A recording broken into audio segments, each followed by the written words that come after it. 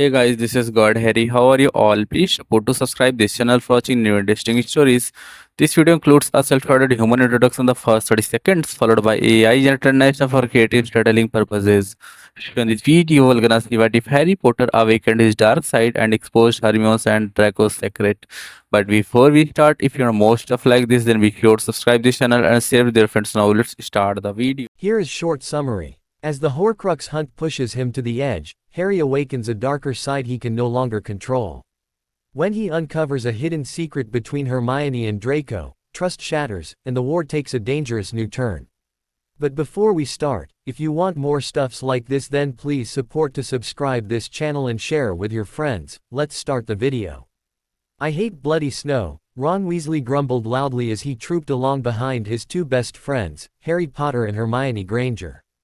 It's so damn cold. No one said this was going to be a stroll in the park, Ronald, Hermione snapped, the tone of her voice betraying just how close to the edge the brunette witch was.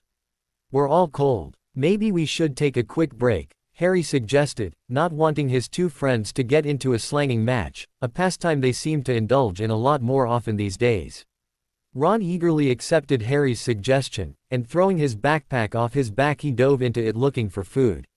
Shaking her head at the sight of Ron stuffing a chocolate bar down his neck, Hermione turned and scoured the landscape. The trio were in the Alps, and they were trying to find a chalet that was owned by a subsidiary of Malfoy Holdings. However, they didn't have the exact location of the chalet, so for the last week they'd been staying at a nearby lodge and searching through the wizarding part of the Alps.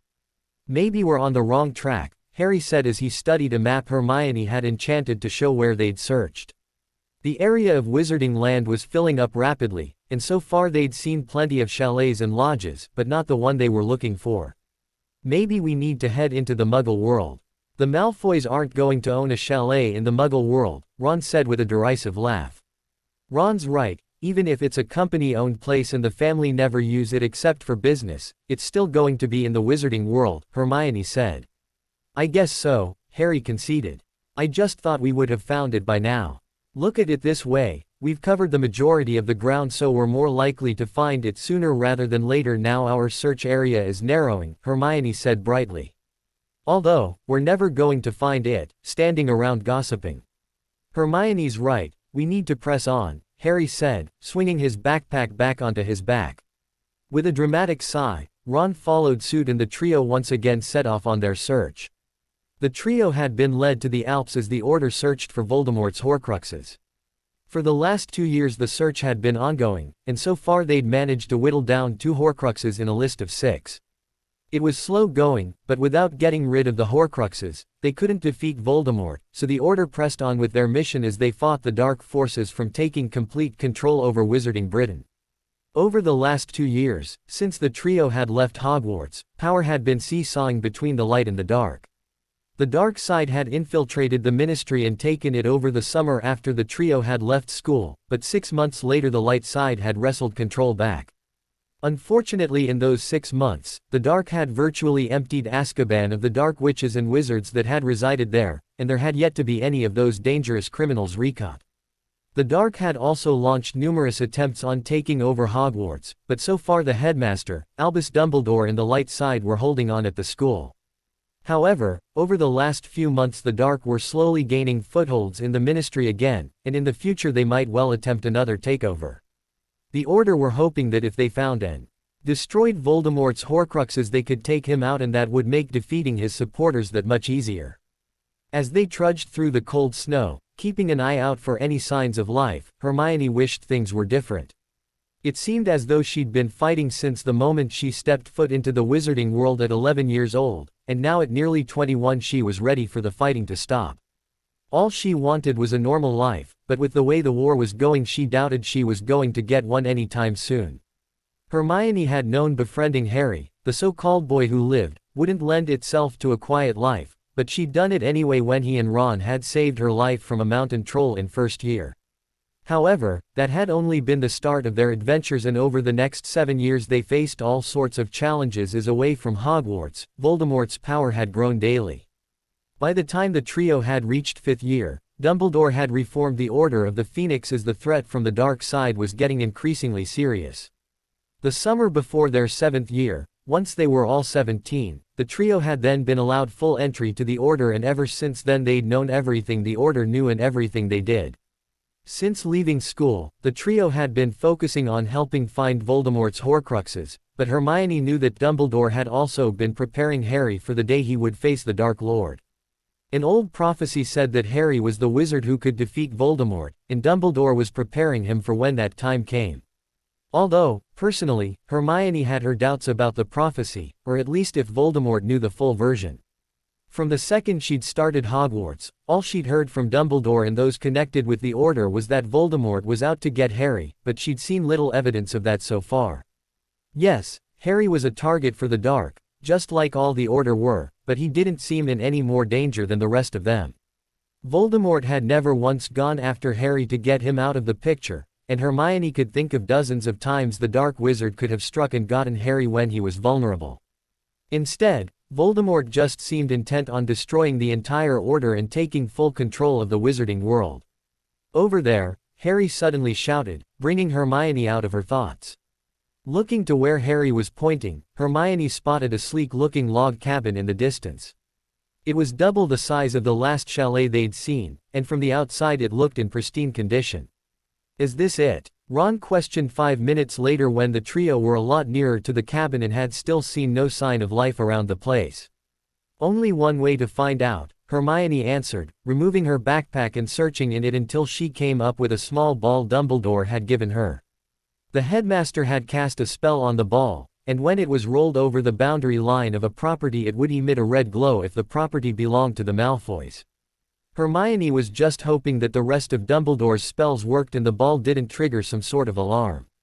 There was no way they could get into the chalet, search it and be gone again before someone responded to an alarm. Let's hope this works, Ron muttered as Hermione placed the ball on the ground and using her wand, sent it shooting across the snow towards the chalet. About halfway to the chalet, the ball stopped and ever so slowly a red glow began to appear from the ball. With 2 minutes the glow had turned into a red dome, surrounding the chalet at its boundary line.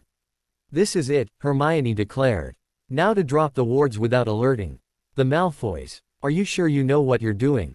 Harry asked warily. Even though he knew Hermione was an expert at breaking through wards, something she'd learned from Tonks, he was worried in case the Malfoys had extra security around the chalet, especially if there was a Horcrux inside the place. I know what I'm doing, Hermione answered with a nod. Now will you please be quiet and let me work? Dutifully, Harry and Ron took a step backwards and let their friend work her magic.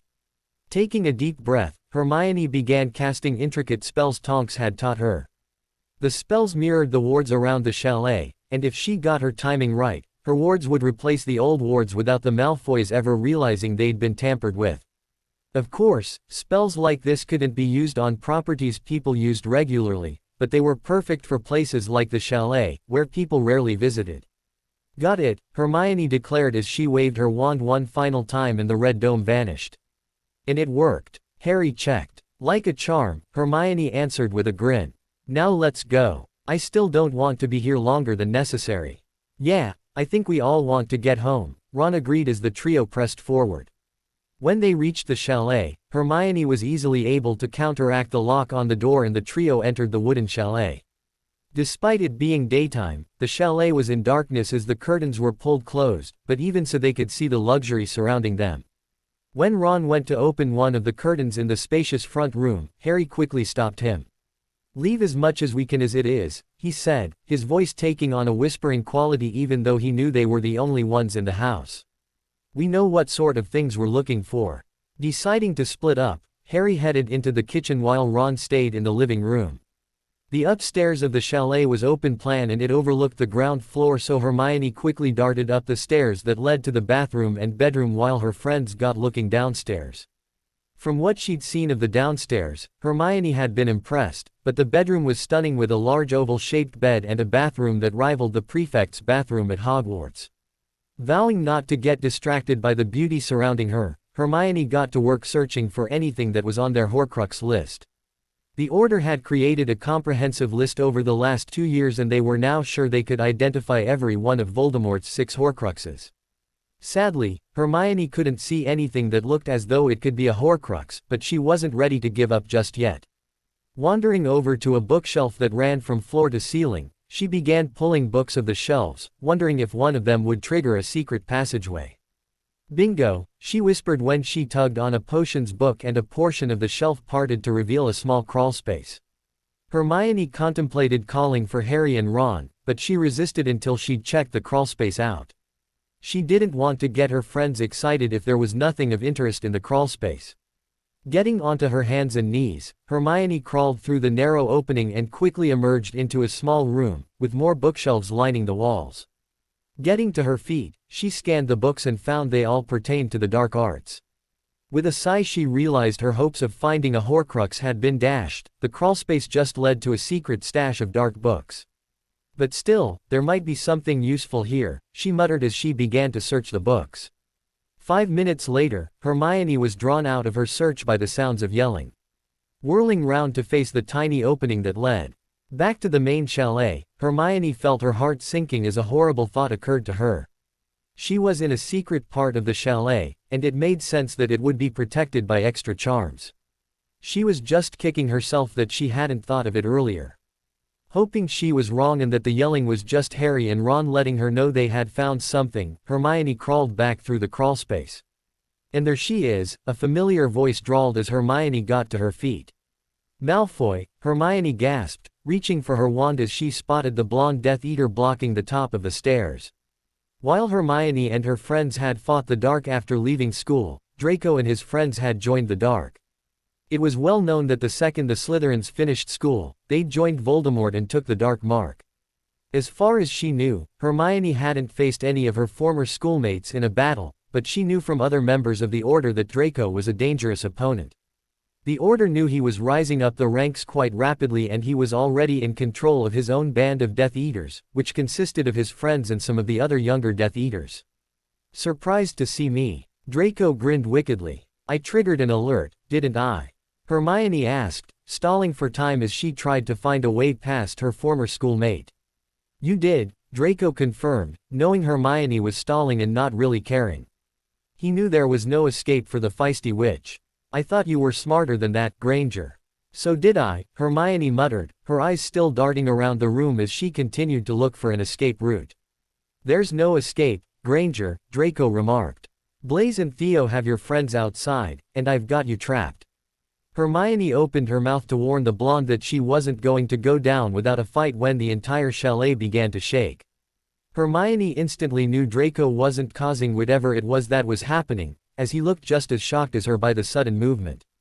However, before she had a chance to work out what was happening, the shaking increased and Hermione spotted Draco's panicked face before he went tumbling backwards down the stairs. The shock of seeing Draco disappearing down the stairs was short-lived for Hermione as the chalet continued to shake and the bookshelves behind her pulled away from the wall, and before Hermione could stumble away, they fell on her, crushing her to the floor. "Bloody hell," Ron gasped, holding onto Harry as they looked down at where the Malfoy chalet had been standing only moments earlier. "You can say that again," Harry muttered, still shocked by events of the past 10 minutes. He and Ron had been busy searching the ground floor of the chalet when suddenly Draco Malfoy, Blaise Zabini and Theo Knott had appeared from nowhere and a fight had broken out. Quickly the fight had moved outdoors as Harry and Ron tried to draw the Death Eaters away from where Hermione was. Unfortunately, Draco wasn't easily fooled, and leaving Blaise and Theo to deal with Harry and Ron, he'd gone back into the chalet to look for Hermione. Harry wasn't even sure what had happened next, as one moment he and Ron had been fighting Theo and Blaise and the next moment an ominous rumbling sounded above them. Theo and Blaise seemed more alert and yelling about an avalanche they'd apparated to safety. Harry had grabbed Ron and done the same, which was how they'd ended up on a nearby ridge. A little way away, Harry could make out the figures of Blaise and Theo, also looking down at the chalet that had now been buried in the avalanche. "What do we do, Harry?" Ron whispered. "Get help," Harry answered as he spotted Blaise and Theo apparating away. "Hermione is in the chalet with Malfoy. We need to get back here before the dark." "Let's go then," Ron said with a determined nod as he and Harry headed off to get help. Neither Harry nor Ron wanted to think about the fact it had taken them a week to even find the chalet the first time, and since their map was in their backpacks, which were still in the chalet, any return would be blind. They just had to hope luck was on their side and they could find the chalet again before Blaise and Theo brought back some help. If they didn't, Hermione would end up in the hands of the dark, and they both dreaded to think what would happen to her if that happened. As Hermione returned to consciousness, she became aware of an acute pain radiating from her left leg and lower back. Groggily she blinked open her eyes as she tried to work out what had happened, but the chalet seemed even darker than before. Slowly her eyes adjusted to the light and she could see that she was lying face down on the floor in the bedroom of the chalet. Gingerly she tried to move, but the second she did so, the pain in her leg and back increased and she screamed out in agony as she realized she was trapped, most likely from the bookcase that had lined the wall. Knowing that trying to pull herself free physically would just cause more pain and possibly more damage, Hermione looked around for her wand, which she'd been holding at the time of whatever had happened. Hermione finally spotted her wand lying a few meters away, but even stretching her fingers she couldn't reach it.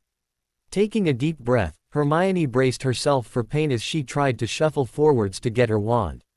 Sadly, it was no use and all she succeeded in doing was making herself cry out in agony. Not knowing what to do next, Hermione rested her head on the floor as she tried to think of a way to save herself. However, moments later she heard noises from downstairs and suddenly remembered she wasn't alone. She was stuck without her wand, and there was a dangerous Death Eater nearby. Hermione didn't need anyone to tell her that she was in trouble. Reaching again for her wand, she let out a strangled cry as she heard Draco's distinctive voice curse loudly, followed by the slow thumping of someone coming up the stairs. Bracing herself to throw whatever wandless magic she could summon at Draco, Hermione waited for the blonde to appear. What she didn't expect was to witness blood running down his face from his head, while he held his left arm against himself as though it was broken. Although, even with his disheveled state, she wasn't taking any chances and tried to throw a stunning spell at him. When nothing happened when she tried to silently stun him, she tried again, adding the incantation. "It won't work, Granger," Draco casually informed her, grimacing as he raised his right hand and pointed his wand at Hermione. "The wards have been broken, so wandless magic doesn't work." Hermione braced herself for whatever the blonde was going to throw at her, but surprisingly all he did was lift the bookshelf off her and stand it back where it belonged. Hermione was so shocked she lay staring at the blonde, and didn't move or speak until he raised his wand again. "Please don't," she begged, hating that she sounded so weak and pitiful, but knowing that she needed to delay him long enough to grab her own wand so she could defend herself. She just had to hope she could keep him off her, considering she thought her leg was broken. "I was only going to help with your leg, but please yourself," Draco snapped as he stalked forward and walking straight past Hermione, he headed into the bathroom and partially shut the door behind him. "What the hell?" Hermione muttered in confusion as she pulled herself forward to grab her wand. Although as she did, she vaguely noticed the pain in her leg wasn't quite as bad now the bookcase had been lifted from her. Still dwelling on Draco, and why he hadn't killed her, or at the very least attacked her when she was at a disadvantage, Hermione rolled over with a grimace and began to check out her leg. Even though she knew broken bones could be fixed with magic, Madame Pomfrey was always cautioning about leaving such magic to those who had been trained in it, and Hermione had not. However, if the leg was broken, she was just going to have to chance it and hope she performed the spell well enough so that there was no permanent damage. Luckily for Hermione, she quickly determined the leg wasn't broken, and after massaging it to get the feeling going again, she was able to gingerly get to her feet. Her leg may not have been broken, but it still hurt and felt rather stiff, much like her back, which was also hurting her.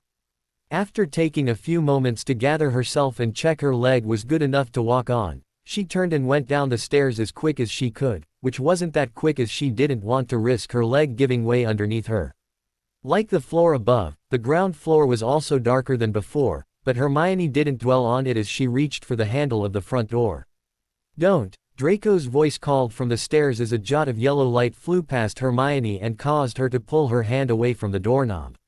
Slowly turning around, Hermione found Draco was standing at the top of the stairs, his arm seemingly mended and the blood cleaned from his face. Either his arm hadn't been broken either, or he was confident enough to use magic to fix broken bones.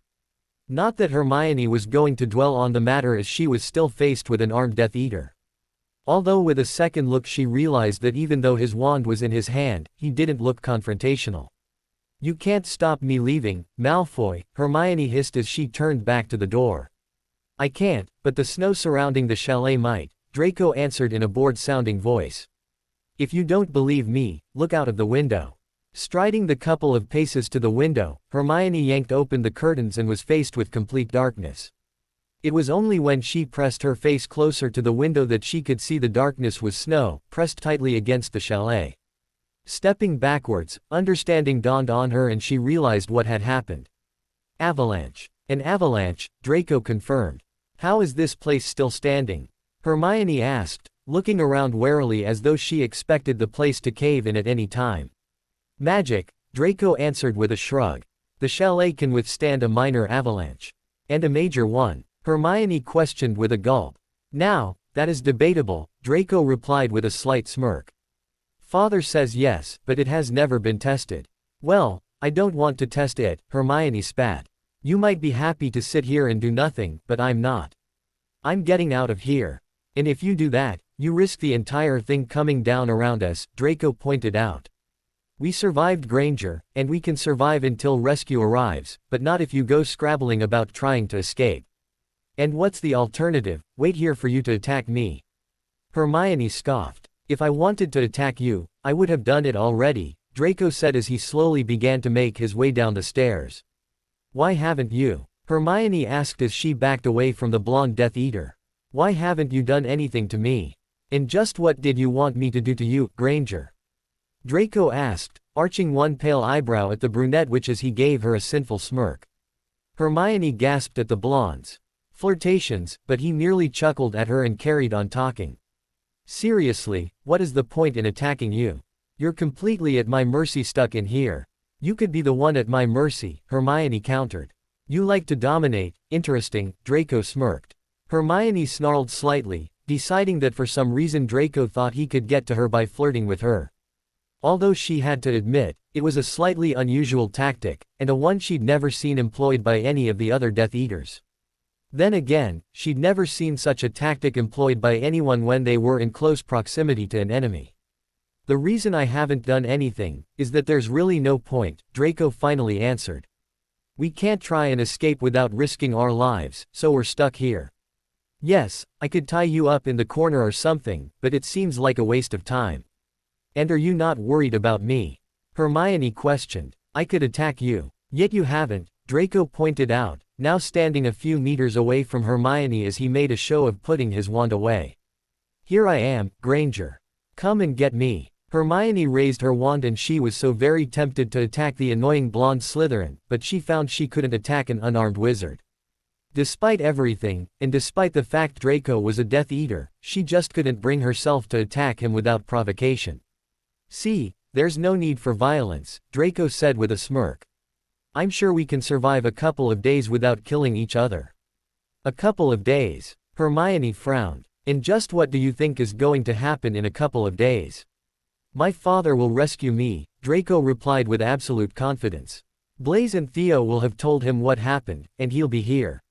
"Still needing Daddy to bail you out, Malfoy," Hermione sneered. "Sod off, Granger," Draco snarled, turning and stalking into the kitchen. Not ready to let the blonde have the last say, Hermione stalked after Draco and found him rifling through the cupboards. She watched him banging around for a few minutes, before he slumped down at the table like a petulant child. "And what if it's my friends who find us first?" she asked, sliding down in the seat opposite him. "Not going to happen," Draco answered with a small bark of laughter. "How long did it take you to find this place anyway?" When Hermione shrugged and turned away, Draco let out another burst of laughter. "See, Potter and Weasley won't just be able to find their way back here. My father, on the other hand, can land right on top of us. By the time your friends find us, we'll be long gone." "And I'll be your prisoner," Hermione said with a shudder. "I guess that depends on what the Dark Lord wants to do with you," Draco answered with a shrug as he got back up and pulled open one of the cupboards. Leaving Draco to search the cupboards, Hermione wandered through the chalet. After removing her coat, knowing it wasn't keeping her any warmer, she lit some of the lights, brightening the place up. She was also looking for some way out, but deep down she knew Draco was right. She had no idea of the magic protecting the chalet, and she didn't want to risk another cave-in, just in case she didn't survive the next one. All she could do was wait, and hope there was a moment when help came that she could escape. For now, she was stuck and she just had to make the best of things. By the time Hermione returned to the kitchen, Draco was sitting at the table munching on a delicious-looking bowl of pasta. Noticing that there was none left for her, she rummaged through the cupboards and made herself some dinner consisting of a beef broth. By the time Hermione had finished eating, Draco had disappeared and she found him in the living room, starting a fire. So are we really just going to pretend as though we're not enemies? Hermione asked, removing her boots and curling up on the chair next to the fireplace as Draco settled himself on the large sofa. What do you suggest, we have a duel? Draco questioned. Because, I don't know about you, but I really don't feel up for fighting. That fall down the stairs wasn't pleasant, and I'm guessing being stuck under that shelf wasn't nice either. It's not the most fun I've ever had, Hermione admitted. In fact, both her back and leg were still aching, but she was working hard to keep her discomfort to herself. But I still don't feel right, just acting as though we're not enemies. Don't worry, Granger, a few days acting civil won't make us bosom buddies, Draco drawled as he raised his wand and summoned a book. That's it, Hermione pressed as the blonde cracked open the book. Why doesn't this bother you? You're stuck in a chalet with someone who repulses you, and you're acting so calm. Whoever said you repulsed me? Draco asked, giving Hermione a sly smirk over the top of his book. You, plenty of times in school, Hermione retorted. I said a lot of things in school, Draco replied with a careless shrug as he refocused on his book. Hermione sat studying the blonde, trying to work out what his game was, but 5 minutes later she was still as puzzled as ever. Following his lead, she tried summoning a book, but after several attempts and not finding anything she wanted to read she gave up. Despite the fire Draco had got going, the air was still chilly and without the distraction of looking for a book, Hermione began to shiver. Even though she was dressed for cold weather in a pair of jeans and a thick jumper, she still felt a chill, although she wondered if part of it could be shock. Cold? Draco asked without looking up. Just a bit, Hermione muttered as she tried to wrap her jumper further around her body. You know they say the best thing to generate warmth is body heat, Draco remarked, looking up and giving Hermione a smirk. What? Hermione spluttered, her eyes boggling at the images Draco was planting in her head. Not that I'm offering, Granger, Draco laughed as he elegantly got to his feet. If you're cold, throw some more wood on the fire. I'm going for a shower before bed. As Draco headed up the stairs, Hermione wondered what would happen when it came time to head to bed since there was only one bed in the chalet. Turning away from the stairs, Hermione got her eye on the sofa and decided she would sleep on that. There was no way she was sharing a bed with Draco, and she suspected that despite his odd flirting, he felt the same way. 20 minutes later, Hermione had almost managed to forget about Draco when he made a sudden reappearance. And what a reappearance he made, wandering downstairs with just a black towel wrapped around his waist. Despite herself, Hermione was fixated by his pale, toned torso and the muscles that rippled as he walked. But then he moved his arm and his jet black dark mark came into view and Hermione felt sick. Over the last few hours it had been easy to forget Draco was a Death Eater, but it was impossible now his mark was on full display. I'm going to go and get a shower, myself, she muttered, turning away from Draco as she got to her feet. You'll find clothes in one of the sets of drawers in the bedroom, Draco said. And what if they don't fit me? Hermione asked, not turning back to look at Draco. They're enchanted to fit anyone in the chalet, Draco replied. Thanks, Hermione called back over her shoulder as she bolted up the stairs.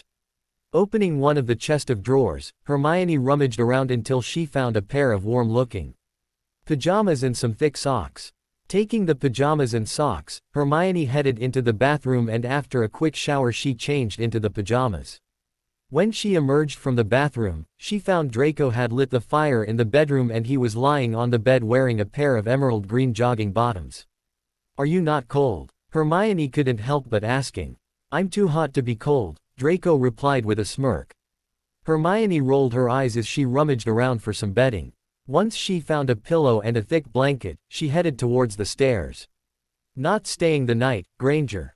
Draco called. There's plenty of room. I'd rather sleep downstairs, Hermione replied. Don't say I didn't offer, Draco said with a laugh. Sweet dreams, Granger. Night, Hermione muttered, practically running down the stairs to get away from the unpredictable blonde. When she settled on the sofa, Hermione deliberately placed her back to the stairs. She didn't know what it was about Draco, but he was starting to get under her skin. She knew she should hate him, both for his behavior in school and the fact he was a Death Eater, but she couldn't deny she'd been enjoying their banter. It had been a long time since anyone had flirted with her, as she spent most of her time with Harry and Ron, and as her best friends they were off limits, and even though she didn't know what Draco was playing at, she had enjoyed his attention. Annoyed at herself for falling for his charms, Hermione settled down to sleep, vowing that in the morning, she would be totally oblivious to Draco's not-so-bad points. After leaving the Alps, Blaise and Theo made a beeline for Malfoy Manor. Despite being regular visitors to the manor as Draco's best friends, they weren't able to apparate directly into the manor. That privilege was reserved for family members, and even Voldemort himself couldn't just apparate into the manor. As such, they'd ended up back at Blaise's penthouse, before they flowed to the manor. Most people had to place a call to the manor before the flow would allow them to full access the manor, but both Blaise and Theo were on the approved visitor list, and they could, and often did, pop around any time they wanted. When they arrived at the manor, a house elf immediately appeared, and when they inquired about Lucius's whereabouts they were directed to his study. Not needing directions to Lucius's study, the two wizards set off to tell the older wizard what had happened. Come in, Lucius called when they knocked on the door to his office. Pushing open the heavy oak door, Blaise and Theo entered the office. Lucius was sitting behind his desk, a quill in his hand as he jotted down something on some parchment on his desk. Looking up, Lucius smiled slightly at the two young wizards he'd known since they were children, but his smile dropped when he saw the concerned expressions on their faces. What's wrong? Where's Draco? There was an avalanche, Blaise answered, knowing it was better to get to the point rather than dragging things out. Is he hurt? Lucius demanded, getting to his feet. We don't think so, Theo answered. He was inside the chalet when it happened. Then he'll be fine, Lucius said with a relieved sigh as he slumped back into his chair. Sit down and tell me what happened. When we got to the chalet we found Potter and Weasley poking around the place, Theo replied. I wonder how they got in without alerting us to their presence, Lucius mused. It had been an internal alert that had been triggered and alerted them to the fact they had intruders. Most likely Granger, she's the smart one, Blaise offered with a shrug. So she was there as well? Lucius asked. We didn't see her, but we're assuming so, Blaise replied. Potter and Weasley were downstairs when we arrived, and they were very keen to get the fight outside. The logical answer was that Granger was upstairs and she'd been the one to trigger the alert. Draco certainly thought so, which is why he went back into the chalet to look for her, Theo added. Besides, we all know Potter and Weasley can't even tie their shoelaces without Granger holding their hand. If they were there, she was there. So what happened? Lucius asked. I know avalanches happen, but something must have triggered it. I'm fairly sure it was Weasley, Theo answered. He was firing spells left, right and center, and most of them were missing us. It's not inconceivable that one of them triggered the avalanche. I assume Potter and Weasley got away, Lucius said. I'm afraid they did, Blaise replied with a regretful nod. And we know they survived the avalanche because we saw them afterwards, looking down at where the chalet was buried. More than likely they've gone for help, Theo said. So we need to get there first. And we will, Lucius replied with confidence. I don't know how they found the place, but I'd dare like to bet that they can't get back there in an instant. They'll need to find the place, and by then we'll have saved Draco. And got ourselves a handy prisoner, Theo said with a wicked grin. Indeed, Lucius agreed with a nod. The Granger girl could be very useful to have. But first we have to get back to the chalet and assess the situation. I'm assuming you two want to be part of the rescue party. Of course, Blaise replied. There was no way they weren't going to be involved in saving their best friend.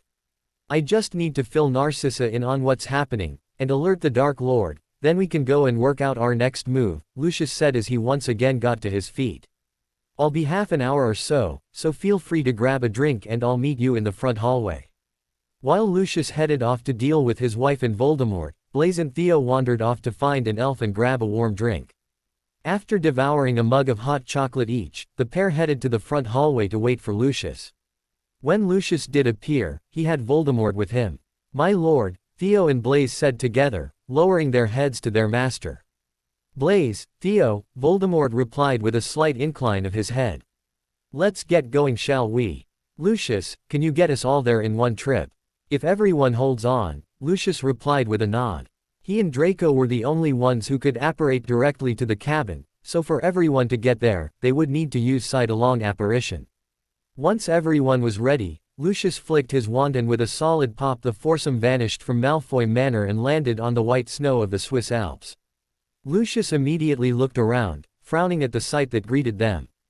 "Did the chalet survive?" Voldemort asked his long-term supporter. "It should have done," Lucius answered, sounding slightly less certain now he was at the chalet and had seen just how severe the avalanche had been. "I can run a few spells to locate the chalet and check it's intact." "You do what you have to do," Voldemort said, backing away from Lucius and gesturing for Blaise and Theo to give the blonde wizard some space to work. Blaise and Theo also backed away from Lucius as the blonde wizard got to work. The first thing he did was cast a spell to locate the boundary of the property. He then cast another spell to check that the chalet had survived and to locate its exact location under all the snows. Fortunately, the chalet had survived the avalanche, and they now had a solid location on it. While he was on, Lucius also checked how much snow was on top of the chalet. "Well?" Voldemort asked. When Lucius turned to him. "The chalet's intact, but it's buried pretty deep," Lucius answered. "The magic surrounding the chalet will keep it safe, but we're going to have to move carefully to avoid setting off another avalanche." "Would the chalet survive another avalanche?" Blaise asked worriedly. "I really don't know, and that's why we've got to move carefully," Lucius replied. "But what about the Order?" Theo asked. "They could be here at any time. As I said, I doubt they could find their way straight back here," Lucius said. "Neither of you could have just come straight back, could you?" "I don't think so," Blaise answered. Draco had been the one to bring them the first time, and he wasn't sure if he and Theo could have found the place immediately if they'd been returning on their own. "I really don't think we need to worry about the Order just yet," Lucius said. "Even so, we could always cast a few spells to deflect them from the area," Voldemort said. "It can't hurt," Lucius agreed. "Especially since I think it's unwise to start the rescue tonight. If we get an early start tomorrow, we might reach them by the end of the day." "The end of the day," Theo repeated in surprise. "It's going to take us all day to get to them." "It might even take longer," Lucius answered. "As I said, we need to be very careful with how we proceed. We can't use big blasts of magic in case we cause another avalanche. The bulk of the work will be done manually, with magic just being used as an aid." "But is it safe to leave the chalet overnight?" Theo asked. "It should be, but we can arrange it for you two to camp here," Lucius said. "It's your choice." Blaise and Theo shared a look as they tried to decide what to do. Neither of them fancied a night in the snow, but despite Lucius's confidence that the Order couldn't find the chalet very quickly and the spells Voldemort was erecting, neither of them were totally comfortable with the idea of just leaving Draco. "We're going to stay," Blaise decided. "We'll get you some supplies," Lucius said as Voldemort announced the area was well protected and the Order shouldn't be able to get near to it. Even so, Blaise and Theo still opted to spend the night near to the buried chalet, and after a quick trip back home to get a tent and some supplies, they were back in the Alps ready to spend a night in the snow. "Draco so owes us for this," Theo muttered as Lucius and Voldemort left and he and Blaise were left huddled up in their tent. "I wonder what he's doing now," Blaise mused. "I bet Granger's driving him mad." "Granger's enough to drive any sane man mad," Theo snorted. "Granted, she's fairly pretty, but she's so annoying. I bet you any money by the time we get to them, Draco has her tied up and gagged or something." "Yeah, I can just imagine him doing that," Blaise chuckled as the pair settled down for the night. The Order were thrown into complete and utter panic when Harry and Ron returned and announced that Hermione had been lost in an avalanche. Unlike the dark, they had no way of knowing if she'd survived the catastrophe. They just had to hope for the best, and pray that she'd survived. They also had to hope that if she had survived, that she'd then been able to keep Draco at bay, as if she'd survived then the chances were high that the blonde Slytherin had also survived the avalanche. "We can't give up hope," Albus Dumbledore announced, once everyone had been gathered for an emergency meeting. Hermione seemed to be in the chalet when the avalanche struck, so we have to assume the place is magically protected from such a thing. Why do we have to presume that? Molly Weasley asked with a frown. That chalet could have been crushed into 1,000 pieces by the snow. Mum, Ginny Weasley gasped, horrified by the picture her mother was painting. I'm sorry, sweetheart, but someone has to point out the unhappier possibilities, Molly said, not sounding too sorry at all. Just don't, Ron snapped. I refuse to believe Hermione is dead. I think there's good reason to be positive, Dumbledore continued. I would think that it makes sense that the chalet is protected from avalanches. It's certainly what I would do if I owned a property somewhere like the Alps. Until we know otherwise, we're working on the basis that Hermione is alive and well in the chalet, Harry stated firmly, his tone leaving no room for arguments. And what about Malfoy? Sirius Black, Harry's godfather and owner of the Order headquarters, Grimmauld Place, asked. How sure are you that he's with her? Very sure, Ron replied with a growl. We both saw him go back into the chalet. He had to have suspected Hermione was with us. Plus Zabini and Nott were then looking at where the chalet had been standing before they left, Harry added. Malfoy's in there with her, meaning we need to get to her as soon as possible. We appreciate the urgency, Harry, but we can't just go rushing in, Dumbledore cautioned.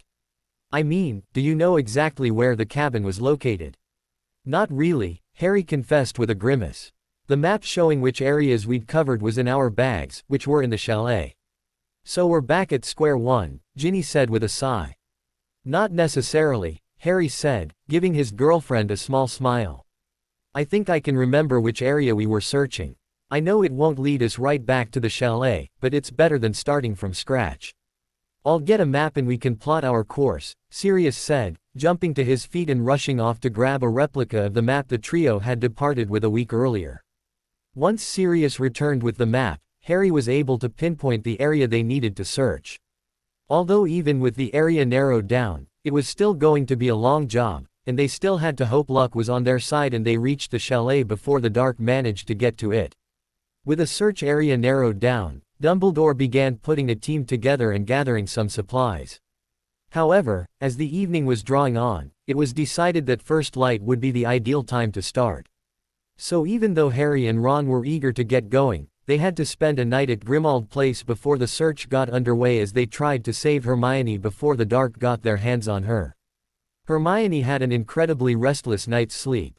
First of all, the sofa wasn't that big, and several times she nearly fell onto the floor as she tried to get comfortable.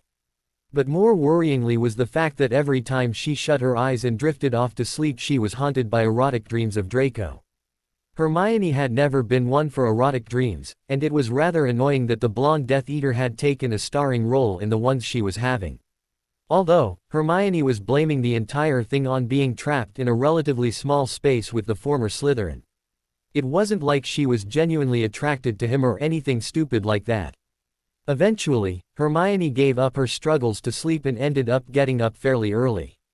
Tiptoeing upstairs, she found Draco was still asleep, so ignoring his half-BPD body sprawled over the bed, she disappeared into the bathroom and locking the door behind her, she had a long shower. It wasn't until Hermione had finished her shower that she realized that she'd forgot to grab some clothes. Fortunately, when she'd poked her head back into the bedroom, wrapped in just a towel, Draco was still sleeping and she was able to grab some fresh clothes from the drawers. Before he woke up, once she was dressed, Hermione headed back downstairs and as she was making herself some bacon and scrambled eggs, she heard Draco moving about. By the time the blonde entered the kitchen, with his wet hair slightly dripping on the dark blue t-shirt he was wearing, Hermione had nearly finished her breakfast. How was the sofa? Draco asked as he magically prepared his own breakfast. Fine, Hermione replied, refusing to admit she'd barely slept all night. How was the bed? Lovely, Draco answered, throwing Hermione a grin over his shoulder. It was the best night's sleep I've had for a while. Good for you, Hermione muttered moodily as she threw her plate into the sink and left the kitchen. Not sure what to do with herself, Hermione headed up to the bedroom and began to look at the books. Half the books were on the floor following the avalanche, so Hermione sorted through them in case there was anything interesting. She was so engrossed in her books that she failed to hear Draco coming up the stairs. It was only when he threw himself onto the bed with a dramatic sigh that she realized she wasn't alone. "Having fun?" he asked with a chuckle. "Not really," Hermione replied, not bothering to look round at the annoying blonde. "I can think of better ways to spend my time than being stuck here with you." "The same goes for me, Granger," Draco said. "But whose fault is it that we're here?" "How about we blame the damn avalanche that trapped us," Hermione replied. "I was thinking more about you and your friends," Draco retorted. "After all, if you hadn't been poking about somewhere you had no right to be, this wouldn't have happened. But since it did, do you fancy telling me what you and your loser sidekicks were up to?" "I'm not telling you anything," Hermione said, finally turning around so she could glare at Draco. The conversation was reminding her just how dangerous he could be, and the fact that as nice as he was being, he was still the enemy. "Let me guess then," Draco said, not at all put off by Hermione's hostile attitude. "You were looking for one of the Dark Lord's Horcruxes." Despite herself, Hermione couldn't help but react to the fact Draco knew about the Horcruxes. From everything Dumbledore had said, most of his Death Eaters were in the dark about the dark magic that had kept him alive when by rights he should have been killed when he tried to kill Harry. And even the Death Eaters that knew about the Horcruxes, Hermione wouldn't have thought Draco was one of them. "I'm right," Draco crowed, taking the look on Hermione's face to mean he'd guessed her secret. "Although, the Order really aren't too bright. Do you honestly think he's just got them lying around when you've already managed to destroy a couple? They're well hidden, and you'll never get to them all." "Good always wins, Malfoy," Hermione said, even though she was shaken by the fact Voldemort seemed to know what the Order were doing. "Only in stories, Granger," Draco retorted. "Things are never that simple in the real world." "I believe good will triumph," Hermione insisted. "I suppose the thing about good winning is who you class as good," Draco said with a shrug as he got off the bed. "From where I'm standing, there's no good and evil, just varying shades of darkness." "You can't possibly say the Order is dark," Hermione snorted. "You might not want to believe you're on the side of evil, Malfoy, but you are. And you might want to think you're on the side of good, Granger, but you're not," Draco retorted, his gray eyes flashing in anger. "You don't even know what you're fighting for." "Of course I know," Hermione protested as she got to her feet and brushed dust off her trousers. "I'm fighting to stop your precious Dark Lord taking over the wizarding world and getting rid of Muggleborns like me. I'm fighting for freedom." "Off freedom, maybe you should speak to the Order about freedom," Draco said with a bitter laugh. "They don't believe in freedom. They sort everyone onto a side, good or evil, and then decide from there what sort of freedom they can have." "What are you on about?" Hermione asked with a frown. Even though he hadn't yet gotten to it, Hermione could sense there was a point to whatever Draco was trying to say. "It doesn't matter," Draco said with a shake of his head as he turned and started to go back downstairs. "You wouldn't be of any help anyway." "Don't walk away from me when we're talking," Hermione called, running after the blonde. "What can't I help you with?" Catching up with Draco, she reached out and spun him around via his right arm. "I can help you, Malfoy," she offered sincerely. "I can help free you from whatever bind the dark have you in. I know you're not evil." "Don't kid yourself, Granger, I'm no angel," Draco replied with a barking laugh. "I'm not being forced into doing anything. I serve the Dark Lord because I want to. I don't need saving." "Sometimes those who need saving don't even realize it," Hermione said softly. "I do not need saving," Draco said in a low voice. "I am exactly where I want to be. At least I know what this sodding war is all about, which is more than I can say about you." "Of course I know what the war is about, I've already told you why I'm fighting," Hermione snapped as Draco stalked away and threw himself into the chair she'd been curled up in the previous evening. "And do you know why the Dark Lord is fighting? Do you know why I'm fighting?" Draco asked, using magic to get the almost dead fire roaring again. "Voldemort wants control of the wizarding world," Hermione said as she sat down on the sofa. "As for you, I'm assuming you want to cleanse the world of people like me. And then what would happen to us? In a few hundred years we'd all be so inbred that we died out," Draco said with a bitter laugh. "Granted, I'd rather not have mud-bloods in our world, but I know they're essential to keeping things moving. Even the Dark Lord knows that. Then why is he trying to get rid of us?" Hermione demanded. "And who says he is?" Draco retorted. "Dumbledore, that's who." Ask yourself this, Granger. What has he ever done against Muggleborns since you've been in our world? He had control of the Ministry for months, and what did he do to try and get rid of Muggleborns? Hermione frowned slightly as she thought about Draco's questions. The simple answer was nothing. Voldemort had never done anything against Muggleborns. Even when he had the Ministry, there'd been rumors of new laws regarding Muggleborns, but nothing had ever happened. All of Voldemort's focus seemed to have been on taking out the Order. But then again, if he took out the Order first, there would then be no one to stand up for the Muggleborns when he tried to wipe them out. See, things aren't quite as you think, are they? Draco taunted. Just because he hasn't done anything yet, doesn't mean he isn't going to, Hermione objected. We all know what his end goal is, and it ends with my kind being thrust from the wizarding world. Muggleborns were only ever a means to an end, Draco explained with a shrug. The Dark Lord jumped on a cause the pureblood would rally around, but it didn't mean he was ever serious about getting rid of all of you. And even if he was, that was a long time ago, before things changed. Changed how? Hermione asked. You mean what happened when he tried to kill Harry? He never tried to kill Potter, Draco snorted. I think I know my best friend's life story, and I know that when he was a baby, Voldemort killed his parents and tried to kill him. The Dark Lord may have killed the Potters, but it wasn't to get to their stupid son, Draco sneered. The Dark Lord couldn't care less about Harry sodding Potter. Of course he does, Harry is the one prophesied to defeat him, Hermione argued. Funny thing about prophecies, they're open to all sorts of interpretation, Draco said. Dumbledore has interpreted the prophecy to include Potter, where someone else could interpret it and have someone else in his role. Then there's the fact, not everyone believes in prophecies. You don't believe in prophecies? Hermione questioned. To be honest, she wasn't sure how much stock she put in a prophecy that could be interpreted in any number of ways, but she thought everyone brought up in the magical world were more accepting of prophecies and such. I don't, Draco replied. I believe that most of the time they're fulfilled by people who know about them and do it deliberately. If Potter does kill the Dark Lord, not that I think he stands a chance by the way, it won't be because it was prophesied, it'll be because he knows about the prophecy and is trying to live up to it. Let's be honest, without the prophecy, would Potter be fighting?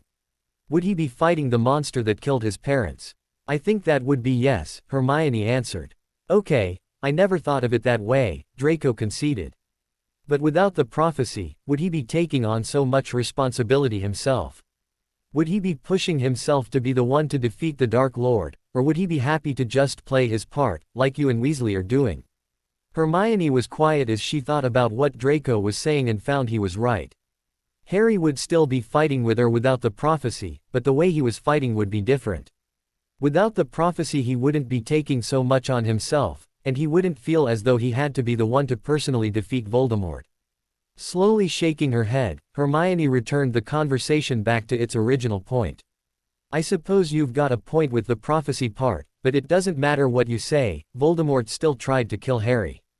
He didn't, Draco answered quietly. He did go after the Potters, but not because of their son. He went after them because of his daughter. Daughter. Hermione almost choked on the revelation. Voldemort has a daughter. He does, Draco replied with a nod as he turned to stare at the flickering fire. How come I've never heard of her? Hermione demanded. A lot of people our age have no idea she exists, Draco answered with a shrug. After all, it all happened when we were just children. What happened? Hermione asked, leaning forward slightly, eager to hear the story. She was taken, Draco said. I don't know the ins and outs, but I know that when she was just a baby, the Dark Lord's daughter was snatched from her home. Her mother was severely injured in the kidnapping and she never recovered. That's awful, but what does it have to do with Harry? As you can imagine, the Dark Lord was furious that someone had snatched his daughter, Draco continued, seemingly ignoring Hermione's question. He knew none of his Death Eaters would be involved, so his attention naturally turned to the Order. No way, Hermione interrupted. The Order would not kidnap a baby, even if she was Voldemort's daughter. Funny, because that's exactly what they did do, Draco said with a humorless chuckle. The Dark Lord discovered that Dumbledore had been behind the snatching and eventually he learnt that he'd given the little girl to the Potters. This prophecy came in handy explaining why the Potters had vanished off the face of the earth as Dumbledore said they were in hiding to protect their son, when really they were hiding the Dark Lord's daughter. I don't believe you, Hermione whispered, even though she didn't know why Draco would lie about such a thing. After all, what did he have to gain by telling her a story about something that had happened 20 years ago? Believe what you want, but it's the truth, Draco said with a shrug. The Dark Lord wasn't after Potter, he was after his daughter. He killed the Potters for hiding his daughter. So how do you explain Harry's scar? Hermione demanded. And what about this daughter? Whatever happened to her? That is what he's trying to find out, Draco said, turning to look at Hermione. That's the reason for this war. The Dark Lord wants his daughter back. And Harry? I don't know, maybe he always had the scar, Draco answered with a shrug. Whatever stories you think you know about the night the Potters died, they're all wrong. The Dark Lord killed them for having his daughter, but when he went to pick her up, some ancient spells Dumbledore had placed on her activated, rendering him weak and useless. It took him years to get his powers back, and ever since then, all he's cared about is finding his daughter. If what you're saying is true, which I highly doubt, what happened to this daughter? Hermione asked. There was only Harry in the Potter's house when his parents were found. If we knew what had happened, we wouldn't still be searching, Draco replied. Dumbledore told the Order that she was dead when he arrived, so he removed her body before having Potter taken to his Muggle relatives. We're trying to work out what really happened, and just who in the Order knows where she really is. What if she is dead? Hermione asked. Why are you so convinced that she's alive? Because of me, Draco answered. Before she was snatched, we were bonded. I've got a star-shaped mark on my right hip, and she'll have one on her left hip, which marks our bond. If she was dead, my mark would have vanished, but it's still there. Can I see it? Hermione asked in a shaken voice as her blood ran cold at Draco's latest revelations. Just want to see more of my body, Granger. Draco laughed as he got up. Unbuckling his trousers, he slid them down just far enough so that Hermione could see the dark star shape on his pale hip. The mark looked just like a birthmark, but the shape of the star was so very distinctive. Satisfied? He asked as he fastened his trousers and sat back down. I wouldn't say satisfied is the right word, Hermione replied quietly as she gazed into the fire and thought about the fact that on her left hip she also had a star-shaped mark she'd always thought was a birthmark. The rescue party, led by Lucius, arrived in the Alps at first light. Lucius had recruited the Lestrange brothers, Rabastan and Rodolphus, to help him along with 4 of the younger Death Eaters Draco was in charge of. The 4 younger Death Eaters were Draco's oldest friends, Vincent Crabbe and Gregory Goyle, and 2 older wizards, Marcus Flint and Adrian Pusey. Lucius was confident with the 6 people he'd brought to help, along with Blaise and Theo, that they could rescue Draco before the day was over. Nice night, Marcus asked Blaise and Theo with a smirk as the pair packed away their tent. We've managed, Blaise replied with a shrug. I can't believe you've spent the night out here, you two must be mad, Rodolphus remarked with a laugh. Not mad, just loyal, Theo returned with a steely glare. A loyalty the Dark Lord and I are very grateful for, Lucius said, interjecting before there was any violence. I take it the night was trouble-free. It was, Blaise said. There's been no sign of the Order. Let's hope it stays that way, Lucius said, scanning the horizon and seeing no sign of anyone else in the area. We should get started then, Rabastan said. I don't know about anyone else, but I did have plans for the day. You can always leave if you don't want to help, Lucius snarled. His silent threat that he would then pass the information along to Voldemort didn't need saying out loud, as everyone knew what the consequences of abandoning the search for Draco would be. I'm here to help, Lucius, Rabastan backtracked. Lucius gave the other wizard a brief nod before pulling out his wand and recasting the spells he'd done the previous day.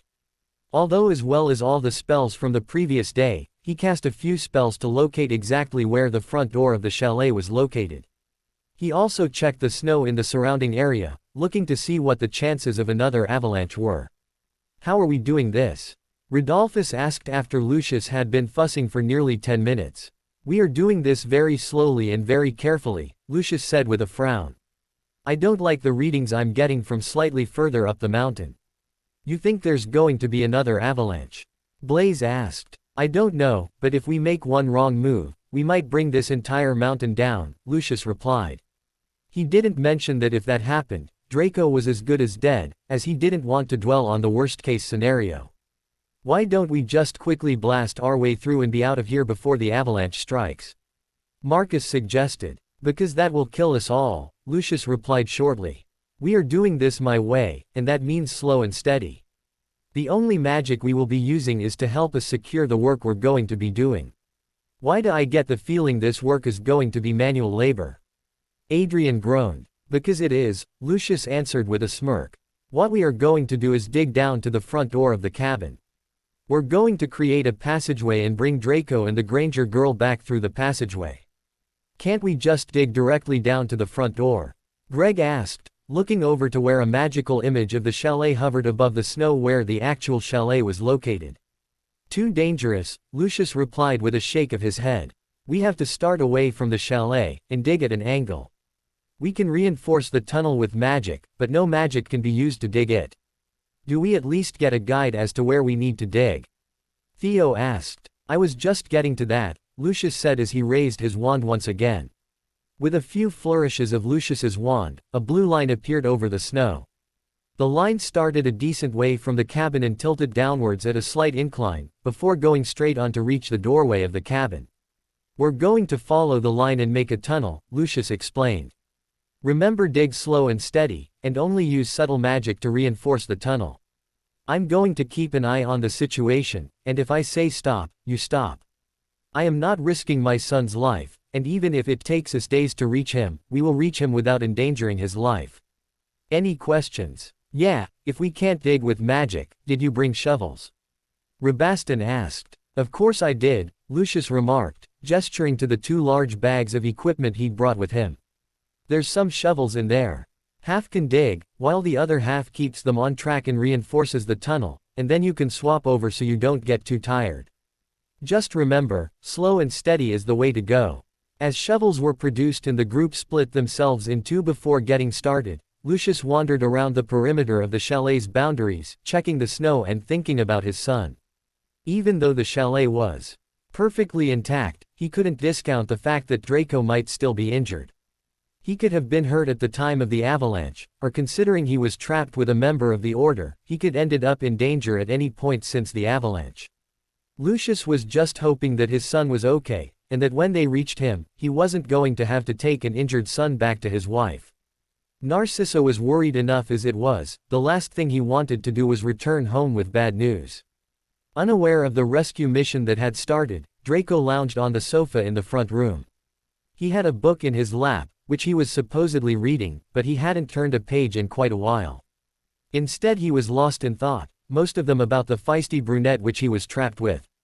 Following their conversation, Hermione had disappeared into the bathroom for quite a while, and when she'd emerged she'd stayed upstairs. For quite a while she just sat seemingly doing nothing, but then she'd gotten up and for the last hour she'd been leafing through the books upstairs. Draco suspected she was just looking for more information about Horcruxes, but he knew she would be disappointed as there was nothing of any real interest among the books in the chalet. Looking up from the book he wasn't reading, Draco turned his eyes to the top floor, which he could see perfectly from the way he was lying. Hermione was still leafing through books, but he didn't pay any real attention to what she was doing. Instead he was wondering why he'd told her about the Dark Lord's daughter. Only his closest friends knew he was bonded with the missing witch, and even then he didn't discuss the situation with them, so he wasn't sure why he'd confided in Hermione. Although, to be perfectly honest, his entire actions since the avalanche puzzled him. When Draco had first realized what had happened, he'd known there'd been no point in restraining Hermione. He'd known that they were both trapped, so restraining her would only lead to problems he didn't want to deal with. However, he'd been totally stunned the first time he'd flirted with her. He hadn't meant it to happen, and he was just as shocked by it as Hermione had clearly been. He was just better at concealing his emotions. However, he had to admit it had been the perfect way to get under her skin, and all his flirting since then had been designed to rattle the former Gryffindor. The only problem was, the flirting hadn't just rattled Hermione, it had rattled him as well. Draco honestly couldn't remember when he'd had as much fun bantering and flirting with a witch, and it was rather disconcerting to find that he was beginning to find Hermione attractive. Although if he was honest with himself, Draco could admit that he'd never been repulsed by Hermione. True, she'd always annoyed him and she'd always gotten under his skin, but he'd never found her unattractive. Damn avalanche, Draco muttered, shaking his head and tearing his gaze away from Hermione. Vowing not to think about the brunette which he was trapped with, Draco tried to refocus on his book. Unfortunately, he only managed 10 minutes peace before he heard Hermione coming down the stairs. He was hoping that she wouldn't bother him, but she came into the front room and sat down in the chair beside the fire. At first, he tried ignoring her, but it became hard to do once he became aware that she was watching him out of the corner of her eye. "What do you want, Granger?" he finally asked, throwing down the book he wasn't getting anywhere with. "The girl you're bonded with," Hermione began hesitantly. "The Dark Lord's daughter," Draco interjected. "Yes, her," Hermione muttered. "What's her name?" "I thought you didn't believe me," Draco said, wondering what had changed over the last couple of hours. Before she'd headed into the bathroom, Hermione had called him a liar and told him that she didn't believe a word he'd said. "I don't, I'm just curious about a few things," Hermione said with a careless shrug.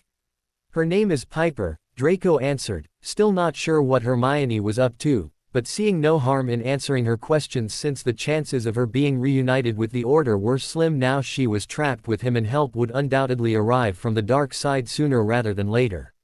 Or at least it was. Who knows what she's called now, or where she is? "Can't you use your bond to track her?" Hermione asked. "It doesn't work like that," Draco answered with a chuckle. "If it did, we would have found her when she was first taken." "How does it work?" Hermione questioned. "It's basically just a way of ensuring that we end up together," Draco answered. "We've never had the chance to activate the bond and explore its potential. Bonds are different with all couples, and until we activate the bond, we'll have no idea just how strong it is and how it will connect us." "How do you activate a bond?" "Either by marriage or say," Draco answered. "Traditionally, it was marriage, but things change and more people have say before marriage these days." "Have you?" Hermione asked before she could stop herself.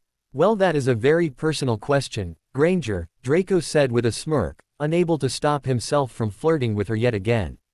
"And the answer is yes, I've had say. The bond doesn't stop me sleeping with someone else, well, not until it's activated. But once it's activated, you'll be stuck not able to have say with someone else."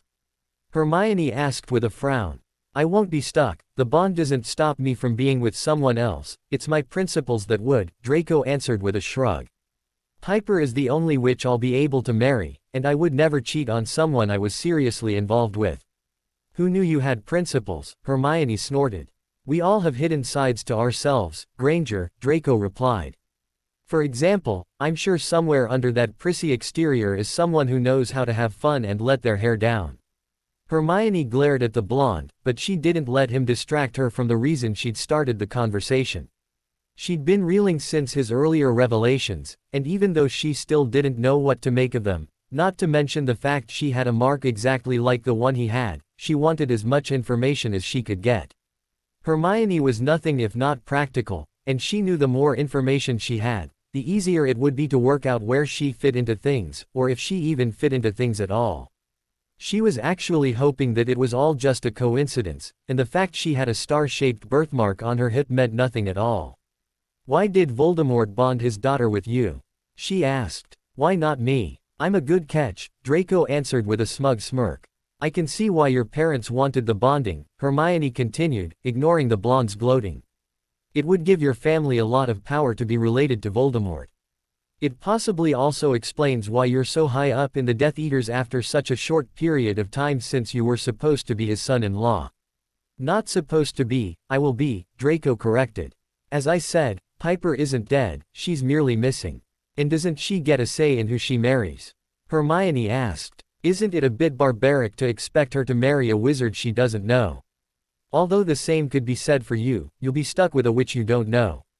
"It wasn't supposed to be like that," Draco said with a slight growl. "We were supposed to grow up together, always knowing that we were bonded." "You still didn't answer my first question," Hermione said. "Why you? What was in it for Voldemort? He had other followers with children, not just your father." "Money, influence," Draco answered with a shrug. "The Dark Lord is many things, rich isn't one of them." Don't get me wrong, he has money, but the Malfoys are one of the richest families in the country. Piper will have money and prestige when she marries me. I'm sure she would have that with other families as well, Hermione countered. Granted, not many are as rich as your family, but other pureblood families still have the prestige. Or maybe the deciding factor was the fact that the Dark Lord knew that by marrying her to me, his daughter would have a loyal husband, Draco said. Yeah, right, I can just picture you as the faithful type, Hermione snorted. Especially with a witch you don't even know. Don't judge me, Granger, you don't know me, Draco snapped. Sorry, Hermione apologized. But I still don't understand how Voldemort could be sure you would be faithful when he bonded you with his daughter when you were just a child. No one can predict what sort of person they're going to be at such a young age. Being faithful runs in my family, and the Dark Lord knew that, Draco replied. My grandmother died before my father even started Hogwarts, and everyone thought my grandfather would remarry, but despite the pressure he never did. He loved my grandmother, and even though he was still fairly young when she died, he never got involved with someone else, as for him it would be a betrayal of the witch he loved.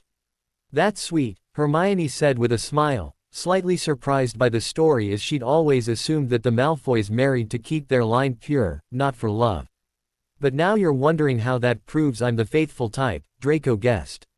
It had crossed my mind, Hermione admitted with a hesitant smile. Growing up, my father knew why my grandfather never remarried. He grew up wanting that sort of love for himself, which was why my grandfather never pushed him to marry before he was ready. Of course, he was still expected to marry the right sort of girl, but love was always going to be a part of the equation, Draco explained.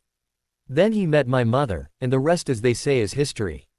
My parents love each other very much, and my father has never even thought about straying. That's the sort of example I grew up with, and that's what I want for myself.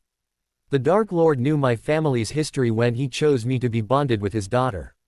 He knew you were more likely to be faithful given the examples you'd grown up with, Hermione said, understanding the logic behind Voldemort's thinking. I think so, Draco answered. But you could always ask him if you need to know more. I don't think so, Hermione said as she got to her feet.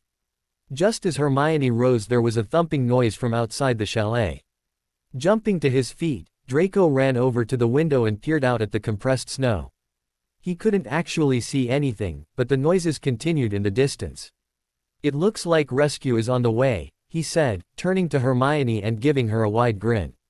Please be the order, Hermione whispered, dreading what would happen if it was the dark coming to get them. Despite hearing the first signs of rescue, it was actually several hours later before the sounds became more frequent and seemed to be moving closer to the chalet. When the sounds of muffled voices began to reach the chalet, Hermione began preparing herself for battle. Even though Draco had done nothing to her, there was no guarantee she would be safe in the coming hours if it was the dark who were reaching them. First, while Hermione was mentally planning how she could possibly use the rescue as an escape, she'd forgotten to take into account she was still trapped with a Death Eater. She'd gotten so used to Draco's presence that it hadn't occurred to her that he could still throw a spanner in her escape plans. And that was exactly what he did as he crept up behind Hermione and plucked her wand from her hands when she pulled it out of her pocket. What are you doing? She demanded, glaring at Draco. Ensuring whoever comes through that door to rescue me isn't hurt, Draco answered with a shrug. I've played nice, Granger, so don't look at me as though I've betrayed you. I knew I shouldn't have let my guard down, Hermione snarled. I should have ignored you and tried to escape by myself. And then we would have both been dead, Draco answered with a shrug. So you say, I've only got your word that it was too dangerous to escape, Hermione snapped. Yet you trusted me enough not to try and escape, Draco pointed out. Wasn't I stupid? Hermione sneered as she turned on her heel and stalked away from the blonde. Retreating to the kitchen, she rifled through the drawers and finding a sharp knife she slid it into the waistband of her trousers. Since the wards prevented her from doing wandless magic, and now Draco had her wand, she was down to physical violence, and she was hoping that since she would be dealing with people who lived their life only using magic, they wouldn't think about her having a weapon of some sort hidden about her person. With the knife safely hidden, Hermione walked back to the kitchen doorway and leant against the doorframe as the noises from outside grew louder. I can see movement, Draco remarked, peering through the tiny window in the front door.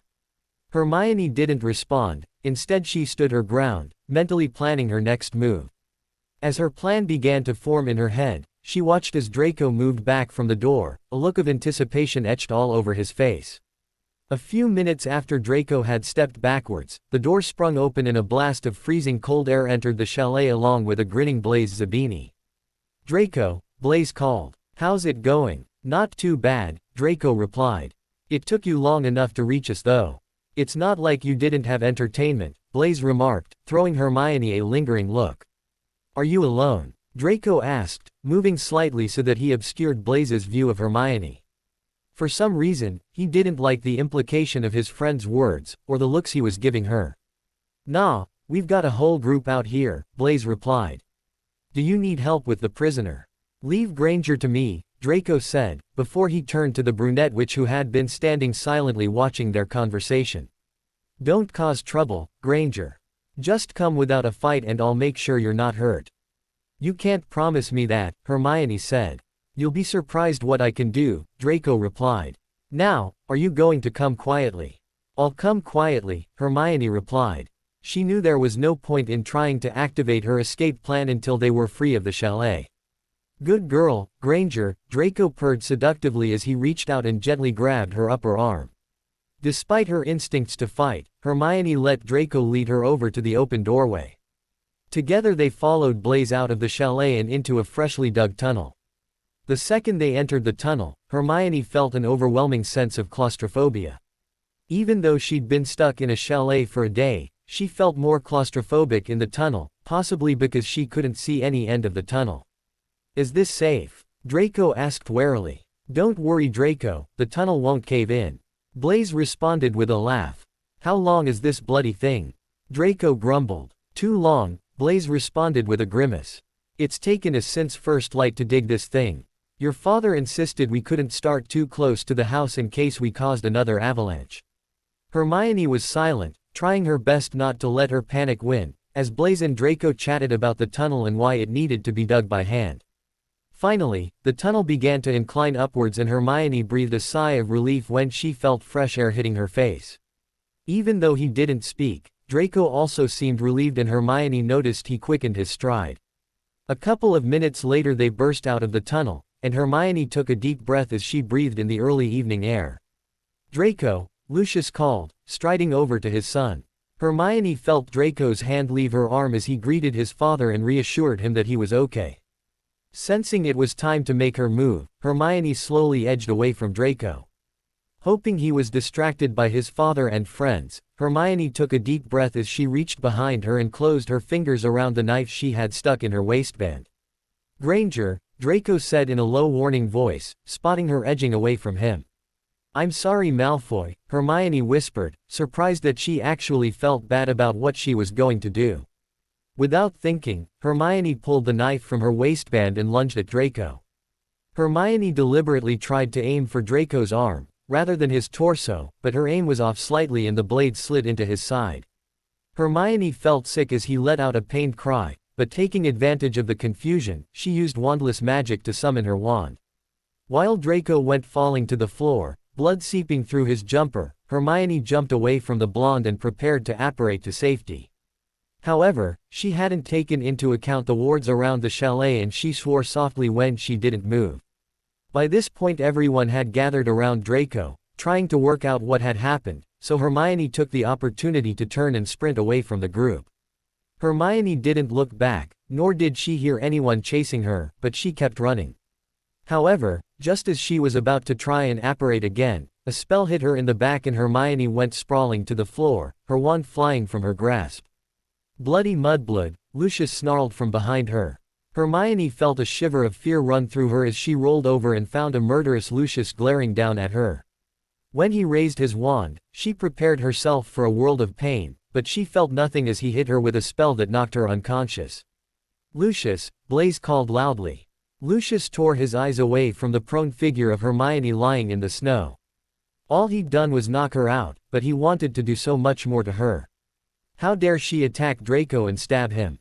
Angrily waving his wand, Lucius summoned some rope and tied Hermione's arms and legs in case she woke up. He then used magic to haul her back to where the others were waiting with Draco. Thankfully, his son was still conscious, but Lucius knew they needed to get him back home as soon as possible. Blaise, Theo, take Granger and put her in the manor's dungeons, Lucius ordered, practically throwing the brunette witch at his son's two friends. The rest of you can go, and thank you for your help. Do you not need help with Draco? Rodolphus asked in concern. Since he was married to Draco's aunt, the blonde boy was his family and he was concerned about him. I'll manage, Lucius said as he wrapped his arm around his son. Blaise, Theo, Draco rasped out, turning to his friends that were holding an unconscious Hermione between them. Don't hurt her. I hope you're not getting soft, Draco, Lucius snarled. That girl just stabbed you. She was just trying to get away, Draco muttered through the pain, not really sure why he was defending the witch that could have easily killed him. Take it easy with the girl, Lucius barked reluctantly before securing his hold on Draco and disappearing to the manor. Lucius had full control over where he landed when he apparated into the manor, and he deliberately landed in his son's private quarters. Landing in Draco's bedroom, he settled his son down on the bed and called for a house elf. Quickly barking out instructions, he sent the elf off to inform Narcissa of what was going on and to send for the family's healer. 5 minutes later, Narcissa rushed into the room. Normally Narcissa was the epitome of calm and poise, but she was distinctly flustered as she hurried to her son's bedside. Draco, she gasped, perching on the bed beside her only son. What happened? The Granger girl happened, Lucius snarled. Everything was fine, and then she suddenly lunged at him and stabbed him. I want to make sure Blaise and Theo have her settled in the dungeons and I need to contact the Dark Lord. The healer's on his way. I'll stay with Draco, Narcissa said, already using magic to strip her son's jumper from his body so she could check on his wound. Hurry back. I will, Lucius vowed. After giving his son a reassuring smile, he strode out of the bedroom and hurried down to the dungeons. Down in the dungeons he found Blaise and Theo were just settling Hermione in one of the cells. She was still unconscious, but Lucius wasn't at all concerned. He'd hit her with a pretty strong spell, and there was a good chance she wouldn't wake until the middle of the night. How's Draco? Blaise asked. We're waiting for the healer, Lucius replied. If you want to stay, Draco's up in his room. We don't want to intrude, but we want to make sure he's all right, Theo said. We'll wait in his library. I'll let you know what happens once the healer is gone, Lucius promised. And Granger? Blaise asked, peering through the small viewing panel in the door. She's quite fine there, Lucius responded. I take it you've checked she's still breathing. She's perfectly fine, just knocked out, Theo replied. Lucius nodded once as he turned and strode away from the cell where Hermione was located. Sending Blaise and Theo upstairs to wait for news of Draco, Lucius headed to his study and sent a message to Voldemort. As he always did when Lucius said it was urgent, he made a prompt appearance in Lucius's study. Is Draco okay? Voldemort asked the second he alighted from the fire. He's upstairs waiting for the healer, he's been stabbed, Lucius answered, quickly filling Voldemort in on what had happened. I take it the girl is in the dungeons, Voldemort said in a low voice. He was just as angry as Lucius as he thought of Draco as part of the family. Of course, Lucius replied with a nod. She's unconscious though, I hit her with a pretty strong spell. It doesn't matter, Voldemort said. When I'm finished with her, she's going to wish she stayed unconscious. But we'll deal with her tomorrow, for now let's make sure Draco is alright. Together the two men headed up to Draco's room, where they found the family healer had arrived. Thankfully, his wound wasn't too bad and the healer quickly patched Draco up. Draco was ordered to remain in bed for the next 24 hours, and to then take it easy for the next few weeks. After leaving pain relief potions, the healer left the family to it. Reassured that Draco was going to be fine, Voldemort headed home, all the time thinking about what sort of punishment awaited the witch who had injured his future son-in-law. Lucius was also full of thoughts of revenge, as he let Blaise and Theo know that Draco would be just fine. All he needed was some rest, and he would soon be back to his best. However, the same couldn't be said for Hermione as Lucius was determined to make her suffer. It didn't bother him that his son had survived, he'd still been injured, and the person who'd done it needed to pay. As Hermione slowly returned to consciousness, a couple of things occurred to her. The first was that she was in no pain, it would appear she'd merely been knocked out and not hurt by Lucius. Secondly, she was lying on an uncomfortable stone floor and the arm she'd been lying on was sore. As she became more alert, Hermione sat up and looked around her squalid surroundings. She was in a stone room, with a flimsy-looking bed in the corner. There were no windows in the room and the light was coming from one lone candle hanging on the wall. Even though she didn't expect to find it, Hermione still searched for her wand as she got to her feet. Sure enough, her wand was missing, and a quick test proved her wandless magic wasn't working. Walking over to the candle that was nestled in an elaborate candle holder, Hermione carefully plucked it from the holder and set about exploring the room. As she went, she found several more candles on the walls, so she lit them. Sadly, the light didn't help her find an escape route. It merely confirmed that she was trapped and the only way in or out of her holding cell was the thick metal door. Once she'd exhausted her small tour of the cell she was trapped in, Hermione let her mind turn to events that had led to her capture.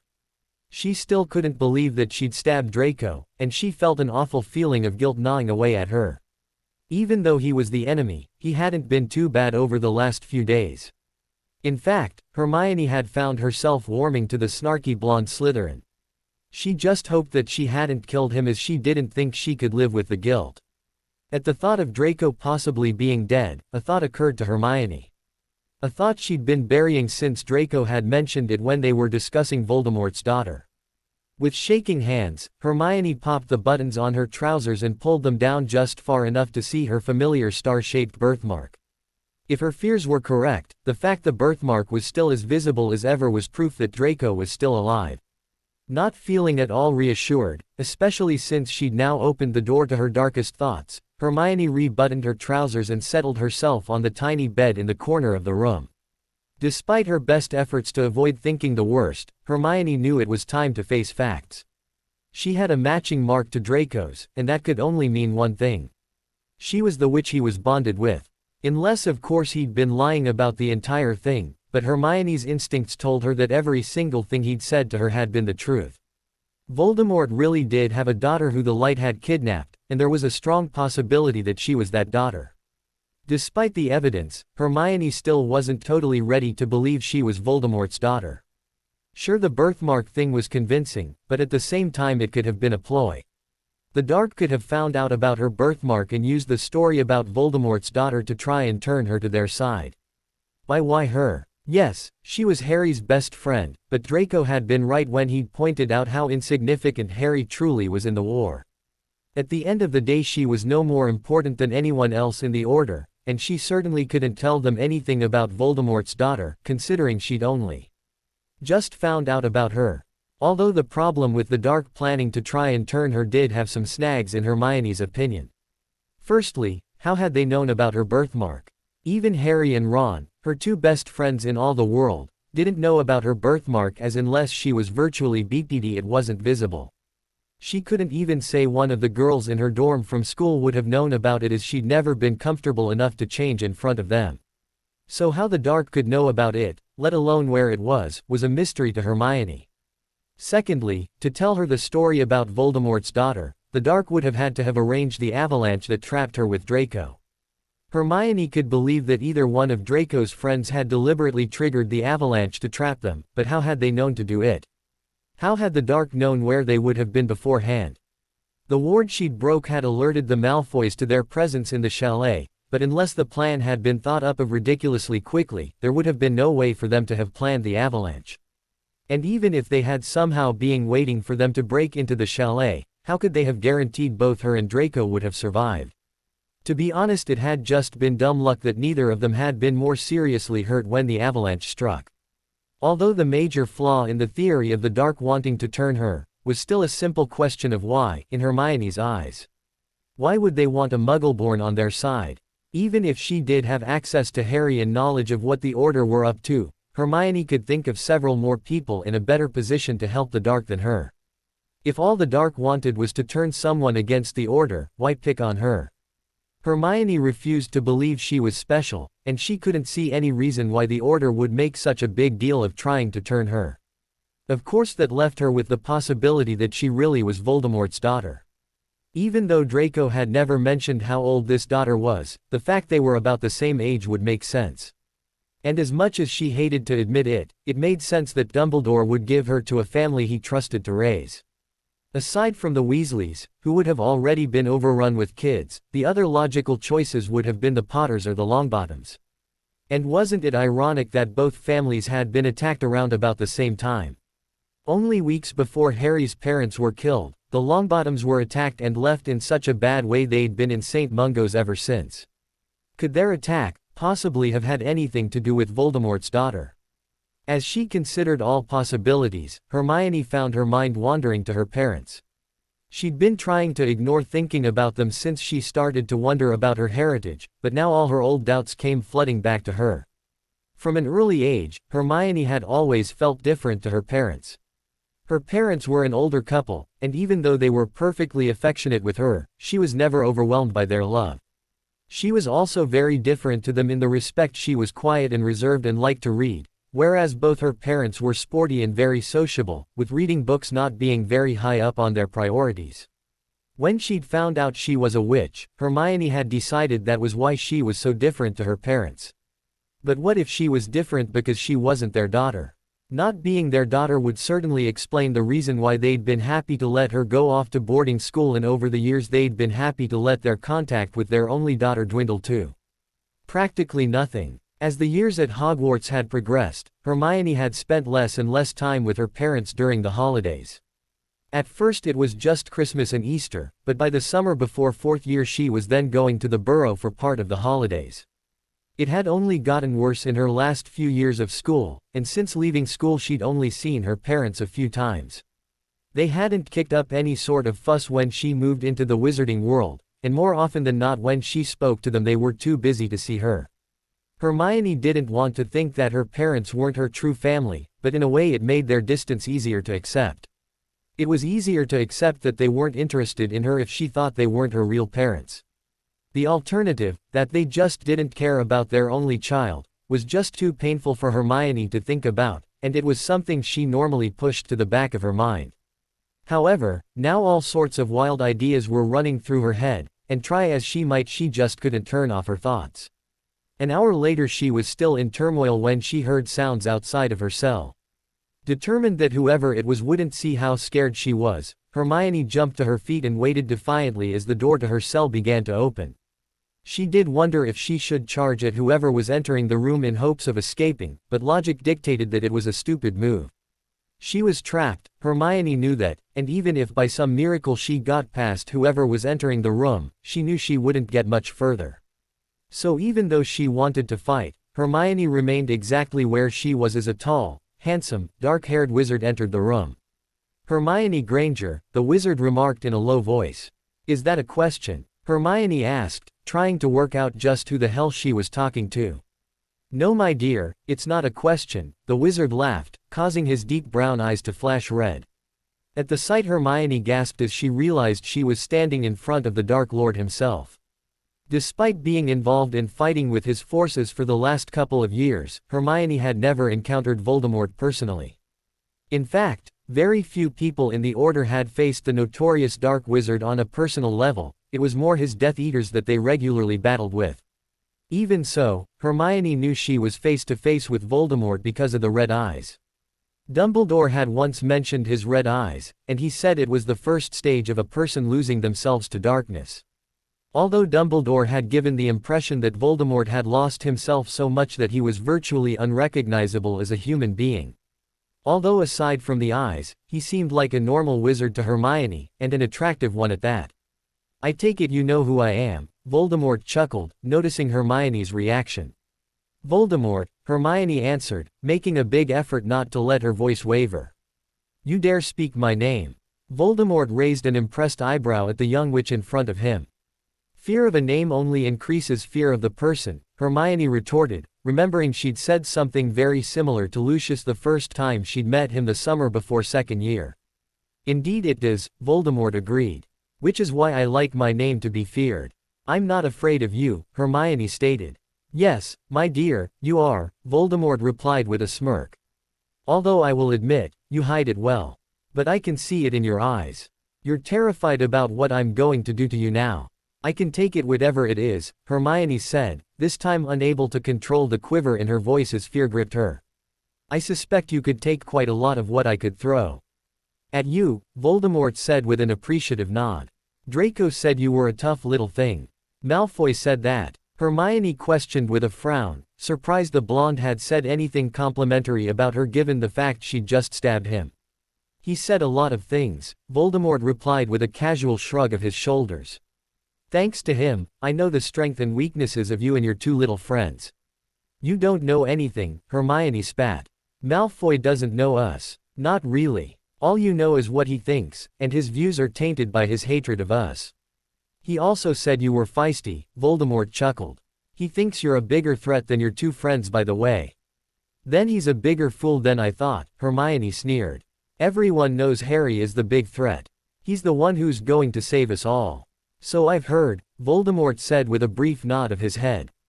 Harry Potter the savior of the wizarding world, or so they say. Personally, I don't see it myself. Potter is nothing more than Dumbledore's puppet, and once the time is right, I'll dispose of the pair of them. You sound so sure, Hermione said quietly. She'd been studying Voldemort, trying to see anything of herself in him, but all she could see was a dangerous wizard consumed by anger and darkness. I am sure, Voldemort said, giving Hermione a smirk that made her blood run cold. Just like I'm sure this conversation is over.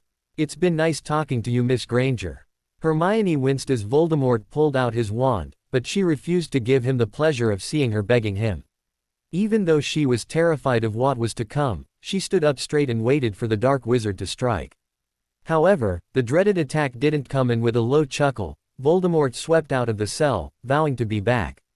We'll have even more fun next time, he promised as he pulled the door shut behind him.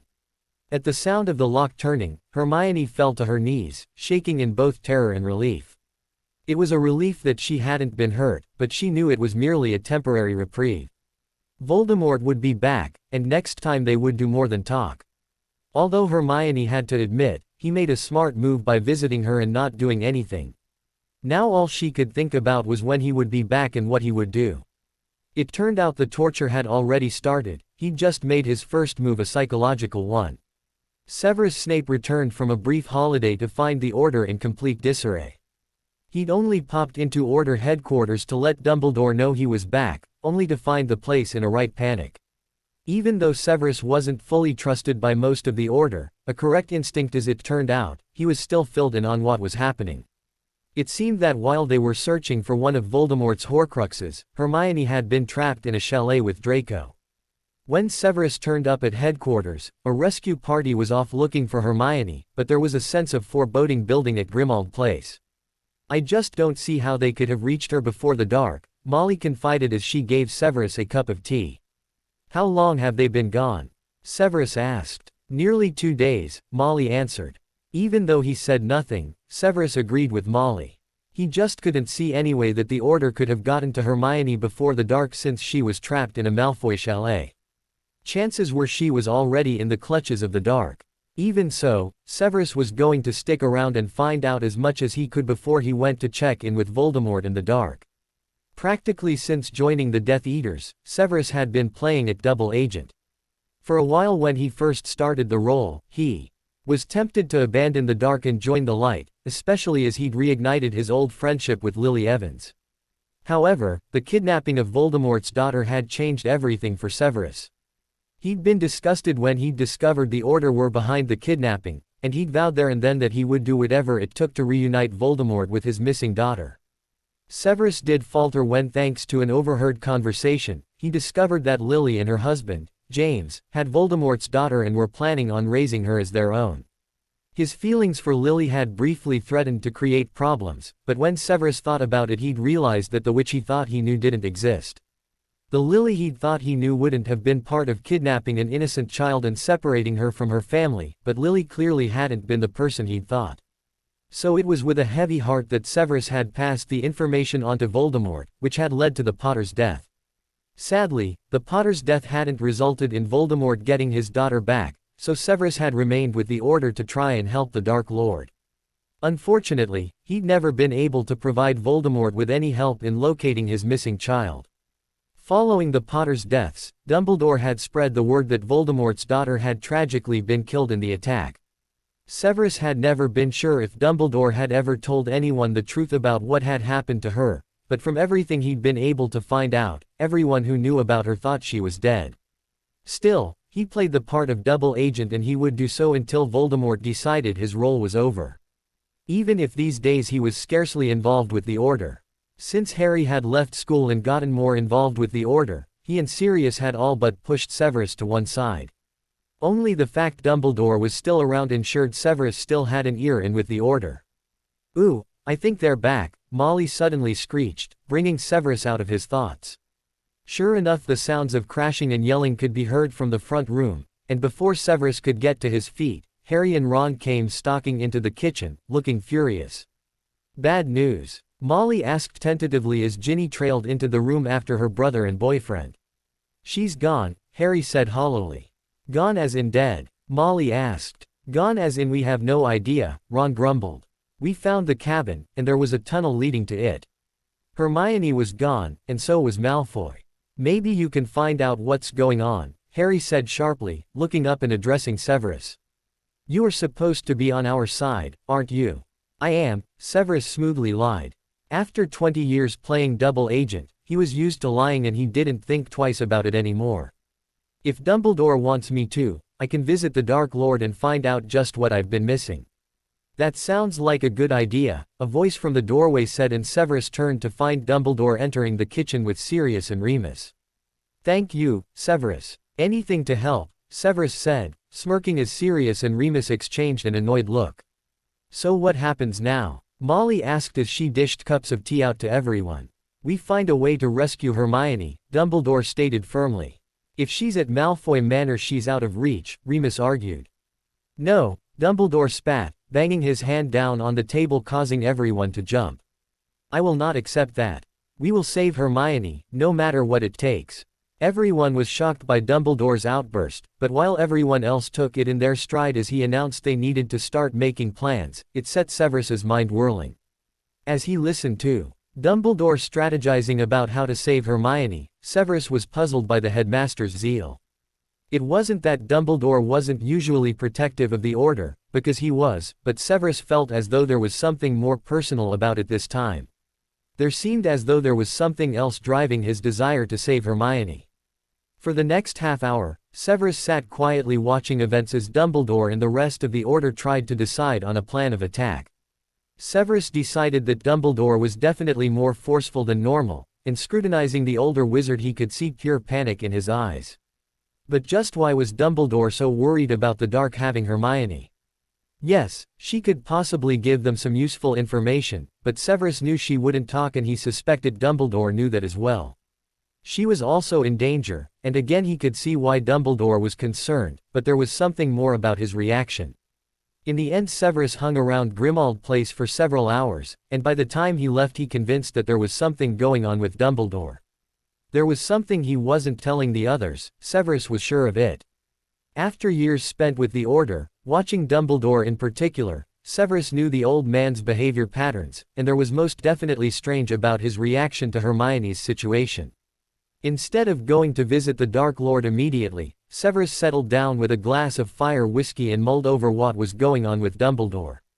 Ever so slowly a thought began to occur to him, and it was so obvious that he couldn't believe it hadn't occurred to him earlier. Before the thought had even brewed fully, Severus was on his feet and flowing to Malfoy Manor. At the manor, Severus was greeted by a house elf, who rushed off to get Lucius. Moving into the front room, Severus waited for Lucius to arrive. Within seconds, Lucius appeared in the front room. "Severus, how was your holiday?" "Relaxing," Severus replied. "But I hear I missed some drama." "Just a bit," Lucius said, filling Severus in on the dramas with Draco. "Is he okay?" Severus checked, genuinely shocked that Draco had been stabbed. "He's fine," Lucius said. "He's up and about as though nothing has happened." "That sounds like Draco," Severus chuckled. "And Hermione?" "In the dungeons," Lucius answered. "The Dark Lord visited her last night, and he's letting her stew." "Did he hurt her?" Severus asked with a frown, hoping the answer was no if his suspicions were right. "Not yet," Lucius replied. "Why?" Does she mean something to you, Severus? Not particularly, Severus replied. But I've got a crazy theory. Do you want to share, or should I call the Dark Lord? Lucius questioned. I'll tell you first, Severus said. And feel free to tell me if I'm crazy. You know me, Severus, I'm not afraid of speaking my mind. Don't I know it, Severus chuckled. Anyway, I dropped into Order headquarters before I came here and I was there when they arrived back and found Hermione was gone. I expected Potter and Weasley to be cut up and angry, and they were, but Dumbledore's reaction surprised me. How so? Lucius questioned with a frown. He was just so full on, Severus explained. Even the thought of her being held here didn't deter him. There was also fear in his eyes. He's frightened that we've got her. Maybe he thinks she'll tell us something, Lucius suggested. I very much doubt she can tell you anything more than me, Severus replied with a shrug. Besides, I doubt she'll talk without severe pressure exerted on her. This was something else, he was worried about something else. And you have a theory of what that is, Lucius predicted. I do, Severus said with a nod. What if he's worried because Hermione is Piper? I know it sounds crazy, but just think about it. She's the right age, she's an incredibly smart witch and she has a temper the Dark Lord himself would be proud of. But she's a Muggle-born, Lucius argued. She wasn't raised by anyone associated with the Order. Maybe he didn't want to risk making the same mistake twice, Severus countered. Look at what happened when she was with the Potters. And he placed Potter in the Muggle world, what's to say he didn't do the same thing with Piper? It was the perfect hideaway, and once she was at school I'm sure he could manipulate the hat to put her in Gryffindor, where he could keep an eye on her. And make sure she befriended the right people, Lucius added, seeing how much sense his old friend was making. But we're going to need more than just suspicions. I know that, but do you think we should fill the Dark Lord in on our suspicions? Severus asked. I do, Lucius replied. And since she's currently downstairs, we should be able to get to the truth easily enough. If it's true, she's not going to just jump on our side, Severus warned. I know her, and she's the most stubborn little thing. She won't believe us. Then we'll have to give her proof even Hermione Granger can't deny, Lucius responded with a shrug as he got up and sent a message to the Dark Lord. 10 minutes later Voldemort arrived, and Severus filled him in on his suspicions. Voldemort was initially skeptical, but as Severus and Lucius talked, the more he accepted that they might be onto something. Everything they said made sense, and he couldn't deny that there'd been something intriguing about the young witch he'd spoken to the previous evening. Could it be that she was his long-lost daughter? Lucius, has Draco said anything about her? Voldemort asked, wondering if the bond his daughter shared with Draco would have kicked in when they'd been trapped.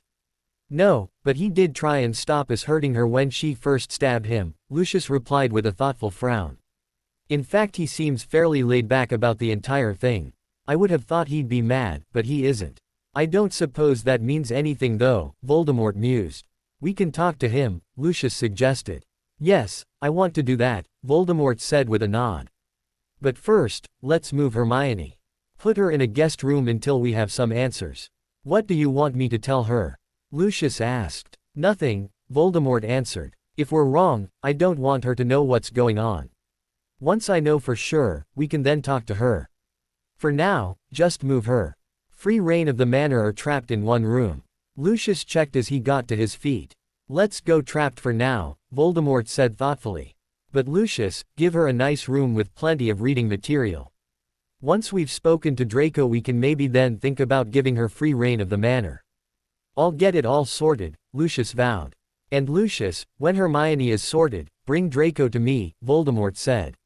I need a talk with your son. Do you need me? Severus asked Voldemort as Lucius exited the room. You can go Severus, just keep me updated with the Order, Voldemort replied. And thank you. I just hope I'm right and we've reached the end, Severus said with a small smile. This isn't the end, Severus, Voldemort replied with a chuckle. If you're right, and I've found Piper, this is only the beginning. Getting stabbed wasn't an experience Draco was in any hurry to repeat. Despite the finest medical treatment fixing him up, and pain potions relieving the worst of his pain, he was still smarting from the stabbing. Currently he had a nasty red scar down his side, although the healer had assured him it would fade completely in a few weeks thanks to a potion Draco was taking. Let's hope it does fade, Draco muttered to himself as he pulled his t-shirt over his head. While Draco was concerned about his scarring fading, he wasn't mad at the witch who'd inflicted the wound, which puzzled him slightly.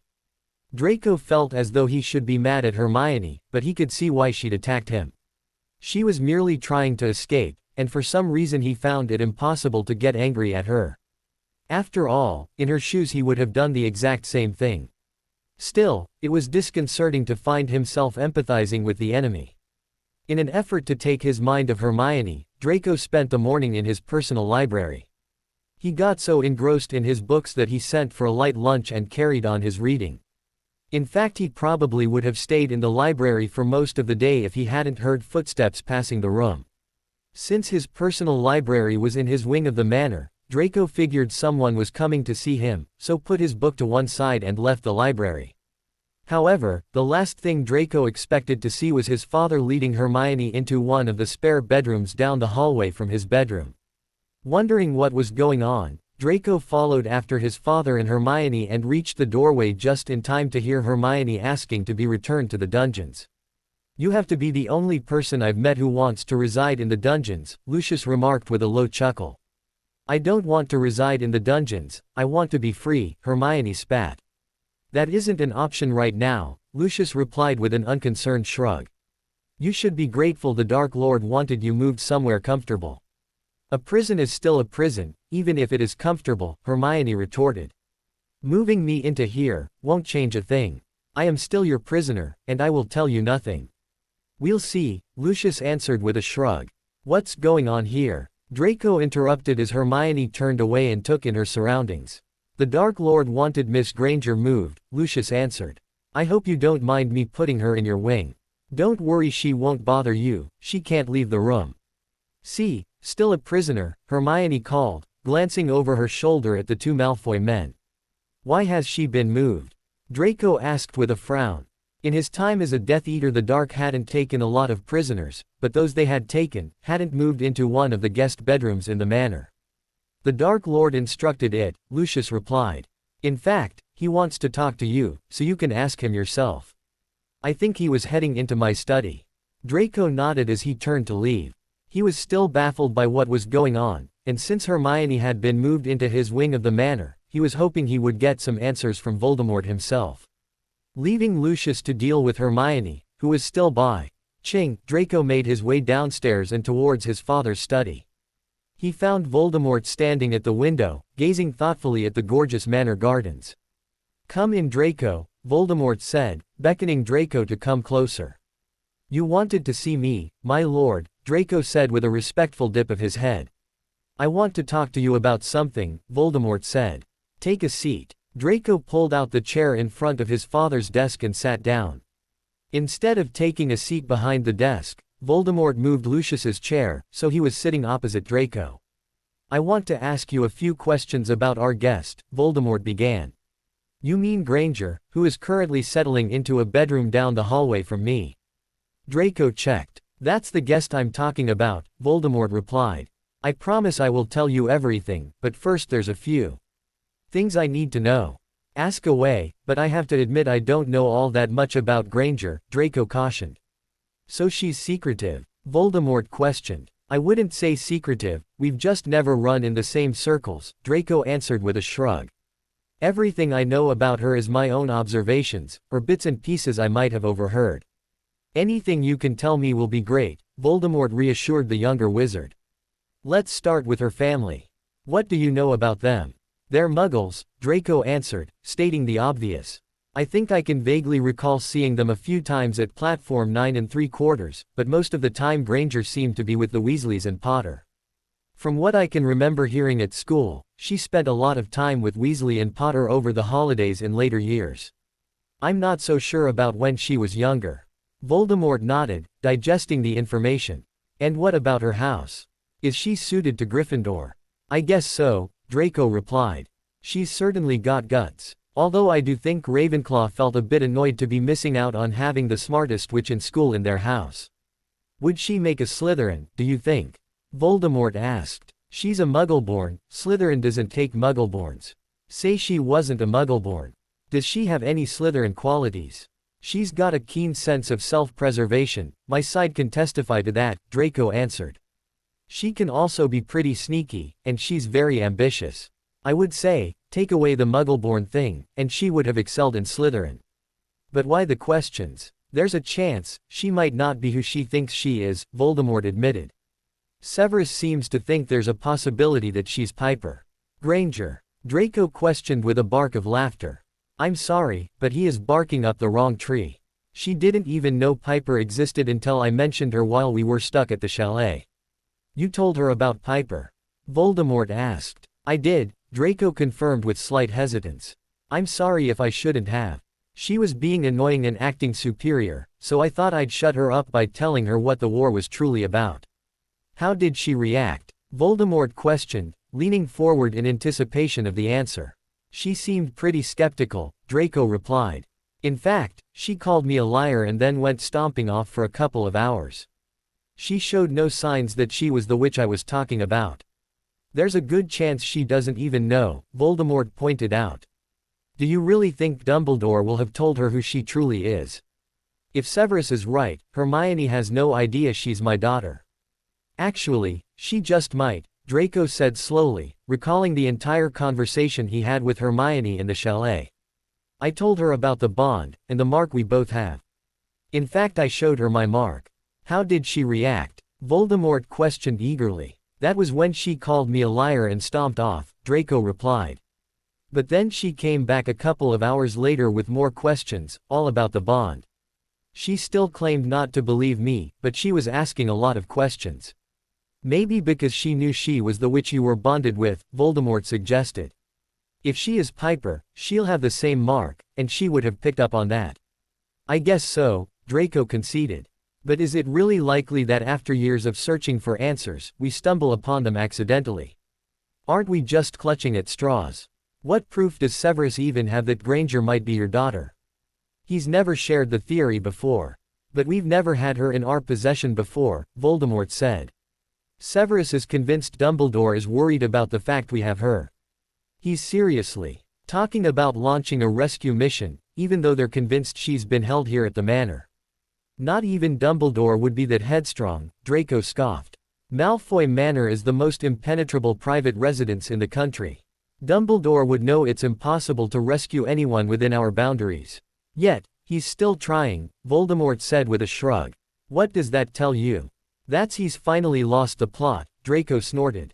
Think about it, Draco, Voldemort urged. Why is he so worried that we have Hermione? She can't give us any more information about the Order than Severus can, so why the concern? He's not worried that she might give us something that could lead us to Potter, he knows what this war is truly about. Why risk so much for one girl? I don't know, Draco admitted. Maybe Potter is the driving force behind it. Potter has always been Dumbledore's little pet, and I'm sure he'd do anything to keep his precious savior happy. He wouldn't risk a suicide mission to rescue her though, Voldemort argued. I agree with Severus, there's something else at play here. There's a couple of ways to find out if we do have Piper upstairs, Draco said. A test should show if she's your daughter, and of course if she is Piper, she'll have the bonding mark. Don't worry, Draco, we're going to get to the truth, Voldemort replied with a smirk as he settled back in his chair. That's why you've moved her, isn't it? Draco asked. It is, Voldemort confirmed with a nod. If she is my daughter, I don't want her languishing in the cells. Moving her into a nice room won't win her round, Draco cautioned. If she is Piper, she's going to fight this the entire way. She might turn out to be your flesh and blood, but her loyalty is to Potter and the Order. It is now, but loyalties can change, Voldemort replied. It might not be easy, but if that girl up there is my daughter, I'm damn well going to fight for her. And I would hope you would be doing the same, Draco. You know I will fight for Piper, Draco said. I want her back just as much as you do. And if she is Granger, I will do everything in my power to help her adjust and accept her family. That's good to hear, Draco, Voldemort said as he rose to his feet. But before we can make any plans for how to proceed, we need answers. We need to know if Hermione is really Piper. Let me talk to her, Draco suggested as he also got up. She might not admit anything, but I can try and see if she's hiding anything. She's pretty feisty, so storming and demanding to do paternity tests will rub her up the wrong way. We need her to trust us if we ever have any chance of truly getting her back. Do what you want, Voldemort said. But Draco, I want answers as quickly as possible. I need to know if she's my daughter. We'll get our answers, Draco vowed. Just let me talk to her first.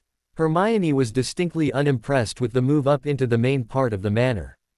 After several hours waiting for someone to return to her cell, she'd been as nervous as anything when Lucius had strolled in. However, the fearsome blonde wizard hadn't even raised his finger in her direction. He'd merely escorted her up from the dungeons and settled her in a guest room, where he'd informed her that she wouldn't be able to leave for the time being. As Hermione had argued, moving her didn't change the fact she was a prisoner, but secretly she was concerned that something else was going on. She couldn't stop thinking about the mark on her hip, and that the dark knew about it. She would bet anything she had that they were onto her and she'd been moved because they'd come to the conclusion that she was Piper. Hermione herself was still undecided if she was Voldemort's daughter or not, and quite frankly she hoped she wasn't. Although the downside to not being Voldemort's daughter would mean she would end up back in the cells, and this time Hermione didn't think she would see the light of day again. From where she was standing, her life was going to go in one of two directions. Either she wasn't Voldemort's daughter, therefore her days were numbered and she would be dead soon, or she was Piper and her entire life had been a lie. Why did this happen to me? She moaned to herself as she sat down on the foot of the large bed that dominated the room. If only the avalanche hadn't happened, trapping her with Draco, then she wouldn't be in this position. Knowing there was nothing she could do but wait and find out what fate had in store for her, Hermione looked around the room she was trapped in. She'd already discovered that her wandless magic still wasn't working, the door was firmly locked, and that the windows didn't open far enough for her to even get her head out of, let alone her entire body. The large double bed dominated the room, and even Hermione had to admit it was as soft as anything, and in other circumstances she figured it would offer her a good night's sleep. Also in the room were a wardrobe, chest of drawers, bedside table and dressing table, all made out of the same dark wood. There was a blue chair tucked under the dressing table, and in the corner of the room sat a squishy-looking armchair. The walls in the corner with the armchair had been hollowed out into bookshelves, and they were packed with books, which normally would have appealed to Hermione, but it was hard to get excited about a book given her circumstances. The bedroom also had an ensuite bathroom, which boasted a large glass shower and a sunken tub. Hermione was been very tempted by the bath, as her time in the dungeons had left her feeling grubby, but she was wary about relaxing enough to take a bath. After looking around and finding the wardrobe and chest of drawers were filled with clothes her size, most likely thanks to magic like the ones in the chalet, Hermione decided to compromise and grab a quick shower to fresh herself up. One quick shower later, Hermione emerged from the bathroom, wrapped in a fluffy green robe, just as the lock on the door slid open and it began to open. Hermione clutched the robe tighter around herself, mentally cursing herself for taking a shower, as she backed away from the door. When the door was fully opened, Hermione spotted Draco standing in the doorway and for some reason her fear evaporated. It didn't matter how much she kept telling herself that Draco was dangerous, she just couldn't bring herself to be scared of him. "What do you want, Malfoy?" she demanded, easily finding her voice as she glared at her former school rival. "I'm busy. I'll wait while you dress," Draco answered, entering the room without an invite and slamming the bedroom door shut behind him, causing the lock to magically click back into place. "I'm not rushing," Hermione muttered, hastily grabbing some clothes and retreating back into the bathroom. Hermione remained in the bathroom for nearly 20 minutes, more out of petulance than necessity, and when she did emerge she half hoped Draco would have gone. Sadly, her luck wasn't in and the blonde wizard was sitting on the bed as though it was his. Hermione glared at him, but she said nothing as she stalked across the room and settled in the cozy armchair in the corner. "What do you want, Malfoy?" "I just thought we should talk," Draco replied, giving Hermione a slow smile. "What do you think, Piper?" Draco's eyes never left Hermione as he waited for her to react to what he'd just called her. However, his words seemed to have no effect on her as she just stared back at him, her expression giving nothing away. Although what Draco didn't know was that it was taking every ounce of self-control Hermione had not to react. Her heart was hammering in her chest as she tried to think of a way out of the mess she'd found herself in, but somehow she was able to keep a straight face and not react to Draco. "Well," Draco prompted, "don't you have anything to say? That's not like you. As if you would know what was like me," Hermione snorted, vowing to herself that she wouldn't reveal anything to Draco. "It may have escaped your attention, Malfoy, but you don't know me. And we both know that's not how it should have been," Draco said softly. "We should have known each other forever. I didn't think you were the type to mix with muggles," Hermione sneered. "You and I both know you're not a muggleborn," Draco retorted with a shrug. "I don't care what foolish idea you've gotten in your head, but I am a muggleborn," Hermione insisted. "My parents are muggles and my name is Hermione Jean Granger." "I don't buy it," Draco said as he jumped off the bed and walked over to the window. "I know who you are, Piper. And since you're not stupid, you do too. How about we drop the act and talk properly? Look, Malfoy, I appreciate that this Piper is the witch you're destined to be with, and it's KS for you that she's missing, but I am not her," Hermione said firmly. "You can't turn me into her just because you've developed a crush on me." Draco whirled around from the window, a derisive laugh exploding from his lips. "I've got a crush on you, that's rich coming from you. You were the only ogling me in the chalet. And you were the one flirting," Hermione shot back. "I was just trying to unnerve you," Draco protested with a dismissive wave of his hand. "Unusual tactic. Employ it a lot, do you?" Hermione questioned. "I do not have a crush on you," Draco stated, ignoring Hermione's question. "And I am not trying to pretend that you're Piper just because you happen to be rather attractive when you're not being annoying. In fact, I laughed when the Dark Lord even suggested it." "Voldemort suggested I was his daughter?" Hermione asked, paling at the thought. Even though she'd only seen him once, she didn't think she'd done or said anything that had displayed her worries about their possibly connection, but clearly he'd picked up on something during their brief meeting. "He did," Draco replied, watching Hermione and noticing that she seemed slightly shaken by his latest revelation. "To be honest, I thought he was grasping at straws because he's so desperate to find his daughter." "What changed?" Hermione asked. "Because you now seem pretty sure that I'm Piper. Which I'm not, by the way." "A lot of the stuff he and Severus picked up on made sense," Draco answered. "Severus? As in Severus Snape?" Hermione interrupted. "Do you know another Severus?" Draco asked with a roll of his eyes. "And don't start bleating on about how he's on the light, because even you're not that foolish. Dumbledore might trust him, but I know the rest of the Order don't." "I did," Hermione whispered. "I believed he was on the light because of what Voldemort did to Lily. I thought he loved her." "He did. Once upon a time when they were younger," Draco answered.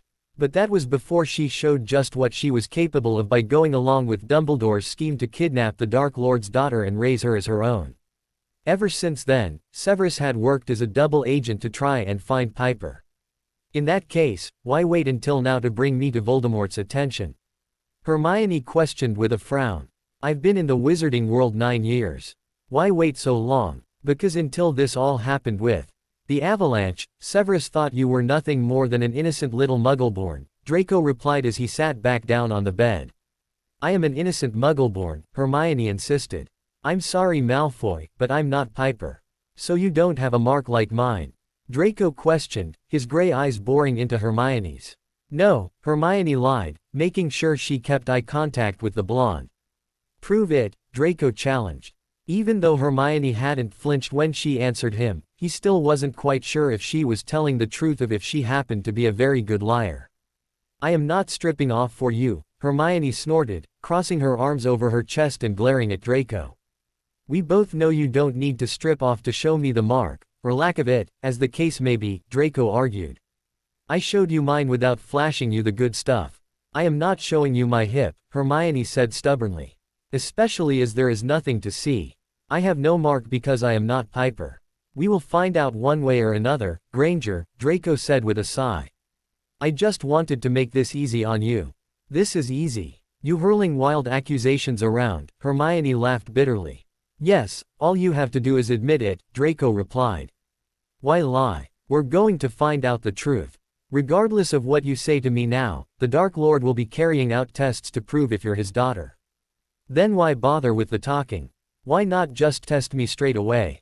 Hermione asked as she got to her feet and wandered over to the window. She was hoping she might be able to think a bit more clearly if she didn't have to look at Draco, who for some reason tended to get under her skin.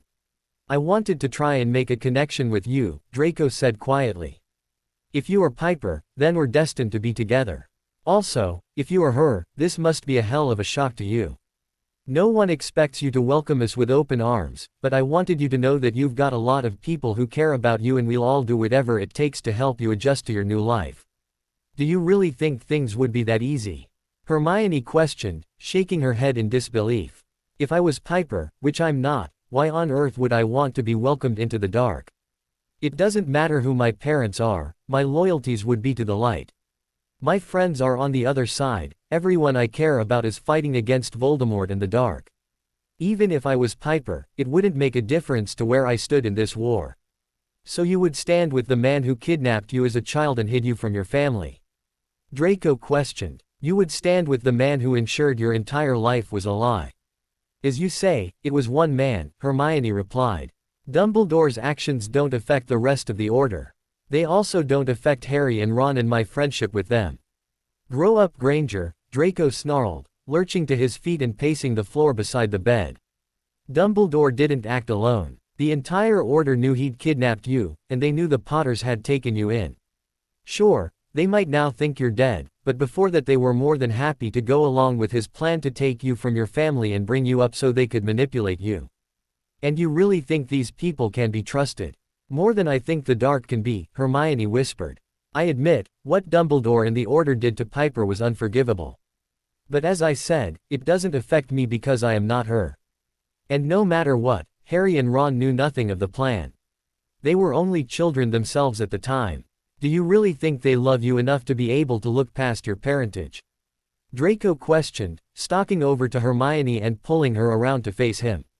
What do you think they'll do once they know you're the Dark Lord's daughter? They won't want you, Granger.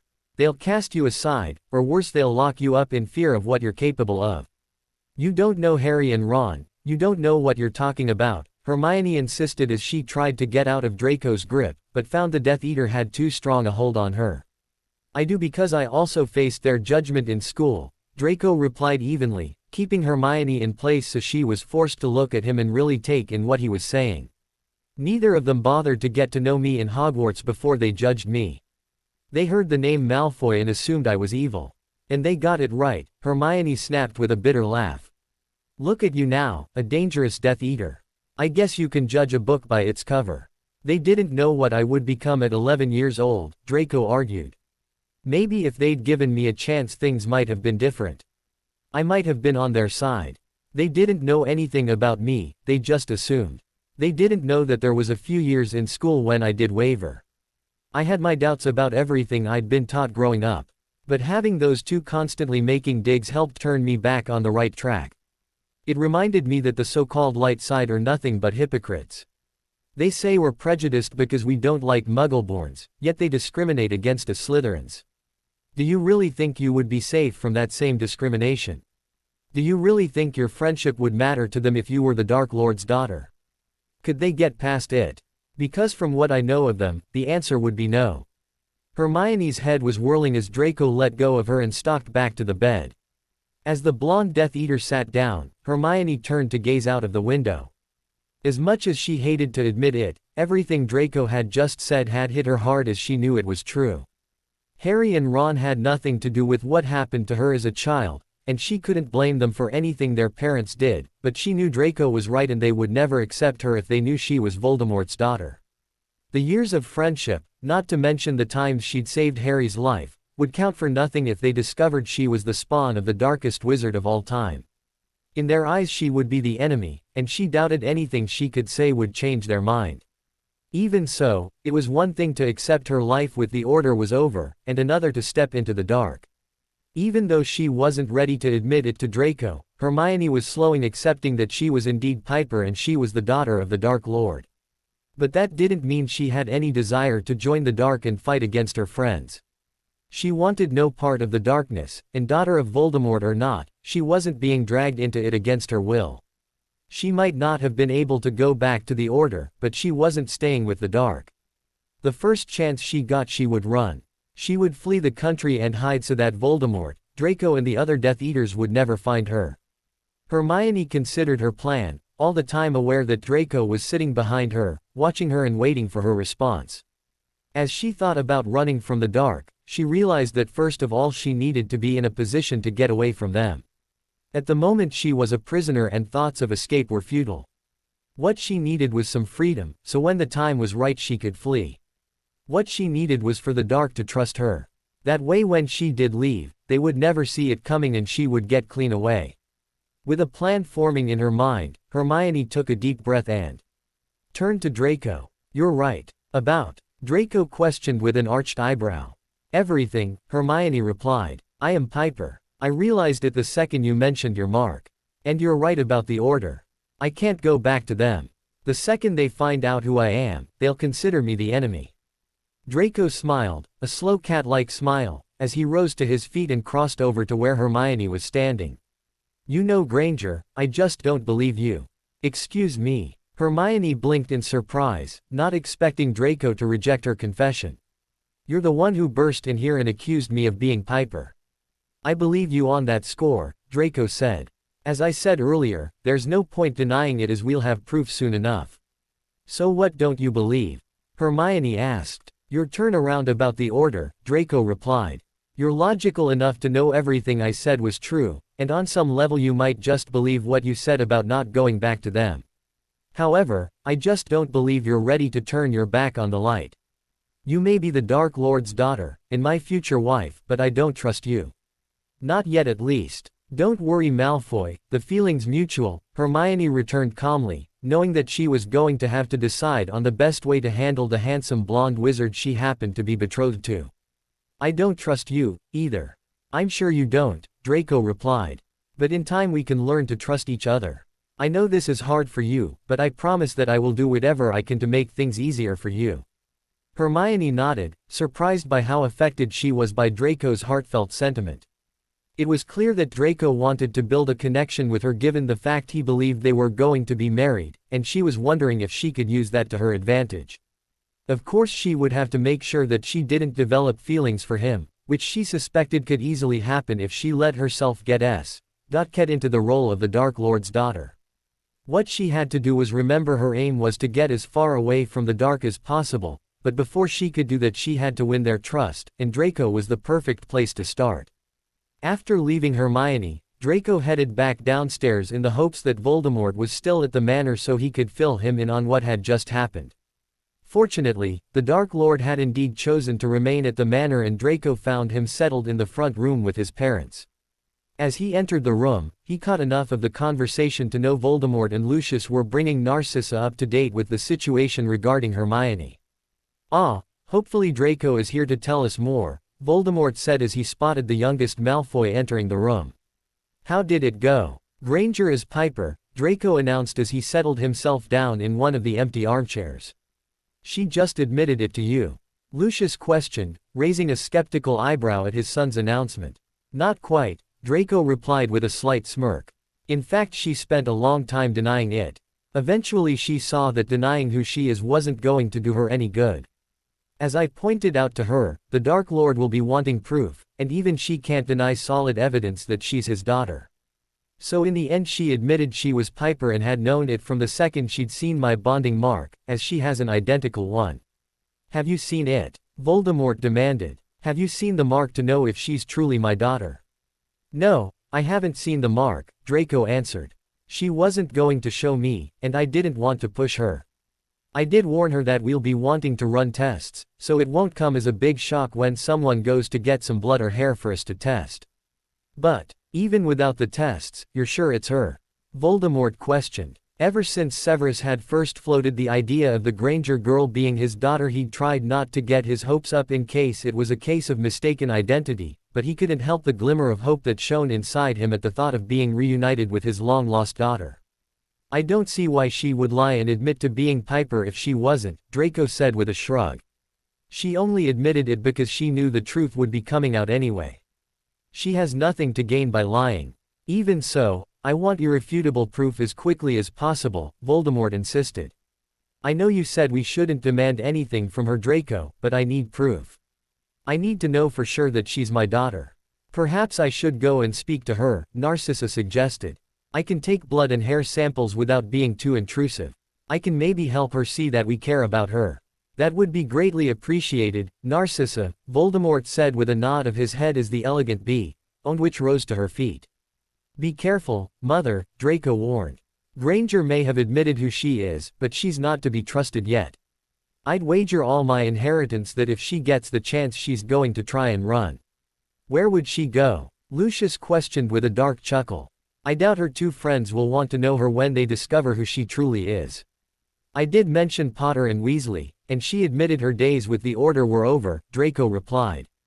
But it's one thing for her to know that, and another for her to commit to us. She might accept she's no longer part of the Order, but she's not ready to fight against them. They still have her loyalty, and until we can win her allegiance, she's dangerous. Don't worry, I can handle one girl, Narcissa said as she swept out of the room and off to see Hermione. Do you really think my daughter is a danger to us? Voldemort asked, turning his entire focus onto Draco once Narcissa had left the room. I do, Draco answered with a nod of his head. She's smart enough to know her friendship with Potter, Weasley and the rest of the Order is gone, but as I said, her loyalty is still with them. Even after everything Dumbledore did to her. Lucius questioned, amazed that anyone could support someone who had turned their entire life on its head. At the moment she's being logical, and rightly claiming that her friends had nothing to do with her kidnapping, Draco answered.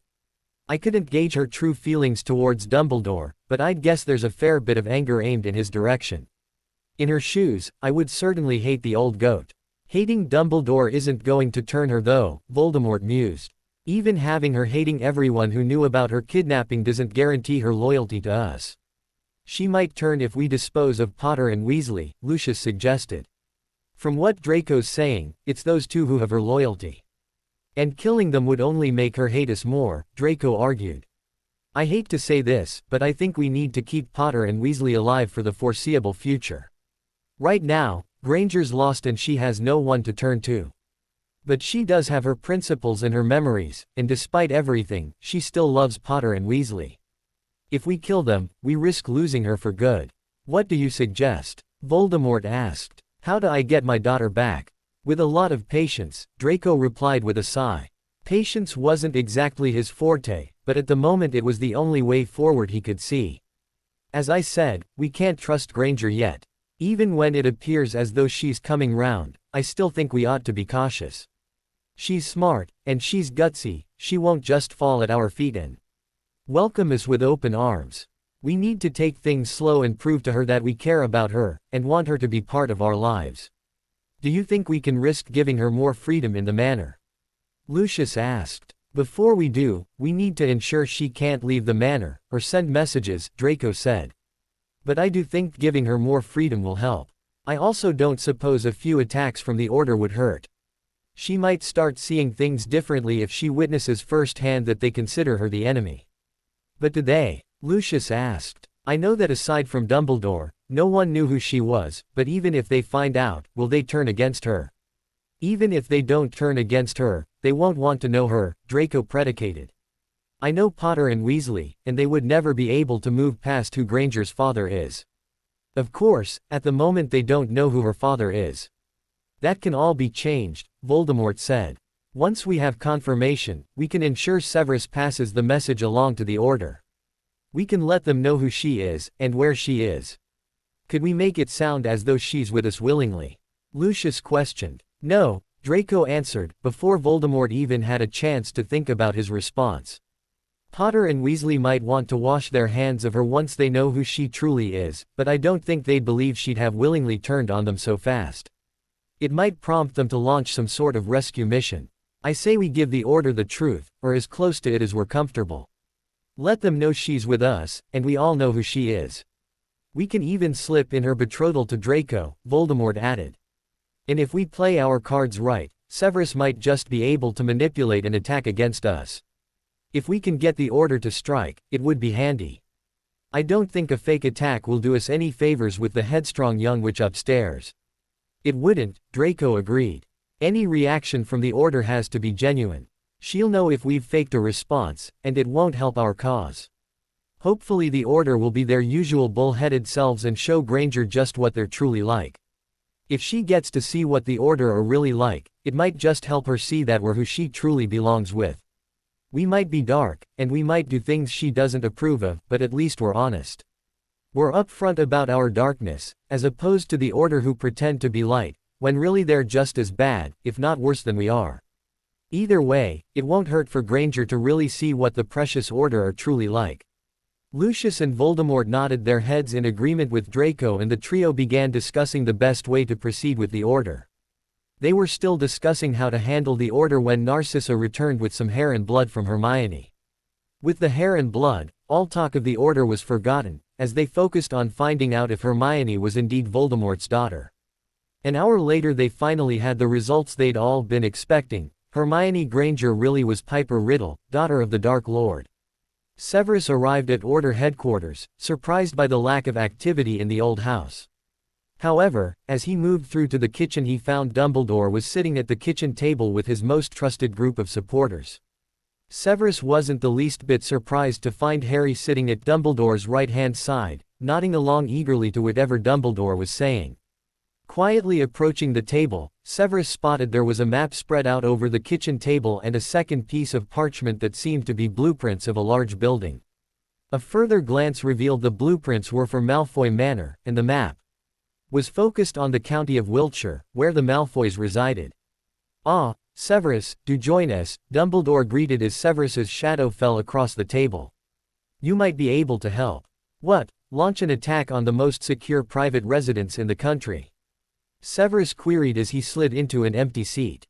"I'm not sure anyone can help you there." "Trust you to be negative," Sirius sneered, glaring at Severus. "The Malfoys aren't all that impressive. We can break them." "If you say so," Severus replied with a casual shrug as he turned his head away from Sirius. "But before you plan anything, you might be interested in the news I'm bringing." "Is it good news?" Harry demanded. "Do you know where Hermione is?" "I do know where she is, but I wouldn't say it was good news," Severus replied. "As you suspected, she's currently at Malfoy Manor. And I can tell you now, you can try all you like but you're not getting into that house. It was always well protected thanks to the Malfoy family, but the Dark Lord has just spent the last few days adding his own protective wards to the house." "Why?" Ron asked warily. "If the manor's as secure as you reckon, why add more wards?" "To keep you from snatching Hermione," Severus answered, turning so he was facing Dumbledore before he spoke again. "Or rather to keep you from snatching Piper." Dumbledore and the adults all gasped at the name Piper, while Harry, Ron and Ginny just looked around in bafflement. The name meant nothing to them, and they didn't see what this Piper had to do with Hermione. "It can't be," Molly whispered. "Piper's dead." "Not quite," Severus replied with a shrug, keeping his eyes on Dumbledore to see how he was going to talk himself out of the mess he'd found himself in. During her time trapped in the Alps, it was discovered that Hermione bore a bonding mark which matched Draco's. "I'm sure I don't need to tell you who Draco was bonded with as a child." "Not Hermione," Remus said, slowly shaking his head. "She can't be. She's such a lovely girl, not to mention a Muggleborn. There must be some mistake." "There's no mistake," Severus said. "The Dark Lord has run every test imaginable. Hermione Granger is not a Muggleborn. She's really Piper, and now she's back with her father." "What the hell is going on here?" Harry demanded, still not following the conversation the older group were having. "Who is Piper, and how does she connect to Hermione?" "Piper is the Dark Lord's daughter," Severus explained when Dumbledore kept his mouth firmly shut. "And tests have revealed that she's none other than your friend, Miss Granger." "No," Ron gasped. "That isn't possible. We know Hermione, and she's not dark." "I didn't say she was dark, I said she was the Dark Lord's daughter," Severus said with a shrug. "Until the avalanche in the Alps, she had no idea who she was. But now the Dark Lord has her back, he's not going to let her go. And neither will Draco, considering they're bonded and will one day marry." "No way," Ron exploded, turning red. "Hermione will never marry Malfoy." "Never mind that," Sirius interrupted with a snarl, his dark eyes boring into Dumbledore, who was steadfastly looking down at the table. "What I want to know is how she's still alive. We were told Piper died on the same night as James and Lily." What do my parents have to do with anything? Harry asked. Are they dead because of Voldemort's daughter? Sirius and Remus turned to each other, holding a silent conversation with their eyes. After a couple of moments they nodded to one another and turned back to Harry. They then proceeded to tell Harry, Ron and Ginny about events of 20 years ago. They explained how the Order had gotten wind of Voldemort having a child, and how they'd snatched her. And planned to raise her on the light side. But thanks to Pettigrew, you know who got wind of where your parents were, Sirius told Harry. We think he'd already worked out that his daughter was either with your parents or the Longbottoms, but he didn't know how to find them until that worm turned on them and gave them up. And you know the rest, Remus said softly. You know who attacked, and your parents were killed protecting you and Piper. Although we were all told that Piper had been struck in the battle, and she'd died before she could be rescued. And since that was a lie, I'm now wondering what else was a lie, Sirius said, turning back to Dumbledore. So tell us, Dumbledore. What really happened to Piper? And what else haven't you told us? Nothing, Dumbledore whispered, finally looking up and addressing the group. The only thing I hid from you all was the fact Piper was alive. It was a snap decision, and once I said she was dead, I couldn't reverse it. I spirited her away and placed her with Muggles, knowing that Voldemort would never find her. I wasn't going to risk anyone else's lives, not after what happened with James and Lily. So my parents didn't die protecting me? Harry asked, feeling betrayed by the wizard he'd trusted since meeting him at 11 years old. I'm no one special, just the boy whose parents died while protecting the daughter of Voldemort. They died because of Hermione. You are special, Harry, Dumbledore said gently. The prophecy is real. You are the wizard destined to defeat Voldemort. Yes, there were things happening around the time of your parents' deaths that you didn't know about, but it doesn't change the important things. You are still the key to this war, Harry. I chose your parents to raise Voldemort's daughter, because I knew you were the chosen one. My plan was to have Voldemort's daughter stand alongside you as you defeated him. Instead she was the reason I lost my parents, Harry spat as he lurched to his feet. We can forget rescuing Hermione, I never want to see her again.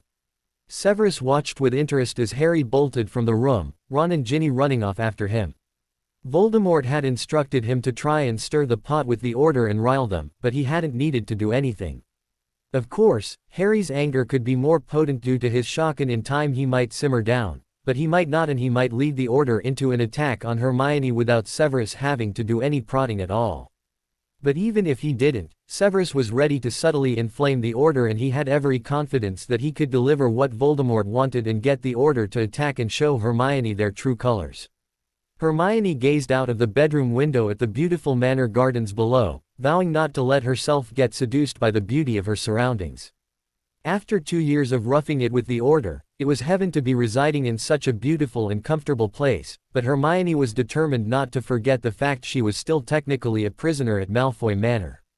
In the 3 weeks since she'd been at the house a lot had changed, but one thing that hadn't changed was Hermione's determination to escape. Only she now knew she would have to be at her sharpest to escape from the clutches of the dark side. Hermione had first realized she would have to play a smart game during her initial conversation with Draco, where she'd admitted to being Piper. While it was clear Draco had believed her when she'd admitted who she truly was, it was just as clear that he didn't trust her. And as long as he didn't trust her, Hermione knew he would be watching her and she wouldn't get a chance to escape. What she needed to do was gain the blonde's trust, without falling into temptation and getting entangled with the handsome Death Eater. As if to confirm Hermione's theory that she would have to be smart to escape, Draco's mother had visited her shortly after Draco had left, and Hermione got the impression that she wasn't trusted by Narcissa. Not that it had stopped Narcissa being warm and pleasant towards her as she welcomed her to her home, and promised her that she was among people who truly cared about her. Hermione had wanted to scoff at Narcissa, but knowing she needed to persuade the dark she could be trusted if she ever wanted to escape, Hermione had kept quiet. Hermione had even given up hair and blood samples to Narcissa when she asked for them, rather than refuse and have them taken by force. The samples were clearly for the Dark Lord to run some tests, as several hours later, he and Draco visited her rooms to confirm that she was indeed his daughter. Voldemort had promised her there and then that he would never give up on her, and he would wait as long as it took until she was ready to talk to him and embrace her life as his daughter and the heir to the Dark Empire he was building. Draco had promised Hermione that the news would mean a change in her living arrangements. The next day the spells keeping her in the room Lucius had placed her in were dismantled and Hermione was given permission to go anywhere in the manor and its grounds. She was even given her wand back, although she quickly worked out that certain preventive measures had been put in place to stop her hurting anyone with it, or using her magic to call for help. In fact, she couldn't leave the manor and its grounds or even make contact with anyone outside of the vast property. She may have had the run of the house and its grounds, but she still didn't have any real freedom. Out of stubbornness, Hermione had refused to leave her room when she was first granted run of the manor, but ever so slowly she'd begun to explore and she'd found Malfoy Manor to be fascinating. She'd learnt she was living in Draco's private wing of the manor, and he had a personal library larger than the one at Hogwarts. As for the main library, it was larger than any collection Hermione had ever seen and she could easily spend hours roaming the room, soaking up the books and the quiet atmosphere. The grounds were also captivating and Hermione had spent many an hour walking in the grounds, taking in some fresh air and trying to decide on the best course of action to help her plan her escape. One thing that had taken Hermione by surprise was how laid back everyone was. No one visited her room and tried to make her accept her parentage. In fact, the only person who had visited her room since she was confirmed as Voldemort's daughter was Narcissa, and that was arranged for Hermione to pick some new clothes from a catalogue. Hermione now had an entire new wardrobe, which consisted of more clothes than she'd ever owned before.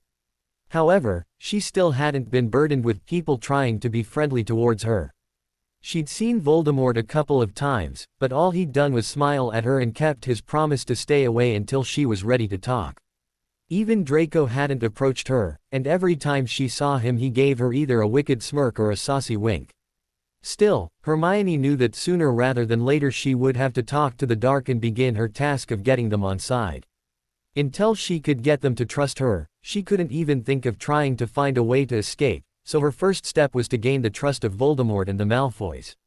Hermione knew the best way to gain their trust was to sit down and listen to what they had to say. Plus it would answer all the questions that she had running through her head. For example, who was her mother? And what exactly happened to her? Draco had given her a brief description of what had happened in her past, but she wanted details. She would just have to be careful not to let herself get emotionally involved with the dark side as she found out about her history. While she wanted the Dark to trust her and believe she was coming round to supporting them, she had no intention of doing so. She was planning on running, and she wasn't going to let anyone or anything stop her from escaping. Even if this place is lovely, Hermione muttered to himself, turning away from the view from the window. Steeling herself to begin her act, Hermione took a few deep breaths and left her bedroom to try and find Draco. She'd decided he was the best person to approach to discuss her desire to learn more about her past. With any luck, he would arrange a meeting with Voldemort and her plan to gain the Dark's trust could finally be put into action. Hermione had found Draco's bedroom was just a few doors down from the room she was in, so she headed in that direction. As she approached his room she saw his door was half open, but before she could knock or poke her head into the room she heard raised voices. Pressing herself against the wall so she couldn't be seen from the bedroom, Hermione listened as Pansy Parkinson's annoyed voice carried out of the half-open door. "This is ridiculous, Draco. Stop Ning, Pans," Draco drawled in response and Hermione could just imagine him rolling his eyes in annoyance. "I've made my decision. It's a stupid one in my opinion," Pansy snorted. "You've let Granger turn your head." "My head hasn't been turned," Draco argued. "Of course it has," Pansy replied in derision. "You haven't been the same since she turned up. You're just put out because I'm not interested in Say," Draco snapped. "You always knew this was going to happen, Pansy. You always knew I was promised to another witch." "Yeah, a witch who doesn't want to know you," Pansy said, letting out a bitter laugh.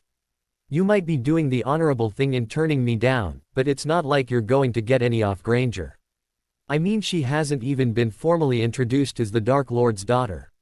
Everyone knows she doesn't want to be here." "That is none of your business, Pansy," Draco said sharply and Hermione jumped slightly at the venom in his voice. "Piper will make her public appearance when the Dark Lord is ready.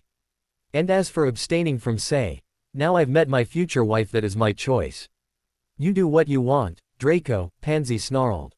But don't come crawling back to me in a few months when you're desperate for a shag. You've had your last bit of fun with me. Fine by me, Draco replied. Hermione braced herself to face Pansy when she left Draco's room, but the witch must have used Draco's private flow in his bedroom as she heard the fire light up and activate as Pansy stalked off. Hermione heard Draco swear loudly before a slamming door indicated he'd stalked off into the bathroom. Deciding it was best to come back later, Hermione slipped back to her bedroom to contemplate what she'd just heard. To be honest, it had shaken her to hear that Draco was abstaining from say, just because she'd turned up. He'd briefly mentioned being the faithful type in the chalet, but she hadn't expected it to start so soon. From where she was sitting, Draco gained nothing by giving up other witches just because she'd been found. It wasn't like she was going to be hopping into his bed anytime soon. In fact, she wasn't planning on hopping into his bed at all, partly because she suspected that it would be easy to let herself get irrevocably entangled with Draco if she gave into the newfound desire she felt for him and actually slept with him. Even though Hermione knew she needed to gain his trust, she was very aware she needed to do so without compromising herself, and without putting herself in temptation's way. Half an hour later, Hermione had recovered enough to once again try and talk to Draco. This time she found him alone in his room, and when she mentioned wanting to find out more about her past, he promised to arrange a meeting with Voldemort. With everything going just as she wanted, Hermione thanked Draco and returned to her room where she began to prepare for a face-to-face conversation with her biological father. Sirius took a deep breath, before raising his hand and banging on his godson's bedroom door. For the last 3 weeks, Harry had barely left his bedroom, and when he had, he'd been like a bear with a sore head. Harry had been snapping at everyone, and it had been decided that Sirius should be the one to talk to him and try and get him to calm down. "Go away," Harry's voice called as Sirius knocked on the door for a second time. "I will not," Sirius called back. "Open this door, Harry James Potter, or I'll break it down." "You wouldn't," Harry replied. "Do you want to try me?" Sirius shot back as he pulled out his wand. They may have been in his house, but a broken door was easy to fix with a bit of magic, so he wasn't opposed to using force to get through to Harry. "I'll give you to the count of 10 to open the door, Harry." 1. Sirius slowly began to count to 10, his wand poised and ready for action.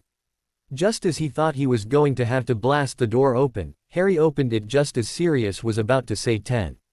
Harry's face when he spotted Sirius standing with his wand raised was comical, but Sirius hid his amusement as he didn't want to annoy Harry before he had a chance to speak to him. "I suppose you better come in," Harry muttered, turning his back on Sirius and slouching back into the bedroom. "Are you going to sulk up here forever?" Sirius asked, following Harry into his godson's bedroom. "Might do," Harry replied sullenly. "And just who are you so mad at?" Sirius probed. "The Order or Hermione?" In Sirius's opinion, Harry's anger should be aimed at Dumbledore and the rest of the Order that had taken part in Hermione's kidnapping as an infant. However, Harry had been particularly venomous towards Hermione whenever her name was mentioned. That wasn't to say the rest of the Order had escaped Harry's anger, but Hermione was definitely at the heart of his ire. "This isn't Hermione's fault, Harry," Sirius said softly when Harry didn't answer his question. "I know," Harry admitted with a sigh. "You do?" Sirius questioned in surprise, rather taken aback by Harry's abrupt change of attitude towards Hermione. "I'm not stupid, Sirius," Harry snapped, throwing his godfather a dirty look. "I know this is Dumbledore's fault. And everyone else who went along with his stupid plan in the first place," he added pointedly. "You're right," Sirius admitted with a sigh. "We're all responsible for this. But Hermione is innocent. She's done nothing wrong, Harry." "It doesn't change anything though," Harry pointed out. "It doesn't matter that she didn't know the truth.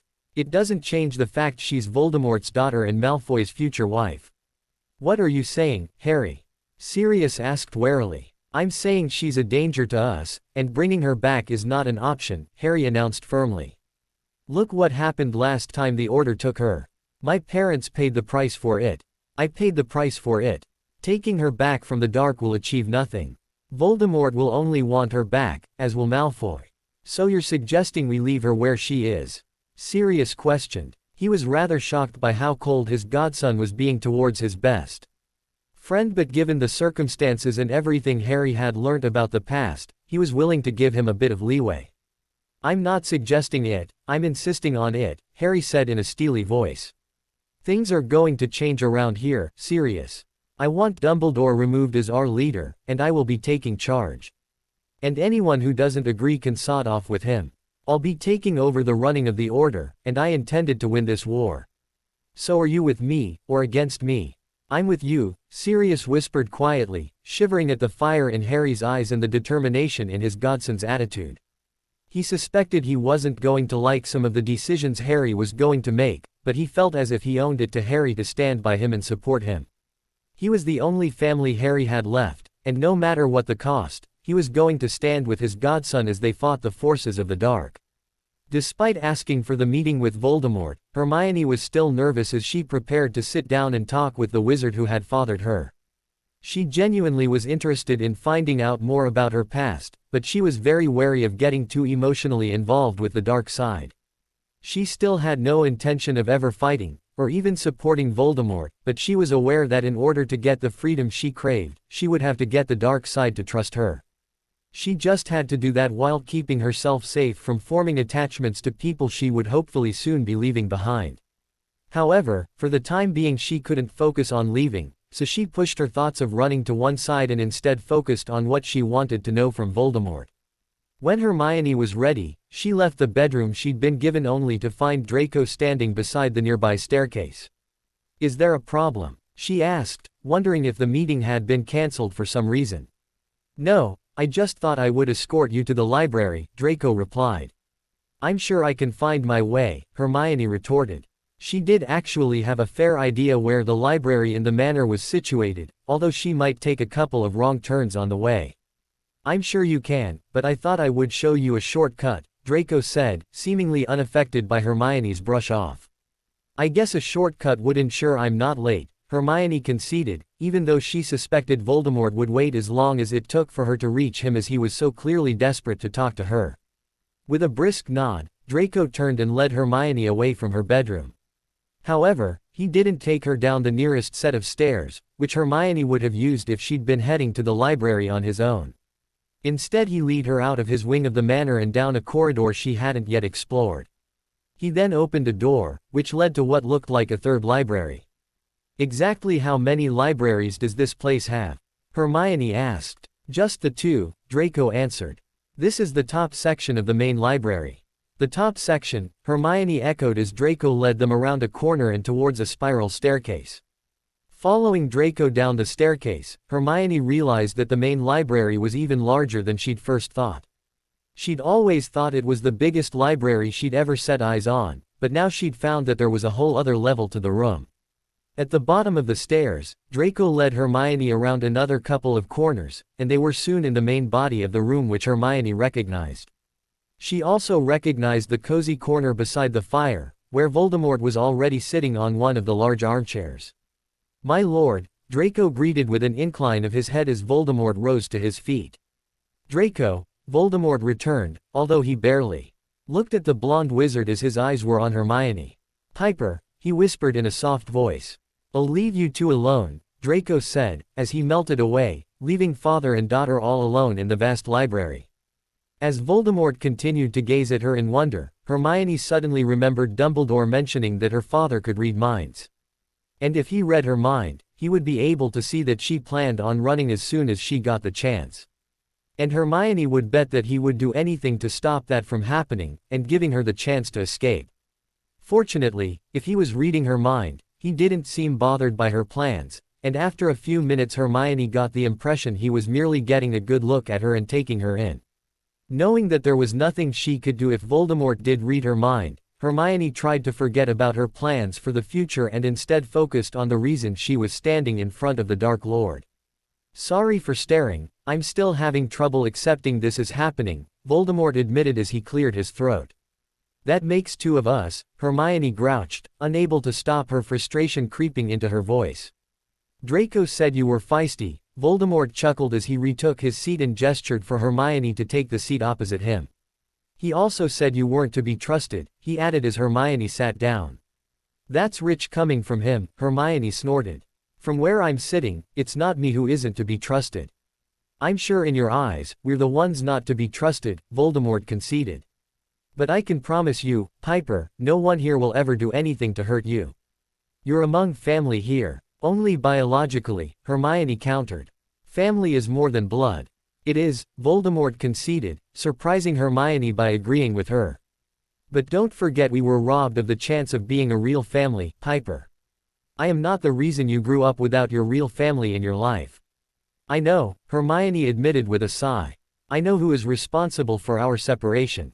But like it or not, it did happen, and it changed everything. It doesn't have to change everything, Voldemort offered gently as he leaned forward and sought eye contact with his daughter. We can start afresh now. We can get to know each other now. And what if it's too late? Hermione asked, deciding it was better not to say that she had no desire to get to know Voldemort. What if we can never establish a relationship? What if we're just too different? I won't let that happen, Voldemort vowed. I lost you once, Piper, I won't lose you again. You can't know that for sure, Hermione argued. I can, and I do, Voldemort replied with a smirk. I know that right at the minute, you don't want to be here, Piper. You don't want this life. No doubt you want to return to your old life, but that isn't possible. Everything has changed for you now. I know, Hermione whispered. And I do know that going back is impossible. I know Malfoy thinks I'm wanting to run back to the Order, but that can't happen. Even if they remember the last 10 years, and remember everything I've done for them and don't kill me, they will never trust me again. In their eyes, I would be a danger. An enemy. So you don't need to worry about me running back to the Order. That is not an option. Interesting, Voldemort mused with a thoughtful nod of his head. I thought you would need some persuading to see the Order as your enemy. I don't see them as my enemy, I just know that they will likely view me as their enemy given who I am, Hermione retorted. I will not take up arms against them, if that's what you're hoping for. I won't fight against the people I care about. Even if these same people hate you and are out to kill you. Voldemort asked. They are not out to kill me, Hermione insisted. Even if they do now view me as an enemy, I don't believe they will ever do anything to deliberately hurt me. The only way I will be in danger from them is to align myself with you, and this is something that will never happen. We could argue about this all day, and something tells me you wouldn't just cave in for an easy life, Voldemort remarked. I wouldn't, Hermione confirmed. You're like your mother in that respect. Will you tell me about her? Hermione asked, sensing an opportunity to leave the prickly topic of the future behind and discuss the real reason for their meeting, which was to learn about her past while gaining Voldemort's trust. Of course I will, Voldemort replied, a warm smile lighting up his face and chasing away the hue of danger which clung to him. Your mother was the most amazingly clever witch I've ever met, and I loved her with all my heart. So yours was a love match? Hermione questioned, honestly surprised by the idea. From everything she'd learned about Voldemort, she would have said he wasn't the sort of wizard to enter into a relationship based on genuine feeling. Not at first, Voldemort conceded. Your mother was several years younger than me, and we first met when her brothers joined my forces. I have uncles. Hermione gasped. She'd never given a thought to more family, but now she realized that there could be an entire family out there for her to meet.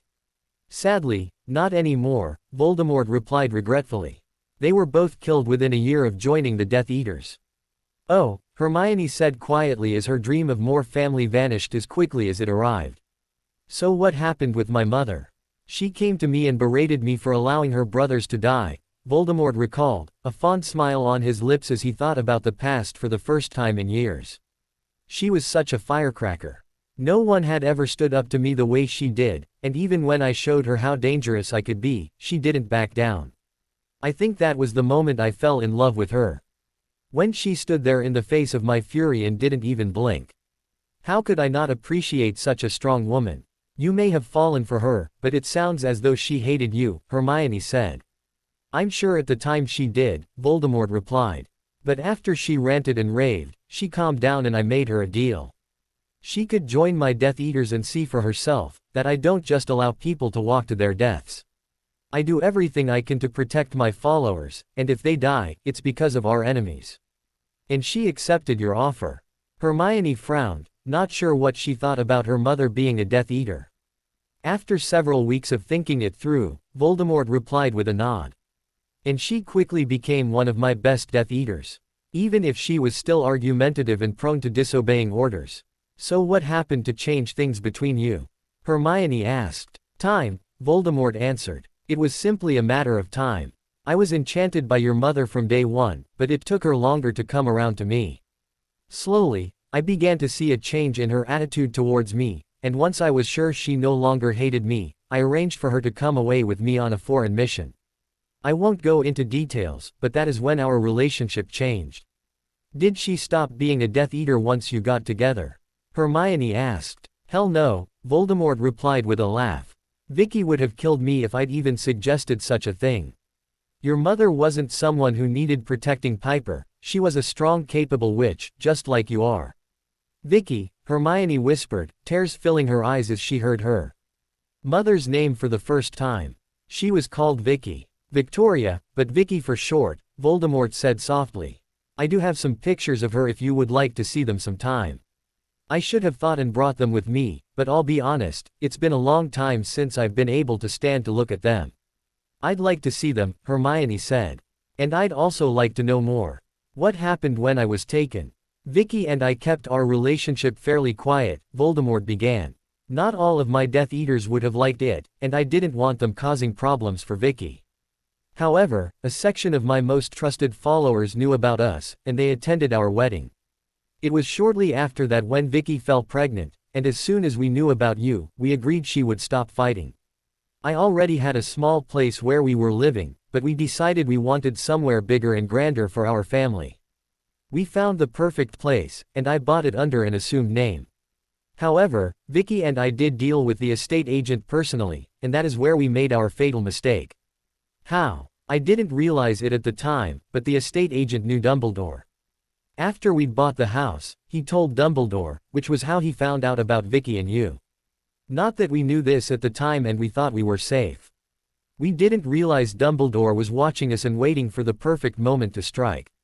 How did he strike? Hermione asked, finding herself caught up in the story and beginning to feel bubbles of hatred towards Dumbledore.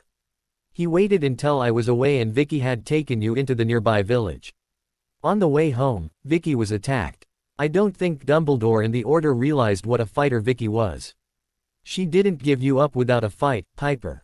She fought like a wildcat and the only way to get you away from her was for the Order to fight back. They were reluctant at first, but when they realized it was the only way they would get you, they fought back and Vicky ended up left on the roadside with a serious head injury. How do you know all these details? Hermione asked, fighting back the tears as she heard her kidnapping described. Vicky had just enough strength to call for me, and I found her passed out beside the road, Voldemort answered. She regained conscious long enough to give me her memories, before she fell into a coma. She never woke up again, and she passed away a month after you'd been taken. So you knew it was Dumbledore who took me because of the memories, Hermione said. Not that it was Dumbledore himself, Voldemort said. He had his cronies to do the dirty work for him. But I knew who was behind the plan. And once I knew who was behind your kidnapping, it didn't take me long to work back to the estate agent, and I got the truth out of him. And what about the Potters? Hermione asked, deciding it was best not to ask just how he had gotten the required information from the estate agent. Malfoy said that they'd taken me and that was the reason you went after them. Draco was right, Voldemort said. I have to admit it took me longer than I would have liked to find you, but straight after the kidnapping it was as though you'd vanished. I even wondered if Dumbledore had killed you, but Draco disproved that theory as the bonding mark was still as strong as ever. For months that was all I had to keep me going. So how did you find where I was? That would be Severus, Voldemort informed her. I am well aware that before that point his loyalties were torn. But when he found out the witch he loved was part of such a despicable plot, he found the courage to do the right thing. He told me everything he knew. Even though it meant putting Lily in danger. Hermione whispered. He put you first, Piper, Voldemort said softly. Severus could have kept quiet, and I would never have known where you were. You would have grown up as a Potter. But Severus couldn't be part of such a deception, and he did the right thing. He told me where I could find my infant daughter. But everything went wrong, Hermione said with a sigh. The Potters ended up dead, and you still didn't get me back. I'd underestimated Dumbledore yet again, Voldemort admitted with a grimace. He had spells on you, and I was the one who ended up half dead. And Harry? Hermione questioned, needing to hear Voldemort's plans for Harry from the wizard himself. Potter is unimportant to me, Voldemort said with a shrug. He always has been. Yes, I know there is a prophecy, but personally, I don't put much stock in such things. I always find they can be twisted to suit people's needs. Let Dumbledore build Potter into the chosen one. He's nothing to me, Piper. It's Dumbledore I want rid of. And I'm hoping you can now see why. He cost me everything I held dear. I lost Vicky and I lost you. Don't let him win again, Piper.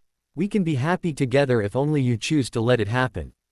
Hermione's head was spinning from the talk, and despite her vows when she'd arrived at the meeting, she couldn't help but be affected by what she'd just learnt. She didn't want to fight with the dark, but nor could she ignore everything she'd learnt. She couldn't just forget that Dumbledore had kidnapped her as a child, and because of that, not only had she and her family suffered, but the Potters had been caught in the crossfire. If it hadn't been for Dumbledore, Harry would still have his parents, and she would still have her mother. I can see this as very overwhelming for you, Piper, Voldemort said kindly before she could form a response. Why don't you take some time to digest what we've been talking about? No one is going to force you to do anything you're not ready for. And what if I'm never ready? Hermione whispered. What if I'm never ready to embrace being the daughter you want? Then you're never ready, Voldemort admitted with a shrug. But I have faith that even if you never agree with what I stand for, you will learn to accept me as your father. I'm the only family you've got, Piper, and you're the only family I've got. If we don't embrace that connection, then Dumbledore still wins. He still gets to rob us of our family. Even if you don't want to do it for me, Piper, do it for yourself. Take back the life that was stolen from you as a child. Take back your destiny. Totally unsure as to what to do next, Hermione made her way back to her room so she could think. The meeting with Voldemort had been designed to answer some of her questions and to start building trust between her and the dark. But instead it had left her thoroughly confused and doubting her next move. Did she still want to leave and strike out on her own, or would she be better embracing the new life that was waiting for her as Piper Riddle? Harry's determination to oust Dumbledore from the Order was met with absolute shock from everyone else. Aside from Sirius, no one had advanced warning of what Harry planned on announcing when the Order were gathered. Even Ron was left stunned when his best friend stood up and announced his plans to take over the Order, and for Dumbledore to be cast aside. You can't do that, Molly cried in horror. I can, and I am, Harry stated coldly. This is Sirius's house, and it's up to him who is allowed access. Once he leaves today, Professor Dumbledore will no longer have access to the house. Harry, is there nothing I can say to make you change your mind? Dumbledore asked quietly. If you want to be in charge of the Order, you may do so with my blessing. I will do everything in my power to support you. I don't want your support, Harry sneered. I no longer trust you. Because of you, and the decision you made, I lost my parents. I won't ever forget that. If you want to do something for me, then leave without a fuss. And what of the rest of us? Arthur asked quietly. Most of us here are just as guilty as Albus. We knew, and in some respects, played a part in taking Hermione from her father. Are you casting us all out as well? No, for everyone else I am willing to give you all a second chance to prove you can be trusted, Harry answered. Everyone here now has a choice to make. Either they stick with me and we do things my way, or you leave with Dumbledore and we're done. What exactly is your way? Tonks asked. You can't ask us to choose without giving us all the facts, Harry. My way is more action and less beak-footing around, Harry announced. I know we haven't dealt with the Horcruxes, but maybe we don't need to. He was gone for years before, maybe we can do that again. That absence was due to the spells I'd placed on his daughter to prevent him taking her back, Dumbledore said, getting his voice heard before he was thrown out and wouldn't have a chance to make Harry see sense. It doesn't matter what they were, the point is, they hurt him, Harry argued. All we need to do for the moment is get rid of him again. We can then focus on taking out his Death Eaters, so if he does manage to come back again, he won't have any support. And this time we need to be more ruthless, and not let anyone wheedle their way out of the trouble like they did last time. There will be no more of the likes of Lucius Malfoy buying his way out of trouble. This time, we're going to finish him and his family off for good. And Hermione? Ron asked in a timid voice. As his best friend, Harry had his support, but he'd be lying if he didn't admit that right at this moment his ruthlessness and coldness was scaring him slightly. "She's gone," Harry said with a shake of his head. "I know she is an innocent in all this, and it hurts me to sacrifice her in this way, but we have to face facts. Taking her the first time led to my parents being killed. It led to me growing up without a family. I won't risk that happening again. We won't be bringing Hermione back to the Order, as it's not safe for us to do so. All we can do is hope that she doesn't fight alongside her father and the Malfoys. As long as she doesn't take up arms against us, I want her left alone. Let's give her a chance to find her own life, away from all of this. So now you all know the plan, it's time for you to decide. Are you with me, or against me? I think everyone should stay and support Harry," Dumbledore said, rising to his feet. "We tried things my way and they didn't work. Try a new angle. And Harry, if you ever need me, you know where to find me. You may not trust me, or even want anything to do with me, but I will always be there to support you." Harry nodded once as the headmaster turned to leave Grimmauld Place for the last time. Looking around the room, he wondered if anyone else would choose to go with him, but while a few people seemed uncertain, no one got to their feet to follow after the headmaster. "Oh, one more thing, headmaster," Harry called, stopping Dumbledore just as he was about to exit the kitchen. "Anything, Harry?" Dumbledore said, turning around expectantly, almost as if he expected Harry to change his mind now he'd showed willing to do as he'd asked and leave. "You can tell that bastard Snape that he's also no longer welcome here," Harry said. "You may have trusted him, but I certainly don't. Let him go running back to his precious Dark Lord and see how long he lasts now he's unable to pass on information about us."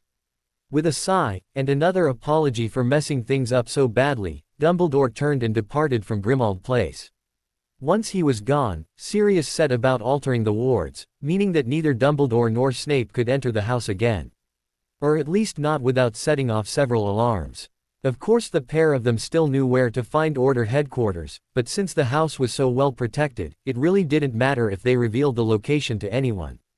"There's just one more thing," Harry said once Sirius was finished. "I now expect everyone to swear an unbreakable vow not to discuss Order business with anyone not part of the Order." "Is that really necessary?" Arthur asked with a frown.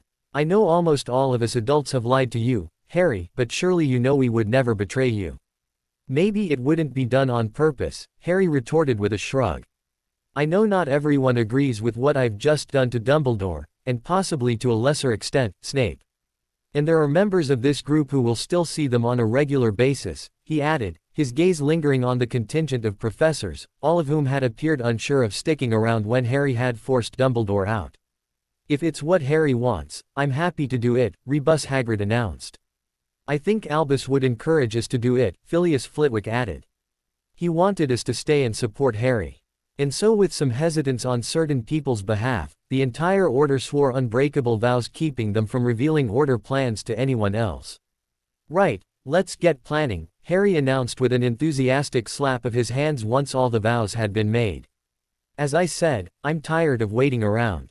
It's time we took the fight to the dark. Let's hit them where it hurts and take out a few of their number while we work on a plan for Voldemort." Harry's change of tactic was a new direction for most of the Order, who were used to reacting to the Death Eaters, rather than striking against them, and as such it took some time before ideas started to flow. But slowly the change of direction started to become easier to handle, and as the hours passed the ideas began to flow. It was a fresh start for the Order as they changed tactics and for the first time they prepared to take the fight to the dark. After his talk with Hermione, Voldemort had to stop himself from getting too carried away and pushing her further than she was ready. It was so encouraging that she'd sought him out and made the first move, and the last thing he wanted was to scare her off. So as eager as he was to build on the connection he was sure he'd made with his daughter, he restrained himself and waited for her to make the next move. However, before anything could progress with Hermione, another matter raised its head when Severus contacted him and informed him that he'd been kicked out of the Order. Severus also implied there was more to the story, so Voldemort called him to the manor where he arranged for Lucius, Narcissa and Draco to also be present. However, not one of them expected the news that Dumbledore had also been kicked out of the Order. "Has Potter gone mad?" Draco questioned as everyone digested the news that Harry had taken charge of the Order and summarily dismissed Dumbledore and Severus. Quite possibly, Severus replied with a shrug. I wonder if we can use this to our advantage. Voldemort mused. Tell us everything you know, Severus. I only know what Dumbledore told me, Severus replied. As you know, I was the one to deliver the news about who Hermione truly is. I haven't been back with the Order since then, but I know Potter pretty much locked himself away as he came to terms with what he'd learnt. Anyway, yesterday he emerged and called a meeting to dismiss Dumbledore. Dumbledore told me that he favors a more direct approach. He's planning on trying to take you out of the picture, my lord. He can't, Voldemort scoffed. They don't have what they need to be able to kill me. He knows that, but he's not bothered, Severus replied. He thinks that since you've been incapacitated before, it can happen again. Can it? Lucius questioned in concern. I don't know, Voldemort admitted with a frown. It's certainly a possibility, I suppose. We can look into it. But for now, let's focus on Potter's change of direction for the Order. He may not realize it, but he may well be playing right into our hands in regard to Piper. Do you know anything about how he plans on handling that situation, Severus? He's cutting her off as a casualty of war, Severus replied. Initially it seemed that his anger and hatred was aimed towards her, but time seemed to have mellowed his feelings towards her. He knows she's an innocent in all of this. But he considers her a danger to have around. He believes taking her back to the Order isn't worth the trouble it will cause. At least he's right in that respect, Voldemort remarked. So what you're saying is that the Order are ready to abandon Piper? Yes, Severus confirmed with a nod of his head. Do we tell her? Narcissa asked. It might help her adjust. She's made the first steps, but I still think she needs a final push to truly embrace the fact her future lies with us. Telling her won't really achieve anything, Draco said. She needs to see it for herself. So let's arrange it, Voldemort suggested with a thoughtful frown. If Potter wants to bring the fight to us, let's give him the perfect opportunity. I think it's time Piper made her entrance into our world. It's time my supporters got to know my daughter. What do you suggest? Lucius questioned. A party, Voldemort announced. Oh, that would be lovely, Narcissa remarked with a wide smile. I can arrange a magnificent soiree. I'm sure you can, Narcissa, Voldemort agreed, giving the attractive witch a warm smile. I only have one stipulation. The party cannot take place here at the manor. Why ever not? Surely it's the safest place for Hermione, Narcissa protested. It may be safe for Hermione, but it's also impossible for Potter and the Order to get to us, Voldemort said. I can ensure that Hermione is safe wherever we have the party. But I want the Order to be able to get to us.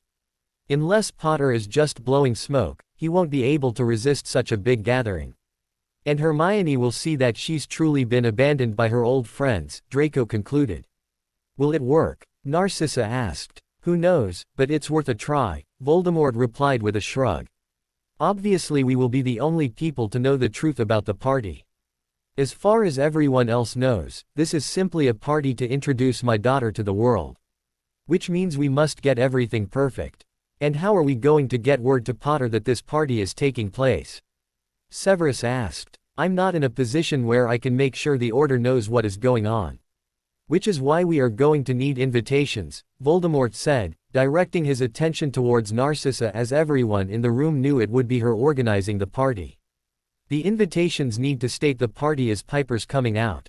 Obviously, it'll also include the time, date and location of the party.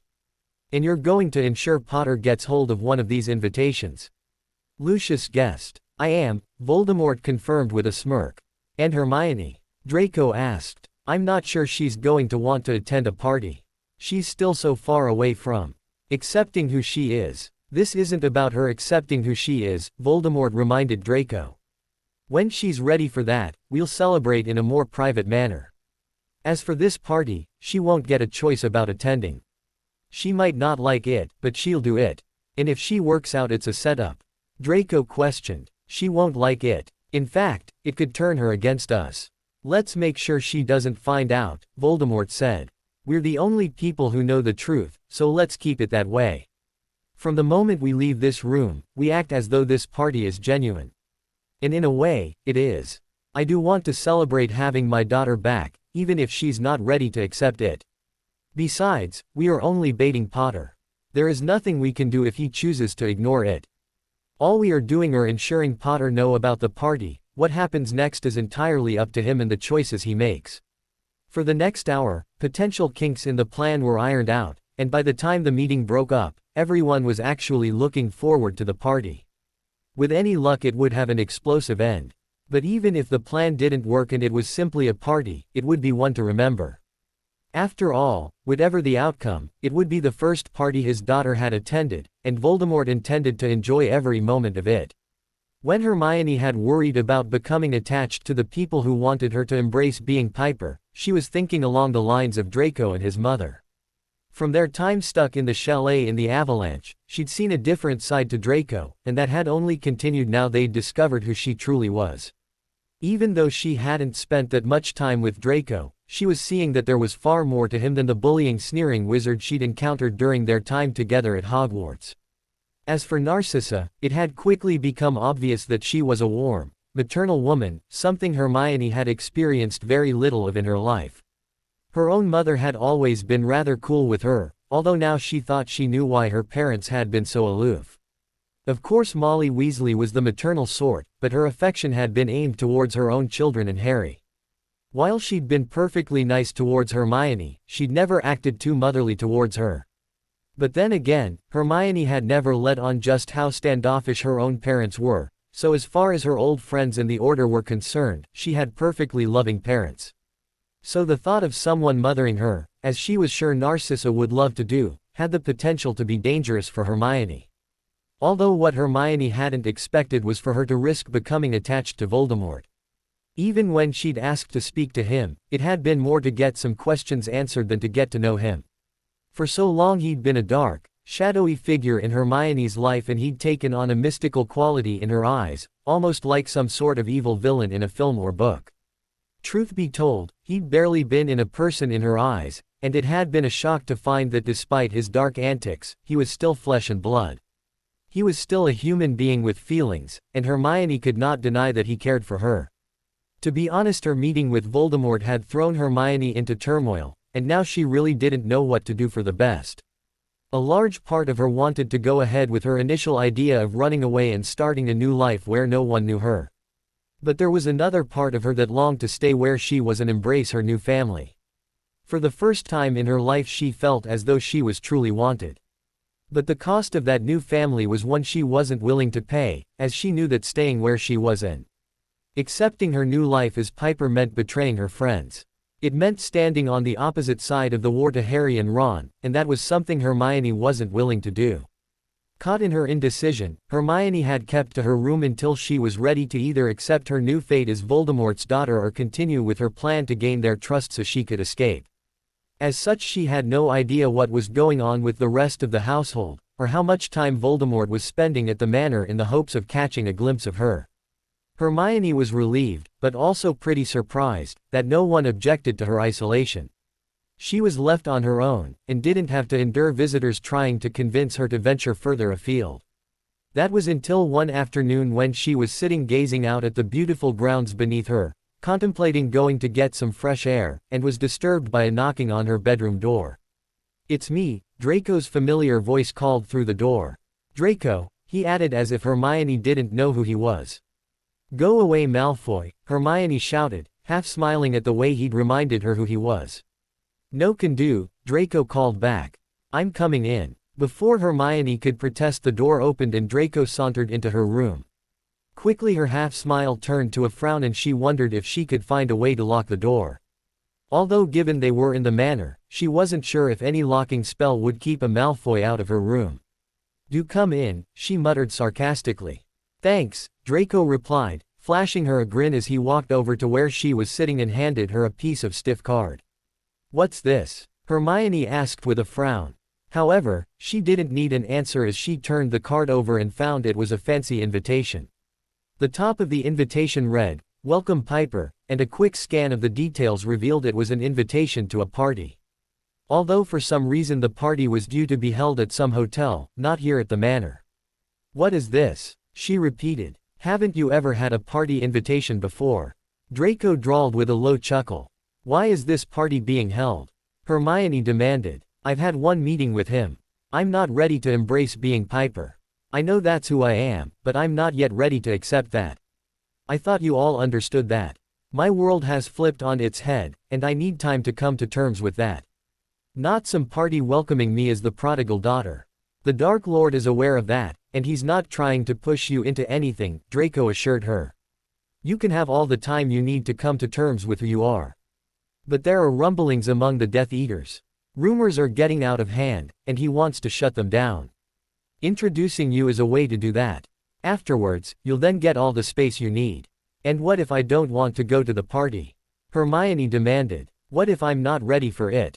It's one evening, Hermione, you can handle one evening, Draco replied. No, Hermione said with a shake of her head, trying to ignore the fact Draco had used her name, and not called her either Granger or Piper. You don't have a choice, Draco said softly. It's what he wants, and it's what he'll get. At the end of the day, it's a few hours and it'll earn you a bit more breathing space. All he wants to do is show his supporters that you're real. If it'll make you feel better, I'll stay by your side the entire night. Why would that make me feel better? Hermione snorted, slightly perturbed that actually the thought of Draco being by her side did make her feel better. Seriously, is there any way I can get out of this? No, Draco admitted with a rueful shake of his head. You'll have to do as he wants. Fighting him really isn't worth it. With a sigh, and realizing that Draco was right, Hermione looked back down at the invitation in her hands. The date on the invitation was just over a week's time, and Hermione wondered if there was any way to use the party as a chance to escape. Why isn't the party being held here at the manor? She asked. I would have thought your mother could have organized a memorable party. Mother is organizing the party, Draco said. And the only reason it's not being held here at the manor is that the Dark Lord himself is the host. If the party was here, Mother and Father would be considered hosts, even if they claimed otherwise. But the Dark Lord wants to be the one to host your coming out party. And I'm being trusted to leave the manor. Hermione asked with an arched eyebrow. I've only just been allowed to go further than this room. I thought I would be confined to the manor for years to come. I'm sure the Dark Lord has some way of keeping you safe, Draco said with a careless shrug. So, I wouldn't go getting any ideas if I were you. And I wouldn't get your hopes up about going out shopping either. Mother mentioned looking through some old dresses that are stored here at the manor. And I'm sure if none of them are suitable, she'll arrange to have something delivered. Where would I even go if I tried to escape? Hermione questioned, not wanting to let on that Draco had seemed to read her mind and had seemed to know exactly what she'd been thinking. As we discussed last time we spoke, I won't be welcome with the order now. And as I said then, I don't trust you, Draco retorted. You've admitted yourself that you haven't truly accepted who you are, and if you haven't accepted it then I think you're going to want to escape. I'm just warning you that it's not going to happen. The Dark Lord won't lose you again. Informing Hermione that his mother would arrange for them to check out the dresses, Draco left Hermione to deal with the fact that she would be facing Voldemort's Death Eaters sooner than she had expected. In fact, she hadn't even thought she would be meeting them. But now it would appear that she would have to attend a party with them. And now they would all know who she was, and what she looked like, so if she did run, Voldemort would have dozens of people ready to find her and bring her back to him. The day after Draco had informed her of the party, Narcissa visited her rooms and asked Hermione if she wished to check out the supply of vintage dresses stored at the manor. Knowing that refusing would simply be petty, and wouldn't achieve anything, Hermione accepted the offer and she accompanied Narcissa to a part of the manor she'd never been in before. The room they ended up in was a large airy room, with one wall covered in full-length mirrors, while the other walls contained built-in wardrobes, which housed hundreds of dresses. Are these all yours? Hermione asked, totally stunned by the amounts of dresses she was surrounded by. No, some of them are decades old, Narcissa answered. Some belonged to Lucius's mother, and some to his grandmother. I think the oldest dress in the collection will be almost 100 years old. I can't possibly wear something like this, Hermione gasped. These are family heirlooms. You are family, Piper, Narcissa said softly. You have every right to wear one of these dresses. Will any of them even fit me? Hermione asked, trying not to dwell on the fact Narcissa barely knew her but considered her family. I'm a dab hand at magical alterations, Narcissa assured her. If you find a dress you like, I can ensure it fits you like a glove. Not sure if any of the dress would be to her taste, as they were all so elegant. Hermione began to search through the dresses with the aid of Narcissa. Hermione thought every dress was completely stunning, but Narcissa was much more fashion conscious and she helped Hermione pick some dresses which she thought would suit her. With Narcissa's help, Hermione proceeded to try each of the dresses and they narrowed the choice down to two. One was a deep green figure-hugging, floor-length dress and the other was another floor-length gown in ice blue with silver detailing. "You look lovely in them both," Narcissa said. "A few alterations on either of them would be easily achieved. Which do you prefer?" Hermione looked at the two dresses, torn over which one she preferred. Both dresses were stunning, but she was worried that the deep green one would give out the wrong signals. It was such a Slytherin dress, and she wasn't sure if wearing it would send a message she wasn't ready to send. If she wore a dress like that, would Voldemort take it as a sign that she was willing to accept him as her father? "No one is going to make assumptions based on what dress you wear," Narcissa said, appearing to read Hermione's mind. A skill both she and her son seemed to have. "I think the green one is the dress I prefer," Hermione admitted. "But are you sure it won't be taken as a sign of acceptance?" "I'm attending this party because I have no choice, not because it's what I want." "We understand that," Narcissa said, giving Hermione a reassuring smile. "I know this party is sooner than you would have liked, but your father wants to put an end to the unease that is spreading. Rumors are flying and he wants to put an end to them.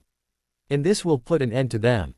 Hermione checked. "Yes, it will show everyone that you really exist," Narcissa replied. "And it will give you some breathing space. After this party, no one will expect anything from you, including your father. He'll be able to deal with the rumors surrounding your return without having to bother you again. It'll give you some time to truly come to terms with recent events." "What if I can't?" Hermione whispered. She was finding Narcissa very easy to talk to, and it felt good to speak to someone as she felt she'd spent these last few weeks avoiding people. "What if the truth about who I am is something I can never come to terms with?" "I sincerely hope that is not the case," Narcissa said quietly. "For your sake more than anything. If you can't accept things, you might end up missing out on so much. I don't know what your life has been like before now, but I can tell you that from this moment, you will always have people around who love and care for you. You will never be alone again, Piper." Hermione corrected. "Even if I can accept who I am, I don't think I can do the name change. I am Hermione, and I will always be Hermione." "I'm sure we can live with that, Hermione," Narcissa said with a warm smile. "Although your father might just struggle at times. To him, you will always be Piper. His little girl. He really loves me, doesn't he?" Hermione whispered. "Yes, sweetheart, he does," Narcissa confirmed. "And if you let us, we'll all love you as well. You just have to let us in." With Narcissa's words reverberating in her head, Hermione tried on the green dress again, while Narcissa made note of the alterations that needed to be done. Then leaving Narcissa to work her magic, Hermione headed back towards her room, her mind whirling following her conversation with Narcissa. Just as she'd thought, she knew she could come to really care for Narcissa, and she could certainly come to desire the family she'd been offered. She could possibly have a good future waiting for her, if only the price for it wasn't so high. Could she really swap her old friends, who had always been there for her, for their enemies? Despite his bold words, Harry quickly discovered that taking the fight to the dark wasn't as easy as he'd anticipated.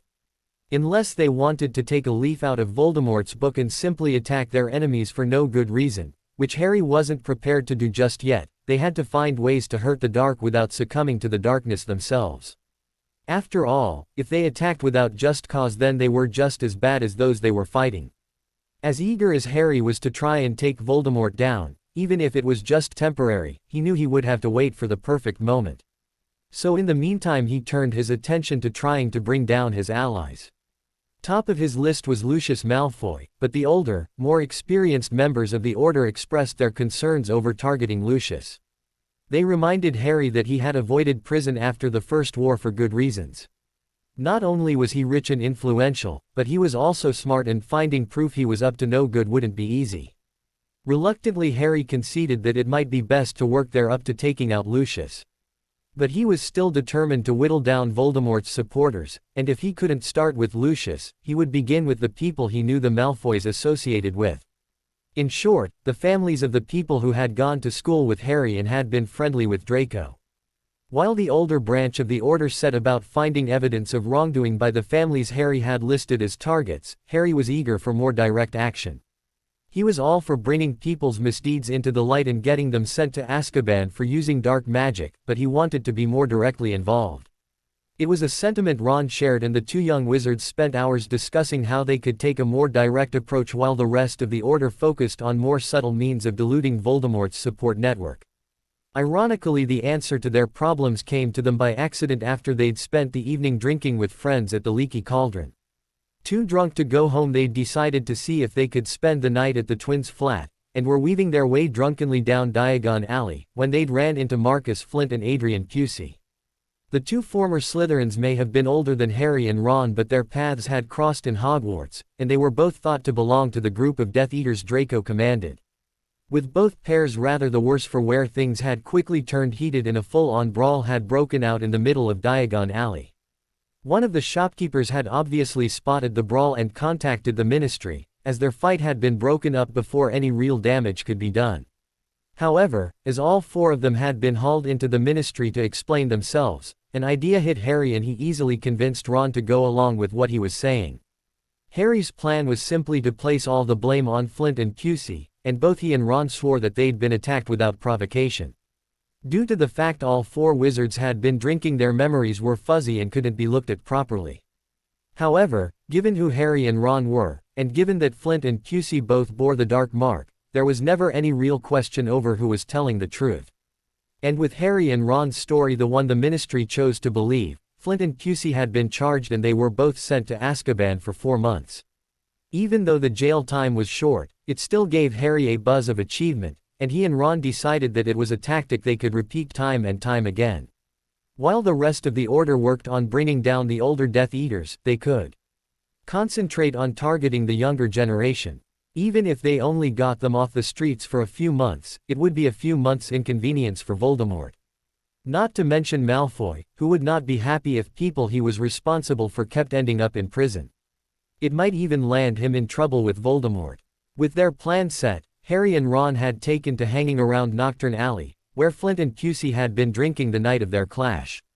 Their plan was to find another couple of young Death Eaters and set them up for starting a fight, and less than a week after their altercation with Flint and Pusey they happened upon two of Malfoy's oldest friends, Vincent Crabbe and Gregory Goyle, heading into the pub by themselves. Perfect, Harry hissed to Ron. Crabbe and Goyle are the perfect victims. Those two definitely deserve a stint behind bars, Ron agreed as they settled back to wait for the pair to leave the pub. Their wait lasted a good few hours, but when Crabbe and Goyle finally left the pub, they were both looking slightly unsteady on their feet as they headed towards Diagon Alley. As the pair stopped, outside of a pie shop that was still open, Harry and Ron seized their opportunity to slip from their hiding place. Making it seem as though they'd come from the direction of the Leaky Cauldron, they made sure to bump into the two former Slytherins, who seemed to be arguing over whether they should stop for a pie. "Watch where you're going," Ron snapped, acting as though he hadn't seen who they had bumped into. "Oh, I might have known it would be you two dipshits," he sneered, pretending to have just seen who he had snapped at. "Don't either of you have the sense not to stand in the middle of the road?" "We're not in the middle of the road," Crabbe snapped back. "And you walked into us," Goyle added.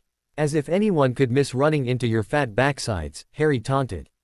He wasn't sure how short of a temper either wizard had, as back in school they'd always been with Malfoy, and neither of them would have done anything without his permission, so he didn't know how much provocation they would need before they snapped. "Watch it, Potter," Goyle snapped, pushing Harry in the shoulder. "Don't push me, you Death Eater bastard," Harry retorted, pushing Goyle back. With a growl, Goyle launched himself at Harry, sending them both sprawling to the floor. As the pair hit the floor, Ron and Crabbe jumped into the fray and started hitting at each other. The noise they were making was bound to draw attention sooner than later, or so Harry and Ron hoped, as Crabbe and Goyle were both bigger than them physically and could do them some serious damage if the fight went on for too long. Although as it turned out the fight was short-lived, as Goyle scrambled to his feet and grabbed Crabbe's arm, pulling him away from Ron. "Leave it," Goyle advised his friend. These two are simply not worth it. Harry and Ron were so stunned to hear sense coming from Goyle's mouth that they failed to react as the pair darted into the pie shop. Have we just been outsmarted by Crabbe and Goyle? Ron asked as he helped Harry to his feet. No, we can't have been, Harry muttered with a shake of his head. It certainly seems like it, Ron muttered. Even if we wait until they come back out from feeding their faces, we're going to have a hard time convincing anyone they attacked in a drunken rage, not now they've walked away from us. Annoyed that Crabbe and Goyle had either worked out what they were doing or were smart enough not to engage in any activity that could get them in trouble, Harry kicked at the ground, trying to work out what to do next. However, he was distracted by a stiff piece of parchment and instinct had him picking it up. When he saw what it was, his face lit up as he turned to Ron with a smirk. Forget Crabbe and Goyle, we've got something much better, he crowed, waving the parchment in the air. Let's get out of here before the dumb duo return and realize what they've done. What have they done? Ron questioned with a frown, not sure why Harry was so excited by a piece of rubbish. Let's go and I'll show you, Harry urged, eager to be off before the two Slytherins emerged from the pie shop. Even though he wasn't quite sure what was going on, Ron was happy to leave with Harry and the pair vanished from the middle of Diagon Alley, returning to Grimmauld Place. Once they were safely back at Order headquarters, Harry handed over the piece of parchment he'd found on the floor. One glance was enough for Ron to see why Harry had gotten so excited over what he'd found. Goyle must have dropped it when we were fighting, Harry said. Idiot, Ron scoffed. Thanks to his stupidity, we now have a golden opportunity, Harry continued excitedly. We know where Voldemort and most of his Death Eaters will be next weekend. Are you thinking of an attack on them? Ron questioned. It's too good an opportunity to miss, Harry said. Let's gather the rest of the Order and run it past them. But I vote for gate crashing this party next week and seeing who we can take out. What about Hermione? Ron asked. Do you think this means she's accepted who she is? Do you think she's one of them now? I don't know, Harry replied with a shrug. But Hermione's position changes nothing. This is too good an opportunity to miss. With Harry eager to make plans, they gathered the core members of the Order and once everyone had arrived, they shared the invitation they'd found. Of course they had to admit what they'd been doing to get hold of the party invitation, but Harry quickly shut down any criticism of their actions by reminding them they had more important things to discuss. How do we know this isn't a trap?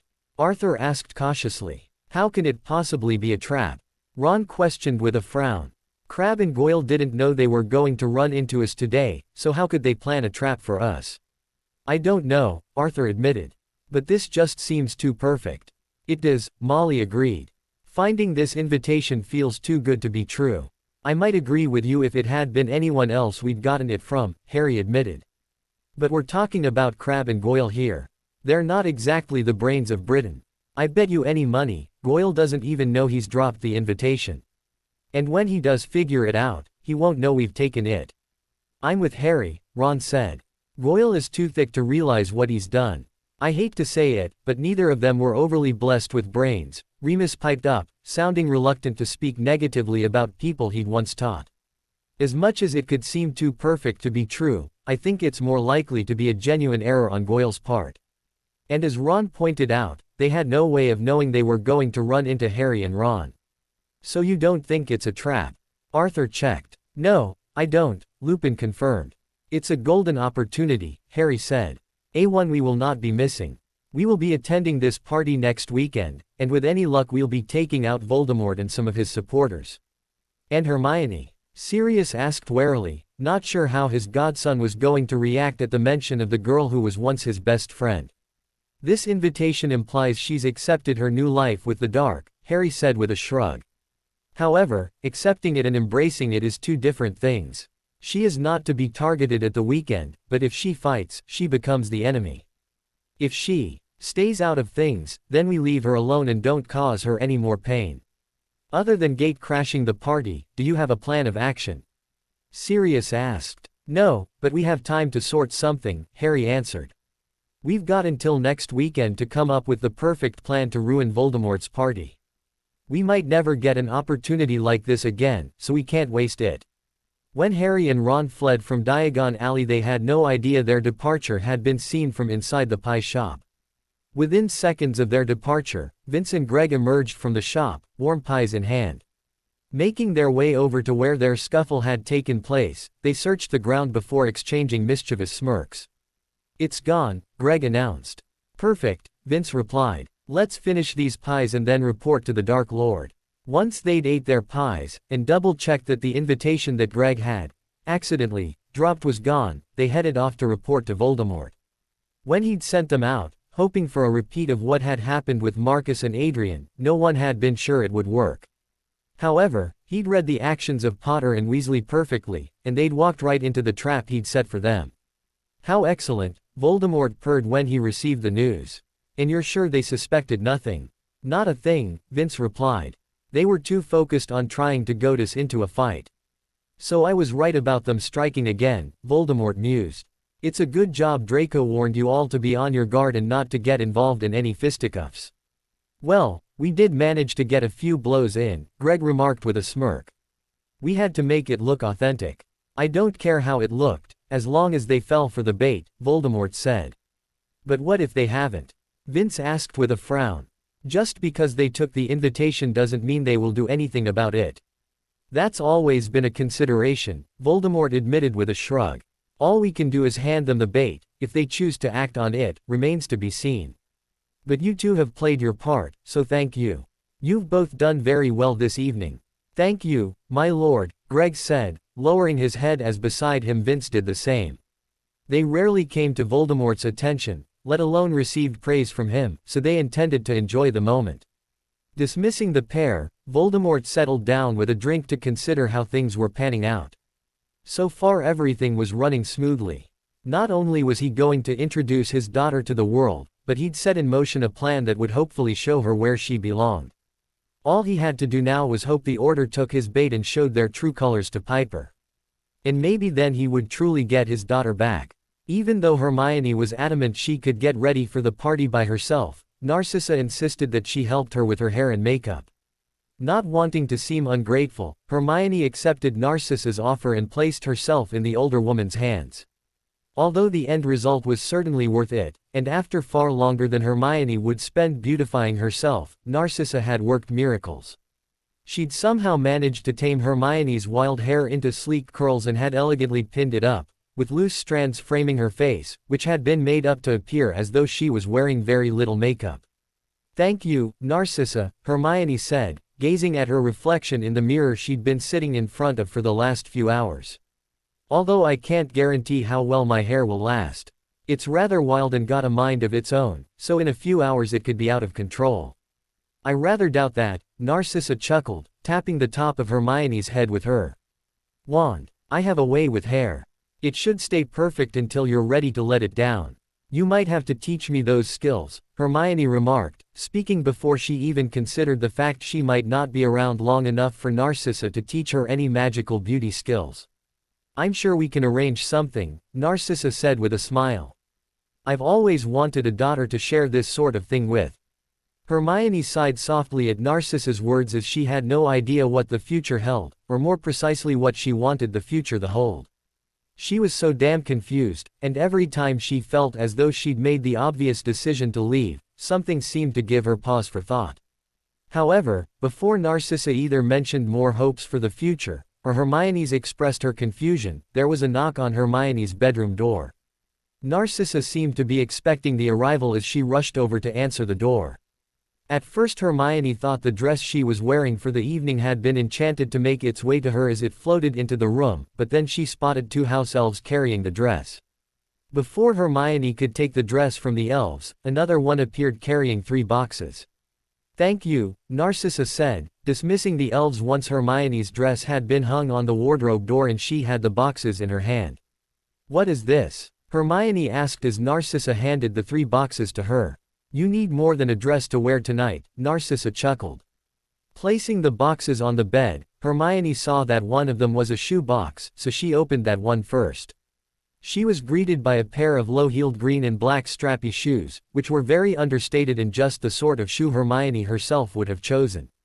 She was also grateful for the low heel as she very much doubted she would be able to walk in the high heels Narcissa seemed to favor. "Are they okay?" Narcissa checked. They're perfect, thank you, Hermione replied, giving the older witch a thankful smile, before she turned to the second, flatter box. The second box contained a flattering green and black beep and knicker set. The underwear was by no means risque or say why, but Hermione still felt herself blushing at the idea of Narcissa picking her underwear. But she appreciated the thought, as even though she'd been supplied with clothes, underwear included, she didn't think she'd been given any underwear that would have gone with the beautiful dress she was due to wear that evening. I tried to keep things simple, Narcissa said, not looking uncomfortable at the thought of picking out underwear for the witch her son was bonded with. If you don't like them, we can alter them. No, I like them, Narcissa assured the older witch. It's just weird having someone else pick my underwear. Maybe I should have consulted you, but I just wanted to surprise you with a full outfit, Narcissa said. I appreciate the thought, Narcissa, and the underwear is as perfect as the shoes, Hermione replied. I just hope the final edition meets your approval, Narcissa said eagerly as Hermione's attention turned to the smallest box. Even before she opened the box, Hermione was pretty sure she would be faced with jewelry, but she wasn't expecting the stunning emerald teardrop necklace and matching teardrop earrings. She was pretty sure the emeralds were genuine, and she was betting the set cost a small fortune. Narcissa, this really is too much, Hermione gasped. These must have cost so much. They're part of the family collection, Narcissa replied with a shrug. And as family, you have every right to wear them. But I'm not family, Hermione said softly, not able to ignore Narcissa's remark this time. I know you don't want to be, but you are, Narcissa replied. Anyway, I need to go and get ready myself. Will you need help with your dress? No, I should be fine from here, Hermione said. Thank you for your help, Narcissa. I appreciate it. I've thoroughly enjoyed myself, Narcissa assured the younger witch. Draco will come to escort you to the party, she said as she left Hermione to finish getting ready. For a long time after Narcissa had departed, Hermione stood in the center of the large bedroom, feeling like a fraud. Narcissa was being so nice to her, and despite the confusion she'd been feeling over the last few weeks, and was in fact still feeling, deep down she knew the logical thing for her to do was to run. Only to get the freedom in order to run away, she needed to win the trust of people like Narcissa, and to do that she needed them to believe she was genuinely coming around to accepting a new life for herself as Voldemort's daughter. The only problem was keeping herself from wanting the new life that was being tangled oh so temptingly in front of her. Feeling the need for fortification for the evening ahead, Hermione called for one of the house elves and requested a large glass of wine. Knocking the wine back in record time, she requested a second glass and thanked the elf for its service. Taking her time with the second glass of wine, Hermione began to get dressed, and once she was ready she wandered over to the window with her still half-full wineglass. Sipping her wine, Hermione gazed out at the manor grounds as she mentally prepared herself for the evening ahead, and the show she knew she would have to put on if she wanted to start gaining people's trust. Her musing was interrupted by a knocking on the door, and she whirled around in a panic. She'd thought she would have had more time before Draco would arrive to take her to the party, but when she checked the time it was still over an hour before the party was due to start. Wondering why Draco had arrived so early, Hermione went to answer the door, only to be stunned into silence when she found Voldemort on the other side. You look amazing, he said softly. Thank you, Hermione replied. I just came to give you this, Voldemort said, holding out a small jewelry box for Hermione. And to thank you for this evening. Thank me for what? Attending. Hermione snorted. I wasn't aware I had a choice in that. You didn't, Voldemort admitted, the corner of his mouth lifting up in a smirk. But you could have made this evening much more difficult. And for the record, I want you to know that I don't expect anything from you this evening. I know you're not ready to accept that I'm your father. But even though you're not ready to accept it, I need other people to see that I've found you. You could have just said so, and intimidated people to believe you, Hermione countered. I could, Voldemort chuckled. But intimidation wouldn't have stopped the rumors, it would have just stopped them reaching my ears. People would have just been more careful with what they said. This way, I put an end to the rumors surrounding you. And won't the rumors just take on a new life when I'm not seen again after this evening? When I don't take my place at your side. No one will expect you to be by my side instantly, Voldemort replied with a shrug. I will be making it clear that after this public appearance, we will be conducting our reunion in private. And if any rumors do start, we can deal with them if they arise. Now, aren't you going to open my present?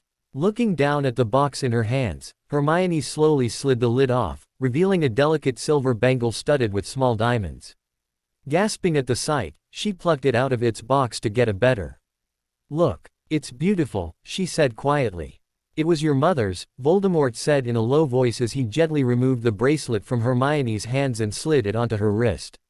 She would want you to have it. Thank you, Hermione said, her voice thick with emotion as she gazed at the bracelet that had belonged to the mother she had never known, and whom she would never get the chance to know. I'll see you at the party, Piper, Voldemort said, dropping Hermione's wrist, which he had still been holding. Closing the door behind Voldemort, Hermione picked up her discarded glass of wine and knocked back the remaining contents. It seemed as though every time she resolved herself to consider the thought of running away, something happened to make her doubt herself. Someone showed her kindness and reminded her of the family she could have if she stayed and accepted the new order of things. Restraining herself from requesting another glass of wine, Hermione double-checked she still looked presentable, before leaving the bedroom and heading down the corridor to where she knew Draco's room was located.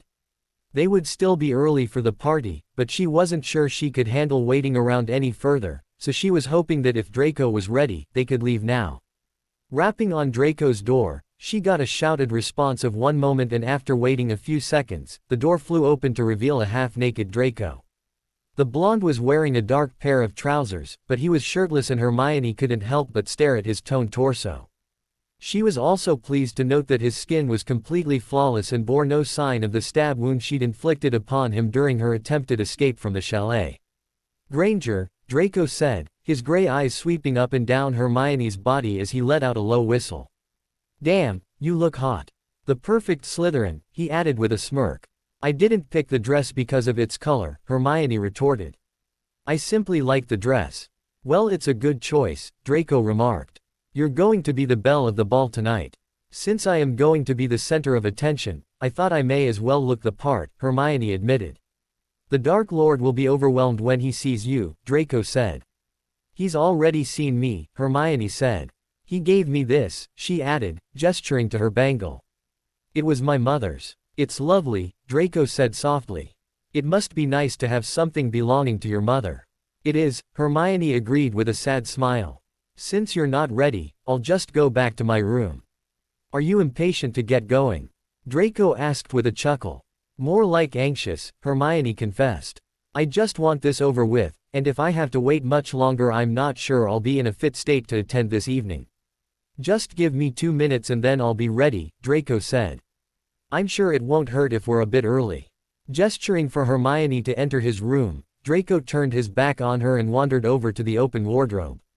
Stepping inside the room, but staying near to the door, Hermione watched as Draco slipped into a brand new gray shirt. Grabbing his wand and his jacket, he then offered Hermione his arm. Your public awaits, Miss Riddle, he said. Taking a deep breath, Hermione accepted the offered arm and prepared herself to be whisked off to a party for Death Eaters. She had no idea what the evening held for her, but never would she believe that the party would be a turning point in her life. But that was exactly what awaited her. A party that would change the direction of her life forever. Despite arriving early at the party, there were still a few people already in attendance, including Voldemort himself. The moment he saw Hermione, Voldemort swapped over to her, a stunning raven-haired witch following in his wake. The witch in question greeted Draco warmly, and gave him a flirtatious smile as she told him how good he was looking. As Draco returned the compliment, Hermione felt a churning in her stomach which felt uneasily like jealousy. Piper, I would like you to meet Bellatrix Lestrange, Voldemort said, gesturing to the witch with him. Of course Hermione had heard of Bellatrix as she was one of Voldemort's most dedicated followers. Hermione knew she was the reason Neville's parents were in St. Mungo's, and she also knew she'd spent several years in Azkaban, only getting out when the Dark had briefly been in control of the Ministry a couple of years ago. She also knew she was Narcissa's older sister, making her Draco's aunt. Not that she would have been able to guess that by the flirting that had taken place when they'd greeted one another. Nor would she have guessed Bellatrix and Narcissa were related, and while they were two stunningly beautiful witches, they looked very different. While Narcissa was a bee, who exuded poise, elegance and timeless beauty, Bellatrix was a dark-haired siren, whose very presence screamed innocent sensuality. "It's nice to meet you, Piper," Bellatrix said, her dark eyes wandering over Hermione as she clearly checked out the Dark Lord's long-lost daughter. "Or do you prefer Hermione still?" Hermione admitted, doing her own checking out of Bellatrix. Another thing she knew about the witch in front of her, or rather something that was rumored to be true, was that she was the Dark Lord's lover. If that was true, Hermione wondered how the older witch was going to react to her presence. Would she resent her and consider her a rival for Voldemort's affections, or would she hate her as a reminder of the fact that Voldemort had loved another? "I've heard a lot about you," Bellatrix continued, not showing any animosity towards Hermione. Both Hermione and Piper. "I'm not sure you could have heard a lot about Piper since she went missing as a baby," Hermione countered. "I've been Hermione ever since then.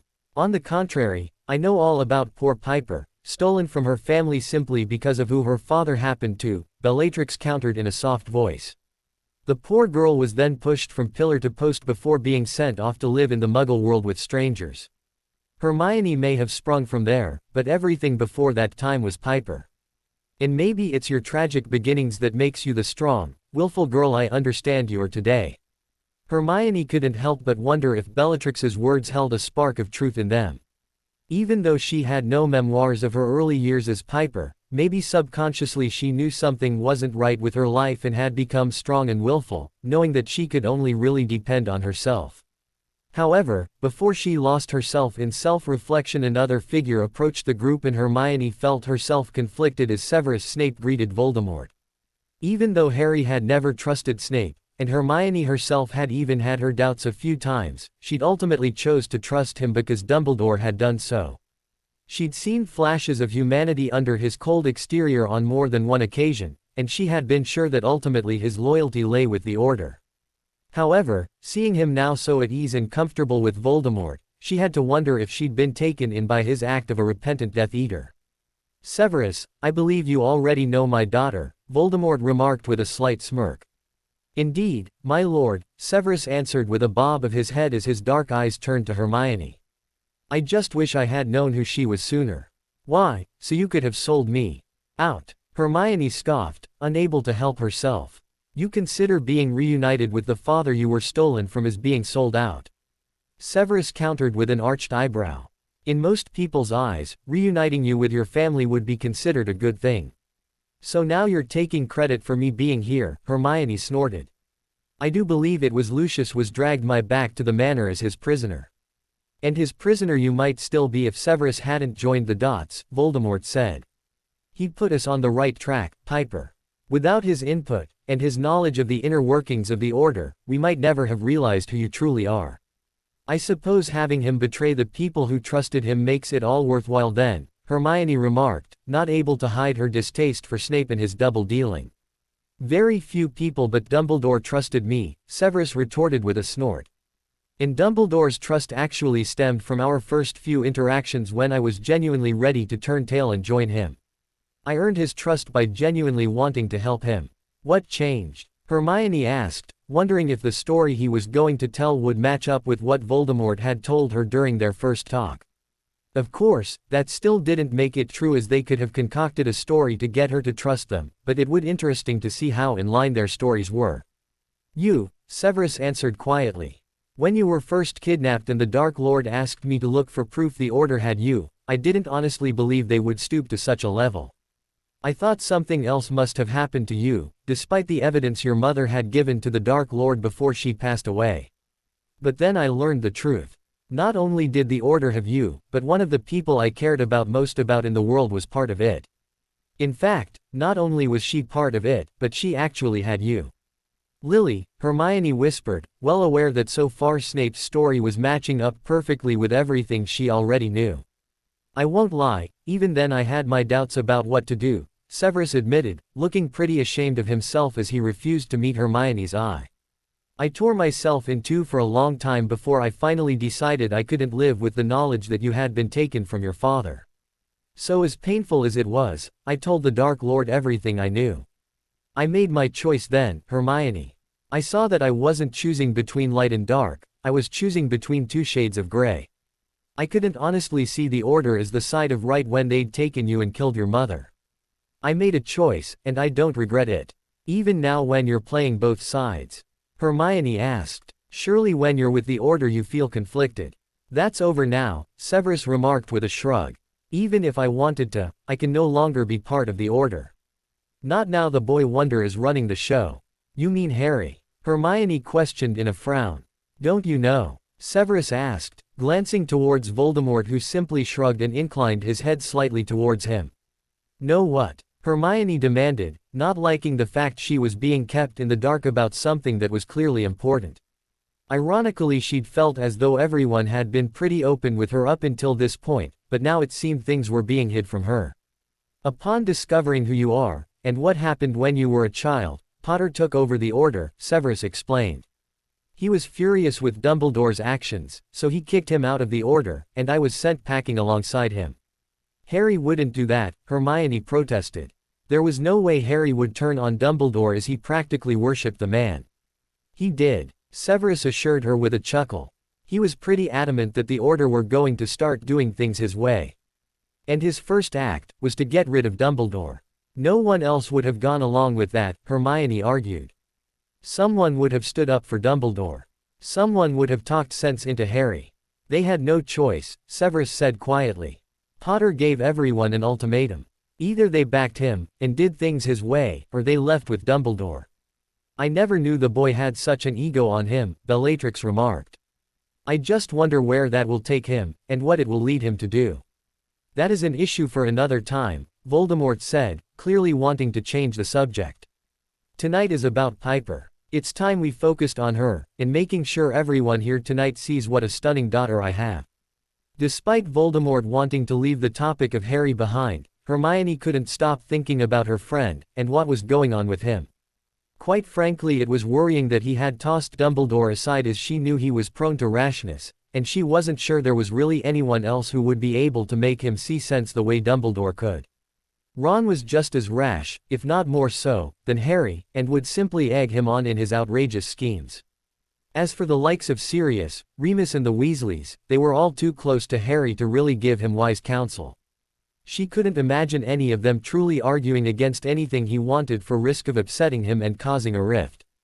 It seemed that Hermione would just have to hope that her old friend didn't do anything too rash that would lead to him getting hurt, or worse, killed. With thoughts of Harry still on her mind, Hermione pretty much sleepwalked through the early parts of the party. While Draco stayed by her side, Voldemort wandered off and Hermione kept catching glimpses of him conversing with different people. She noticed that while everyone he interacted with showed him deference, some of them seemed more at ease than others. A few people just seemed to mutter a few words before scuttling off, while others seemed to be able to converse with him on a more equal footing. She suspected she was seeing the difference between those in his inner circle, who he trusted and worked with closely, to those who merely served him and only even encountered him at full meetings. While almost everyone around her kept sneaking looks at her and a few greeted her politely, Hermione noticed that very few people approached her properly. And even then those that did were all Draco's friends, and she suspected it was him they were wanting to talk to. Or maybe since she actually knew most of them from school, they didn't feel quite as intimidated to come over and speak to Draco while she was beside him.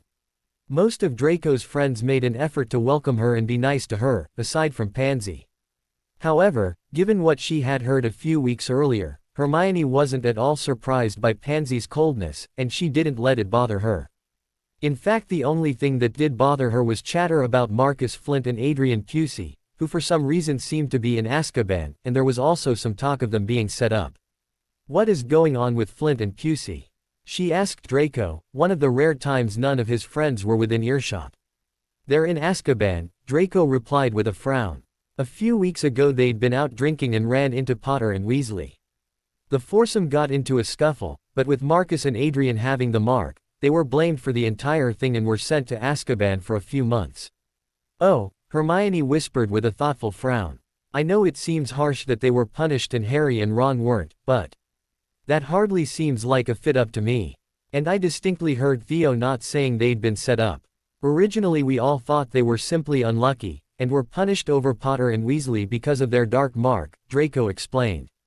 Since both Marcus and Adrian fall under my command, I wasn't impressed with their lack of forethought and warned everyone else not to get involved in drunken brawls.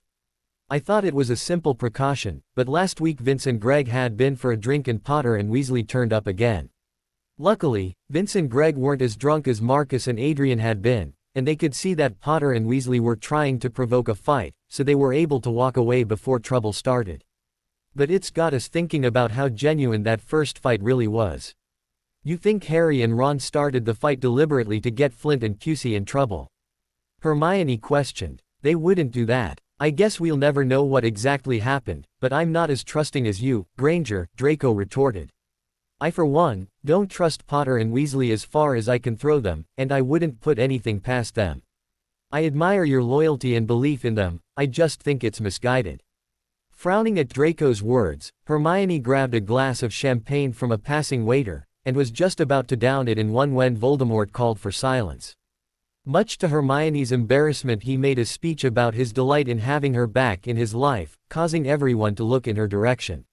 Luckily his speech was short and it seemed once everyone had seen her, he was happy to wrap it up and encourage everyone to have a good night. Although Hermione doubted she would have a good night as she was distinctly unsettled by what she had heard about Harry over the course of the evening. It would seem her best friend was going off the rails and acting rashly, as she had feared. The only problem was, she wasn't on hand to help calm him down. She would just have to hope someone else could manage that before he did something he would truly come to regret. As the party got underway, Hermione found herself with some time to herself. To be honest, she thought Draco would be by her side throughout the entire party to ensure she didn't try and run away, but when she mentioned the risks of leaving her alone when he told her he was going to the bathroom and to grab some food, he nearly gave her an infuriating smirk and told her to do what she wanted. Clearly, it meant there was something other than Draco keeping her at the party, although if she was honest she wasn't totally surprised. After all, Voldemort wouldn't have thrown a party outside of the safety of the manor if he hadn't been sure she wouldn't be able to run off. The large room the party was being held in had a twisting staircase, which led to a small upper floor. The upper floor offered spectacular views of the party below, and a few large windows led to small balconies, on which you could grab some air. Hermione had retreated to the top floor of the party shortly after Draco had left her, as it was much quieter upstairs and she felt as though she had a bit more privacy. Watching the party from above, and sipping on yet another glass of champagne, Hermione wondered how soon she would be able to leave. If the object of the evening was for Voldemort's Death Eaters to see her in person, then they had already achieved that.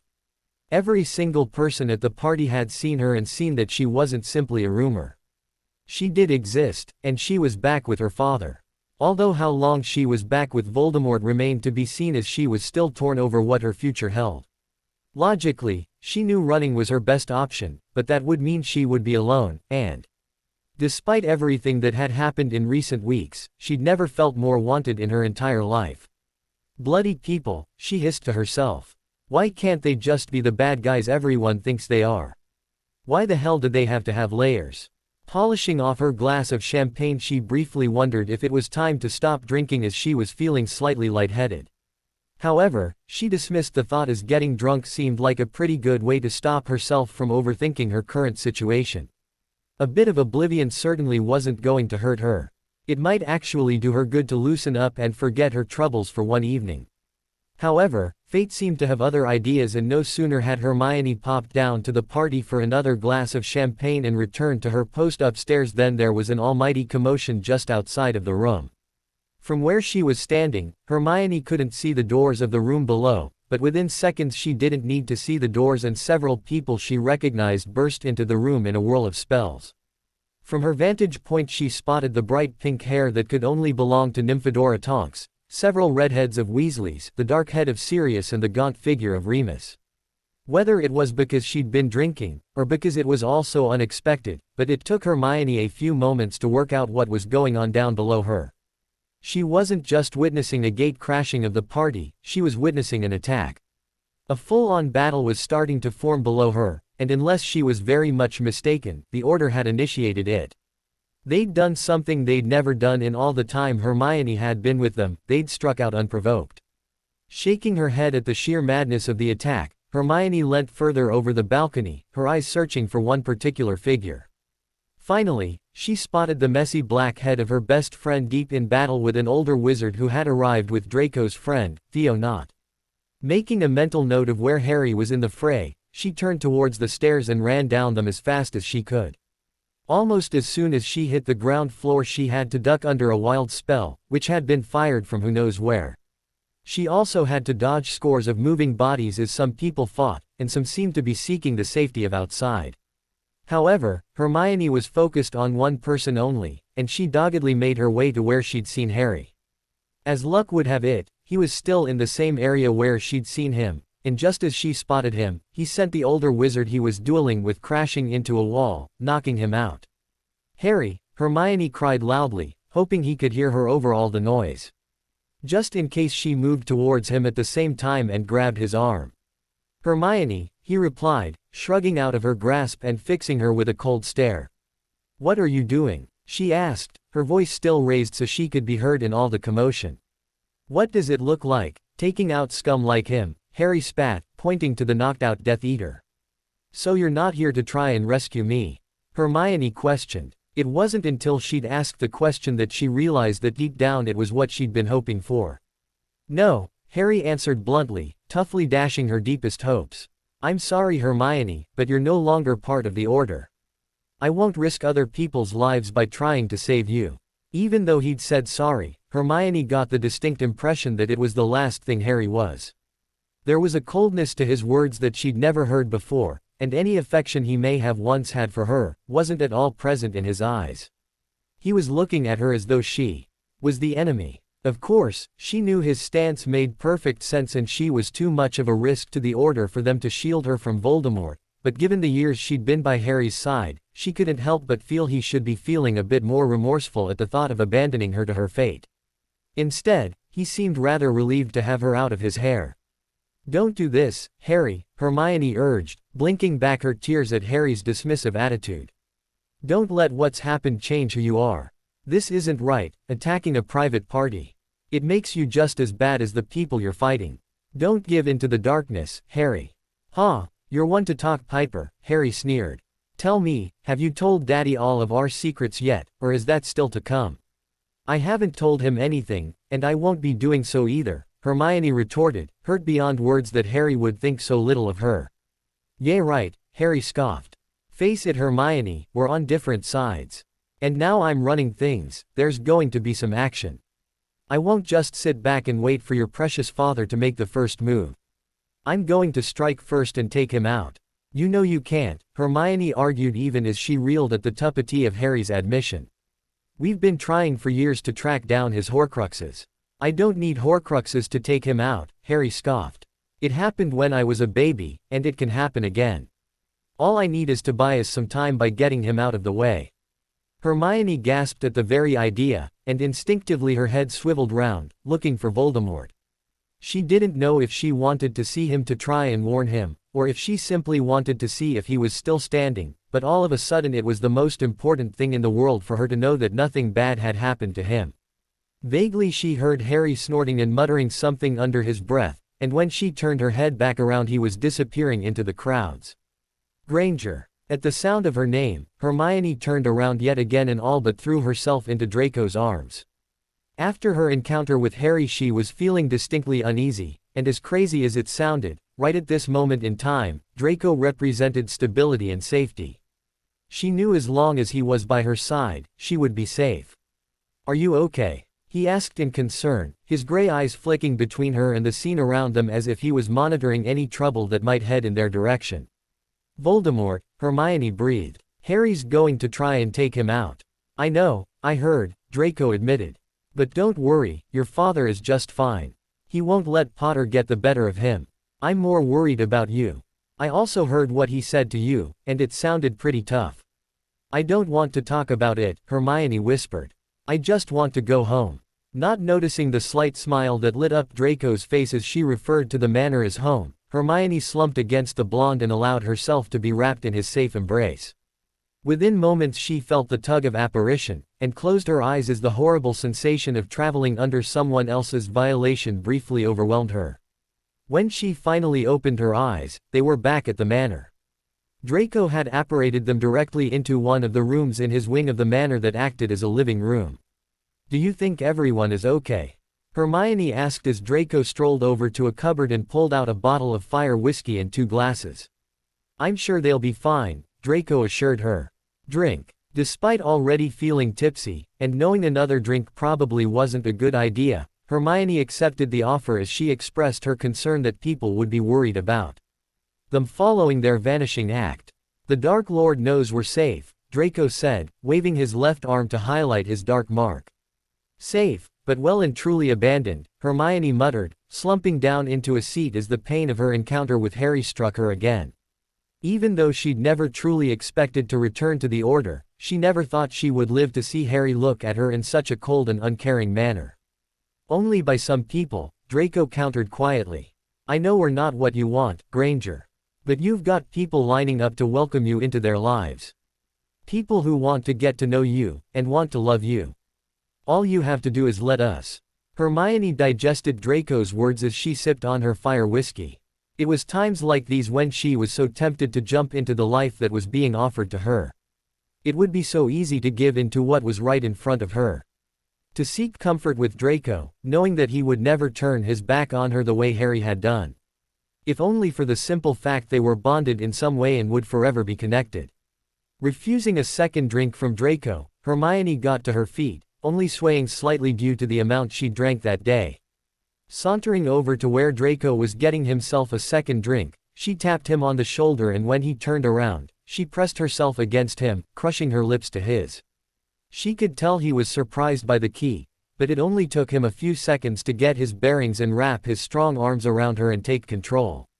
Even in her inebriated state, she knew the key was a good one, and she knew the tingles running down her spine had nothing to do with the liquor she'd consumed.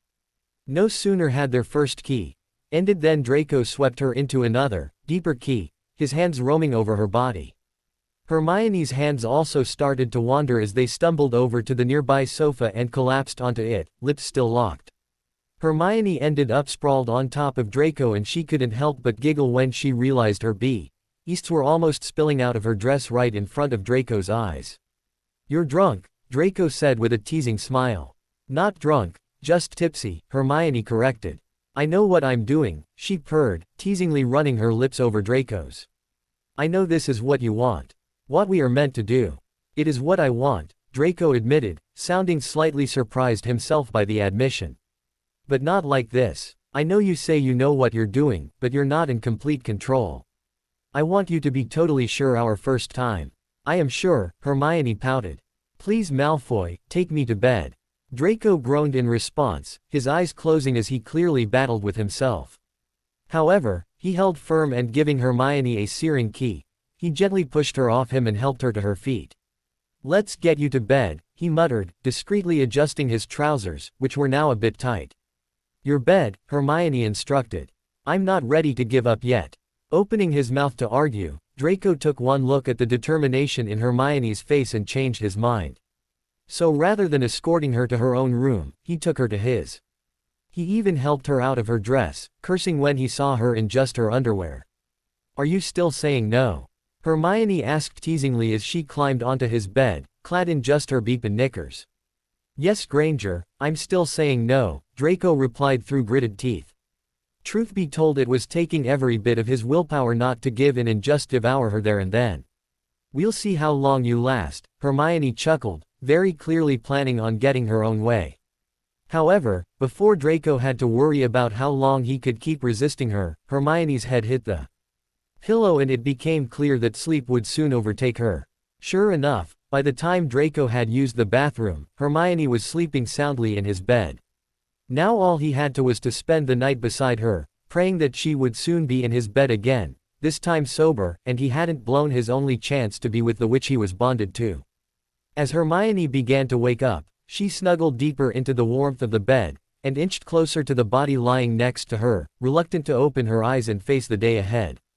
Memories of the previous evening were already starting to swim into her head, and Harry's cold words echoed through her mind as his icy glare invaded her thoughts. Even though she knew it had been coming, and in a way it was understandable, it still hurt more than she wanted to admit, discovering for certain that her friendship with Harry was dead. Or at least it certainly was in his eyes, as judging by the way he had spoken and looked at her the previous evening. He now viewed her as the enemy. Hoping to rid herself of the memory of Harry looking at her as though he hated her, Hermione opened her eyes only for a fresh wave of memories to hit her. Memories of what had happened after the party. Memories of herself virtually throwing herself at Draco. How embarrassing, she muttered as events of the previous evening replayed itself in her head. As the memories ran through her head, Hermione recalled her request that Draco allowed her into his bed, and sure enough she realized she wasn't in the bed she'd been calling her own since being given her own room at the manor. And more importantly, she wasn't alone in bed. Draco was still slumbering beside her, and as Hermione turned to look in his direction she fought the urge to snuggle back down with him. Not only had he looked out for her and helped her feel safe the previous evening, but she could recall the attraction that had been present between them. And even though Draco had refused her advances, which she appreciated as it showed that he was capable of acting with honor, she was honest enough to admit to herself that if he hadn't turned her down and had given her what she'd wanted the previous evening, that she wouldn't have been too disappointed. Well aware that temptation was going to be even harder to resist from now on, Hermione decided it was best to leave Draco's bedroom before the blonde woke up. However, her plan was quickly foiled, as no sooner had she turned to leave the bed than Draco's arm wrapped around her waist and pulled her back towards him. "Where do you think you're going?" he purred in her ear. "I'm getting up," Hermione replied, trying to ignore the fluttering in her stomach as Draco's warm breath tickled the back of her neck. "We could always stay here and do what you wanted to do last night," he suggested in a low, seductive voice. "I was drunk last night," Hermione retorted primly, not even wanting to admit to herself just how tempting she found his offer. "And I appreciate you respecting that." Twisting her head, she managed to pull away from Draco slightly as she gave him a small smile. "Thank you. I'm not a monster," Draco replied, finally releasing Hermione from his embrace. "I wasn't going to take advantage of you when you were drunk and upset."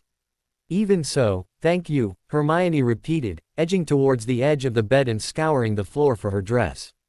Spotting the dress lying over a chair, where she had a vague recollection of Draco placing it, Hermione contemplated the fact she would have to leave the bed to get her dress, and that would mean Draco would see her in her underwear. She was well aware he'd seen her in such a state of undress the previous evening, but she'd been drunk then, and somehow it seemed much more indecent this morning. "How about you go and get changed, and we can go down to breakfast together," Draco suggested, hopping out of bed, clad in just his underwear. "I'll call for you in 15 minutes. Even though she had yet to venture further than her own room for her meals, Hermione agreed to go to breakfast with Draco. Given what had happened the previous night, she wanted to check what had happened after she and Draco had left the party. And if she was being honest, she also wanted to be sure that Voldemort was okay after Harry's threat. Being a gentleman, Draco passed Hermione her dress and vanished into the adjoining bathroom, leaving her to arise from his bed without his prying eyes. Not bothering to put the dress back on, Hermione merely held it in front of herself as she made the quick dash from Draco's room to her own. She then hopped into the shower, and by the time Draco arrived at her door 15 minutes later, she was ready to go. "Do you think everyone will be okay?" she asked as Draco led the way through the confusing maze of the manor, down towards the dining room. "I'm sure everyone will be just fine," Draco assured her, flashing her a quick smile, although Hermione was sure she spotted a flicker of doubt hovering in his gray eyes. When they arrived at the dining room, Hermione took a second to steady her nerves, before entering the room behind Draco. Inside the room she found Voldemort, Lucius and Severus all seated at one end of the table, all looking very serious. "Piper," Voldemort greeted warmly, not quite able to hide his surprise and pleasure at seeing his daughter. "Are you okay?" "I'm fine," Hermione replied as she and Draco settled down at the table at Lucius's urging. "Is everyone else okay?" "There were some minor casualties," Voldemort admitted. "Mother?" Draco questioned tensely. "Where is she?" "She was one of the minor casualties," Lucius confessed. "But don't worry, she's fine," he added quickly, wanting to alleviate his son's worries. "She's just resting in our room." "What happened?" Draco demanded. "Someone cursed her from behind, and when she fell she hurt her shoulder and cracked a few ribs," Lucius replied in a snarl. But don't worry, I will make the little git pay one day soon. You know who it was? Draco asked. It was Ron Weasley, Severus said, his gaze flicking towards Hermione. I saw him fire the spell, but he ran off before I could do anything to retaliate. Checking on Narcissa was my priority. As both Draco and Lucius expressed their thanks to Severus, Hermione couldn't help but feel guilty over her friends' roles in what had happened the previous evening.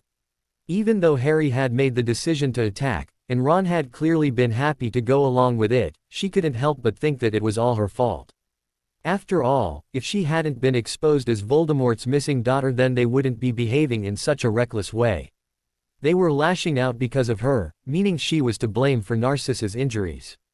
Never think that, Piper, Voldemort ordered sharply, breaking into Hermione's thoughts and making her jump as she realized he'd read her mind and she hadn't felt a thing. I didn't have to go searching, you're virtually projecting your thoughts, he added, sensing his daughter's unease. But please never blame yourself for what happened yesterday. You're blaming yourself. Draco gasped, his head whirling around to face Hermione. None of this would be happening if it wasn't for me, she said with a sigh. Finding out who I am has caused Harry to change tactics. He's now doing things he never would have dreamed of doing before this all happened. But now he's running around leading attacks and making threats. He threatened you? Voldemort asked, his voice as cold as ice. No, he threatened you, Hermione admitted. He can't hurt me, Piper, Voldemort chuckled. Of course, thanks to Severus he knew what Harry's new tactic was in regard to trying to take him out, but he hadn't told Hermione as quite honestly he hadn't expected her to believe him. The Order know that I can't be killed. He's not bothered about killing you, Hermione said. At least not right now. He thinks he can render you powerless like he did before. Interesting, Voldemort mused, rather surprised that Hermione had shared what Harry had told her. Maybe she was coming to trust them a lot sooner than he'd anticipated. But I wouldn't worry too much about Potter. He's hardly going to get too many opportunities like last night. Speaking of which, how did they know where to find us last night? Draco asked, playing innocent despite the fact the previous evening had all been a cunning plan from Voldemort. That is something we're trying to work out, Lucius answered with a frown. We don't know if someone tipped them off, or if they found out some other way. But rest assured, we will find out how they knew about the party, Voldemort vowed. What will happen if you discover it was a deliberate leak? Hermione asked. It had actually never occurred to her to question how the Order had known about the party, but now she couldn't help but wonder if the information had come from someone who had wanted rid of her. Maybe they had thought that by tipping the Order off, they would rescue her, and remove her from Voldemort's life yet again. She just didn't know if anyone would want to do that, or if she was just being paranoid. Maybe the information hadn't even been about her at all, and whoever had told the Order about the party, had simply spotted a time when Voldemort's defenses would be down and he might be vulnerable to an attack. If this was deliberate, then whoever endangered your life, not to mention everyone else's, will pay with their own life, Voldemort answered bluntly. Even though he didn't want to scare Hermione off, he also didn't want to hide who he truly was from her, as he knew that if she didn't accept him as he was, then any relationship they could forge was doomed to fail. Let me know if there's anything I can do to help, Draco offered. I can question my group, but I would swear they're all loyal. I'm sure they are, Lucius assured his son. But I think your attention might be needed elsewhere. While there were minor casualties last night, there was also a more serious incident involving Theodore Nott Sr. He suffered a blow to the head and is in hospital with serious head injuries. How's Theo taking it? Draco asked in obvious concern.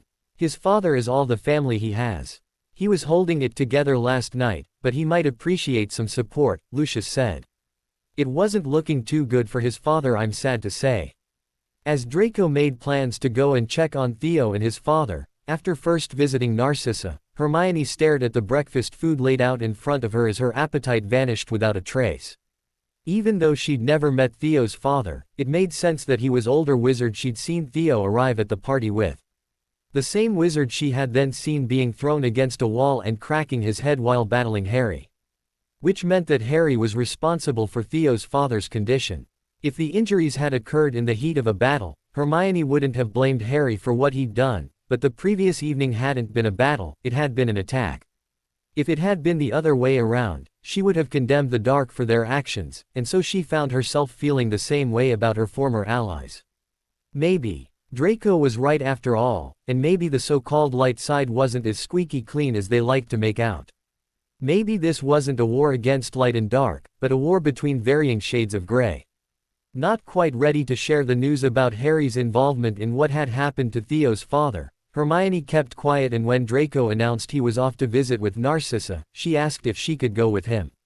Even though everyone had been so welcoming towards her since they discovered who she was, Narcissa had been especially accommodating and had gone out of her way to make Hermione feel wanted and part of the family. Yet again Draco had to lead the way, as Hermione had absolutely no idea how to get to Lucius and Narcissa's wing of the manor. But it didn't take the pair long to reach the couple's wing of the manor, where they found Narcissa settled in bed having just finished her breakfast. "I really am fine," she assured Draco, who was clearly still worried about his mother. "I'm just a bit sore and need some rest." "I can't believe that rat bastard Weasley was cowardly enough to hit you in the back," Draco fumed. "If I ever get my hands on him, he's going to regret even thinking about attacking you."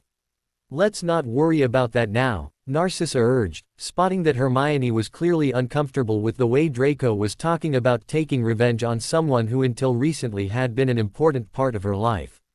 "The important thing is that I am here, and I am fine. How are you two? Were either of you hurt?" "Not physically," Draco answered. But Potter managed to hurt Hermione's feelings. "Are you okay?" Narcissa asked in concern, reaching out her hand to urge Hermione to move closer to her bedside.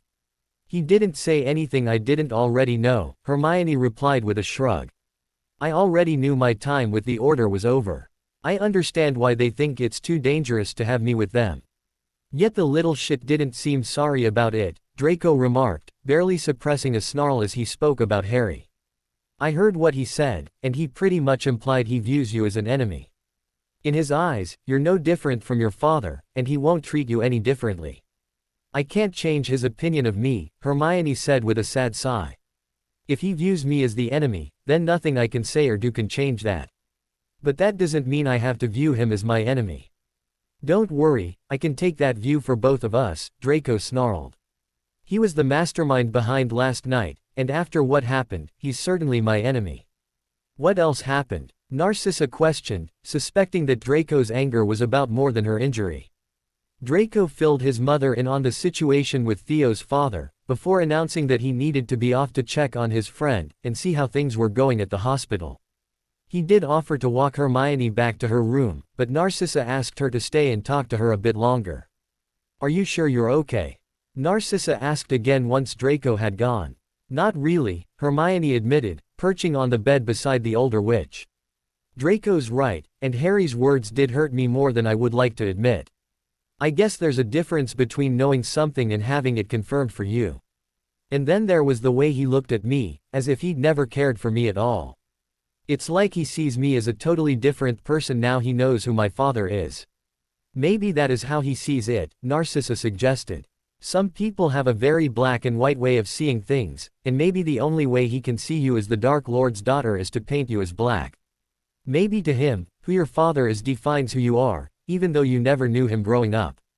"That's an awfully sad way to view the world," Hermione said with a sigh, suspecting that Narcissa was right and Harry had dealt with who she had turned out to be by putting her into a box labeled dark and refusing to remember who she truly was. "It's certainly a narrow way to view the world," Narcissa said.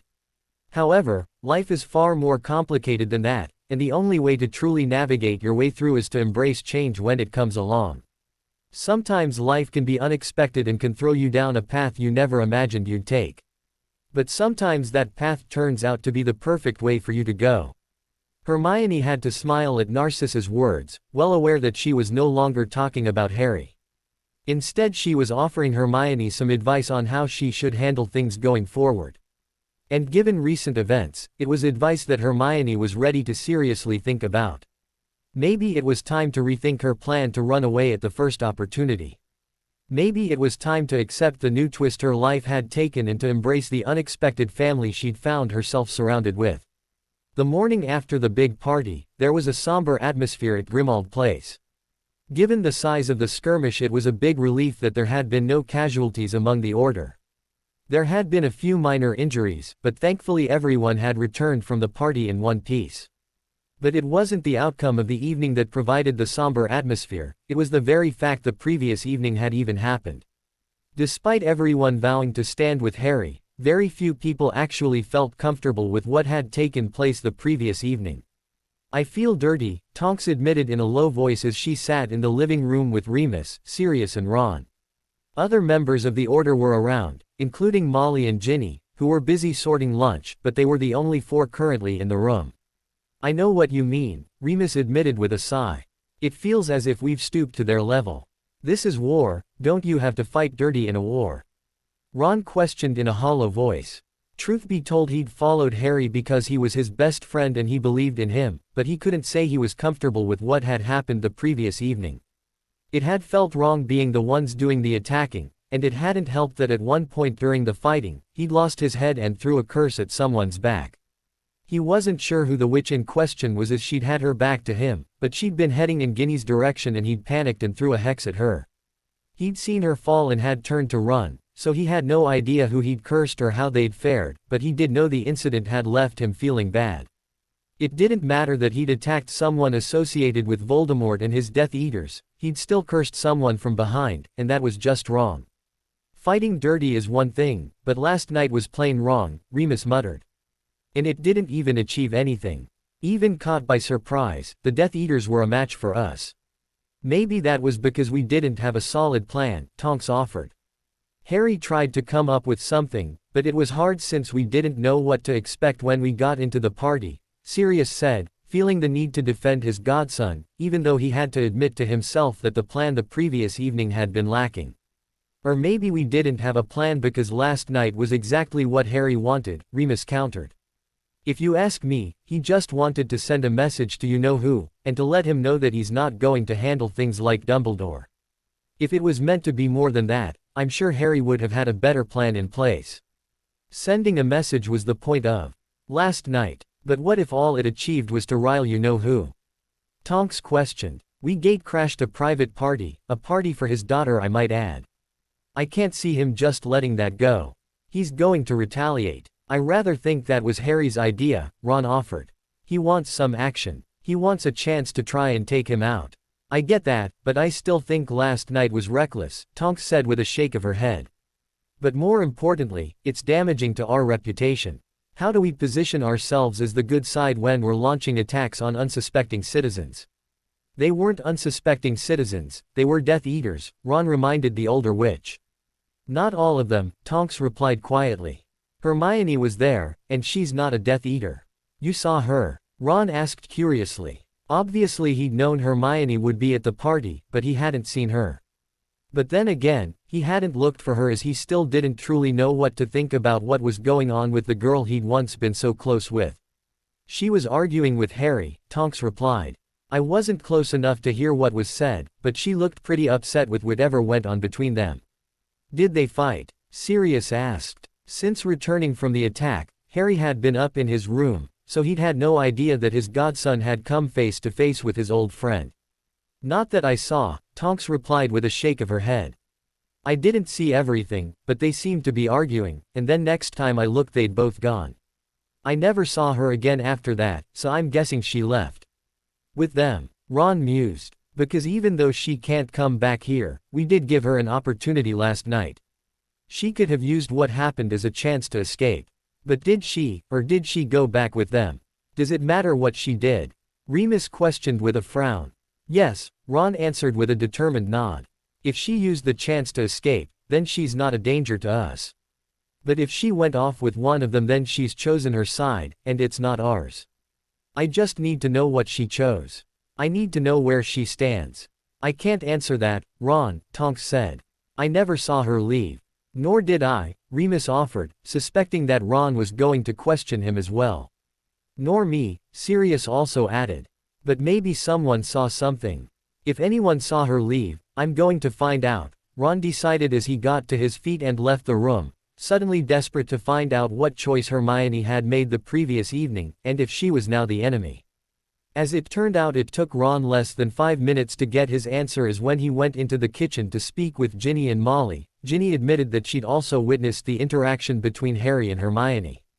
She confirmed what Tonks had said about the pair merely arguing, but she'd seen more than the older witch, and she'd told Ron that after Harry had left, Hermione had thrown herself into Malfoy's arms and the pair had left together. Wondering if Harry knew what had happened after he'd left Hermione, Ron headed upstairs to talk to his best friend. It turned out Harry hadn't known about Hermione leaving the party with Malfoy, but the information helped them both come to the decision that Hermione had chosen her side, and she was now the enemy and would quite likely need taking out alongside her monster of a father. Draco knew that when his father had said that Theo's father was in hospital, he wasn't talking about St. Mungo's. Like the Malfoys, the Knots had private healers and tended to use the same private hospital. Not only did the hospital boast private rooms rather than wards, but the staff exercised discretion and rumors about the patients never left the premises. Because of the discretion policy, Draco had to wait in reception for several minutes before it was confirmed that Theo's father was in the hospital, and which floor he was on. Heading up to the 4th floor, Draco spoke to another Medi-Witch at another reception desk and was directed to the room where Theo's father was in. When Draco reached the room, he found Theo's father lying unmoving in bed, while Theo sat beside him and Blaise hovered beside the window. "How is he?" he asked, placing a sympathetic hand on his friend's shoulder. "Sorry I wasn't here earlier, but I only found out about your father this morning. I had to get Hermione to safety last night." "I understand," Theo said, his eyes never leaving his father's still body. "There was nothing you could have done. There's nothing anyone can do."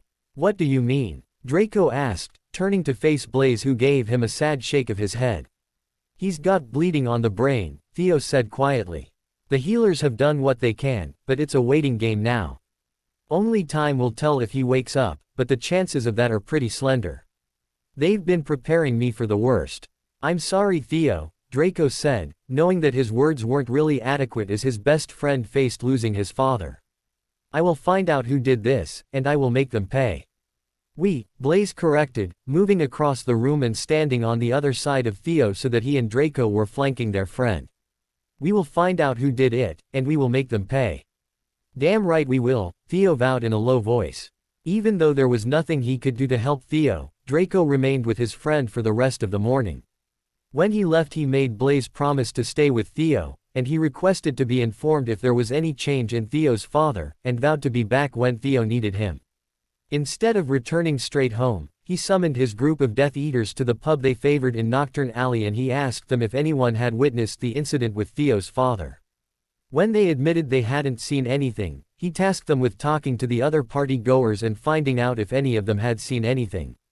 Someone must know who had hurt Theo's father, and he was damn well going to find out who it was and make them pay. By the time he returned to the manor, it was mid-afternoon, and after checking on his mother, he sought out Hermione. For once she wasn't in her room, and she also wasn't in any of the surrounding rooms. It would seem that Hermione was elsewhere in the manor. The only problem was the manor was rather vast, and Draco knew it could take a while to find her. Although luck was on his side, as just as he was about to head down the stairs, he glanced outside and spotted a familiar figure wandering through his mother's rose gardens. 5 minutes later, Draco was outside and he found Hermione had stopped to rest on one of the many benches his mother had installed in the gardens. "Do you mind if I join you?" he asked. "Feel free," Hermione replied. "How is Theo's father?" "Not good," Draco answered with a sigh as he dropped down beside Hermione. "He's got bleeding on the brain and the healers have done all they can for him. Time will tell if he'll wake up, but they're not confident. Theo is being prepared for the worst." "That's terrible," Hermione said quietly. "Even more so because his father is all he has," Draco said. "His mother died when he was just a baby, so his father is all the family he's got, and they've always been really close. This will kill Theo. His father might pull through," Hermione offered, trying to stay optimistic. "It wasn't looking that way," Draco said softly. "It wasn't said, but I got the impression it could all be over soon." "How sad," Hermione whispered, biting at her lower lip as she fought back the tears that threatened to fall at the thought of Draco's friend losing his remaining family. "All I can do for Theo is find out who did this to his father," Draco said. "I've got the others asking around to see if anyone saw anything. Hopefully someone knows who did this." I know, Hermione murmured, her voice barely audible. What was that? Draco asked, not quite catching what Hermione had said. I know, Hermione repeated in a slightly louder voice. Know what? Who hurt Theo's father? Hermione clarified. I saw him being slammed against a wall. Draco opened his mouth to ask who it was, but spotting the indecision in Hermione's face, he hesitated as it occurred to him that whoever had hurt Theo's father was someone Hermione had once been friends with. Instinctively he knew that if she told him what she knew, she was effectively choosing her side. Despite her protestations about accepting who she was, it seemed that she might well be on her way to accept that she was Piper, and she could have a life here with him and her father. You don't have to tell me, he eventually offered. I know what telling me means, and I won't push you into it. But if you are ever ready to tell me, I'll be here. At the look of relief that flooded Hermione's face, Draco knew he'd made the right call.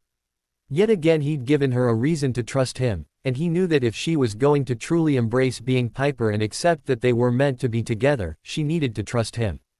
Besides, he could wait to find out who had hurt Theo's father as vengeance could wait, and he knew in his heart that one day he would avenge his friend, and whoever had all but murdered his father would pay for their actions. Thank you, Draco, Hermione said softly, leaning over and impulsively pressing a light key to his cheek before she jumped to her feet and disappeared in the direction of the manor. Despite the situation, as he watched Hermione go back to the manor, Draco couldn't help a smile appearing on his face. He could now honestly say that he had hoped that Hermione would embrace her true identity as Piper, and he was confident he also could offer that hope to the Dark Lord. A week after the fateful party to introduce Hermione to Voldemort's supporters, Draco was once again at the private hospital with Theo. He and Blaise, along with Vince and Greg, had been supporting their friend all week as his father had clung onto life. However, over the last couple of days the healers had been doing extensive tests and had concluded it was only their magical intervention that was keeping him alive. That had left Theo with a heartbreaking decision to make, and with his 4 best friends at his side, he was now preparing to allow the healers to withdraw their magic from his father and allow him to pass away with dignity. I'm so sorry, Theo, Draco whispered softly as the 5 wizards sat together in the waiting area, waiting for the healer in charge of Theo's father's care to tell them it was time. We never meant anything like this to happen. Draco knew he didn't need to elaborate further, as he knew his friend would know what he was talking about. Even though Vince and Greg had been tasked with handing Potter and Weasley the bait of the party, Blaise and Theo knew about the scheme, as if the plan hadn't worked with Vince and Greg, they would have been called on to try the same trick. It's not your fault, Draco, Theo assured his best friend. Or the Dark Lord's. You were doing what was necessary for Piper. Even so, this wasn't supposed to be the end result, Draco protested. No one was supposed to be hurt. You couldn't have predicated what was going to happen once the order showed up at the party, Blaise pointed out. Besides, as Death Eaters were all prepared for action, my father included, Theo said. What happened to him could have happened to anyone. Just look at what happened to Narcissa. We couldn't have predicted that either. But at least Mother wasn't badly hurt, Draco said softly. I'm not sure anyone could have predicted how hard the Order were going to strike at us, Blaise remarked. Potter certainly leads them differently than Dumbledore did. He's certainly more dangerous than I ever thought he could be, Draco conceded. Now he's stepped out of the old man's shadow, I think we're going to have to keep a very close eye on him. I rather think we've underestimated him. Or maybe he just never had this much fire in him before now, Blaise pointed out. Clearly the discoveries about Piper, and the manipulations of Dumbledore, have pushed him over the edge. You would have thought losing his parents would be fire enough, Theo snorted. I know it's going to be enough fire to keep me going until I find out who did this to Father, and make sure they pay for it. I certainly won't rest until his killer is gone from this world. Do you have any more idea on who that was, Draco? Vince asked. I'm still asking around, Draco replied, pleased that he was so very good at hiding his emotions, as he felt terrible sitting here with Theo knowing that Hermione held the answers to who had killed his father, and he hadn't been able to bring himself to push her on handing over what she knew. He fully accepted that not pushing Hermione had been the right thing to do in regard to having her accept her life as Piper, but he wasn't so sure it was the right thing to do for Theo. Quite rightly his friend wanted vengeance, and Draco had the ability to get it for him, but yet he hadn't. But it wasn't over yet, and hopefully he could get Hermione into a position where she felt comfortable confiding in him sooner rather than later. Although Draco had been doing a lot of thinking about Hermione's revelation, and he had a few strong suspects on who had attacked Theo's father. Obviously Hermione knew all of the Order, and would have recognized any one of them, but there had been something about the distress in her voice when she'd confessed, that led him to believe that whoever had attacked Theo's father was someone she was close to. Potter and Weasley were the obvious candidates, but Weasley had been responsible for his mother's accident, and had proven that he liked to strike from behind like a coward, so Draco was pretty much ruling him out. That left Potter as the prime candidate, but Draco also wasn't ruling out another member of the Weasley family as he knew that not long ago, Hermione had been close with the entire family. The arrival of the healer dealing with Theo's father interrupted Draco's train of thought, and he put aside his musings in order to support his friend. Once the healer had explained what was going to happen, they all headed off down the corridor to the private room Theo's father was occupying. Theo immediately sat down in the chair beside the bed, while Draco, Blaise, Vince and Greg gathered around him in a show of support. "Are you ready?" the healer asked in a somber voice. "I'm ready," Theo answered, bracing himself for what was to come. Carefully the healer began to dispel the spells he and his staff had been using to keep Theo's father alive. After almost 5 minutes all the spells had been dropped, and the healer stepped backwards to give Theo a private moment with his father. Without the aid of magic, the injuries Theodore Knott Sr. had sustained proved fateful, and with a tearful Theo holding onto his hand, he passed peacefully away. All the time he sat at his father's side, the tears had been silently rolling down Theo's face, but the moment the healer very gently informed him that his father had gone, he couldn't stop the harsh sobs racking his body. He felt both Blaise and Draco squeeze his shoulders in support, and as his heartbreak continued, Blaise bent down and wrapped him in his arms. "We should get you home," Blaise said gently. "I've got stuff to handle here," Theo protested through his sobs. "I'll take care of it," Draco offered in a gruff voice, fighting back tears of his own as it tore at his heart to see Theo so devastated. Even though Draco's offer was made to help ease Theo's burden, it was also made to keep him from getting too emotional. He wasn't quite sure how to handle Theo's raw grief, and he suspected that if he went back home with him then he might just end up joining him in tears. But staying at the hospital and sorting anything that needed to be sorting would give him some time to pull himself together and mentally prepare himself for comforting Theo in the coming days and weeks. And any tears he did end up shedding for his friend, and the devastating loss he'd just endured, would be done in private, once he was back in the safety of his own home. Since the events of the disastrous party, Hermione had taken to spending her afternoons in the grounds of Malfoy Manor. She was spending most of her time exploring the vast grounds, and the different elements contained within them, but mostly she was using the time to have a serious think about her future. Despite her initial plan to gain the trust of Voldemort and the Malfoys in order to get herself in a position to run, she now wasn't so sure it was the right move. In fact, she was seriously considering remaining where she was and accepting the new life that was just waiting for her to claim. In all honesty, the main problem with embracing the life that was waiting for Piper was that it would mean she was accepting the darkness everyone in that life was seeped in. If she stayed where she was worried that she would be dragged into the war and forced to fight on the side of the dark. By staying where she was, she would have dark witches and wizards in her life, and Hermione wasn't sure if that was something she could accept. Of course, the problem would be a lot easier to deal with if the people her new life would contain were simply dark witches and wizards. If only Voldemort and the Malfoys had remained as the villains she'd always thought of them as, then she would have no problems.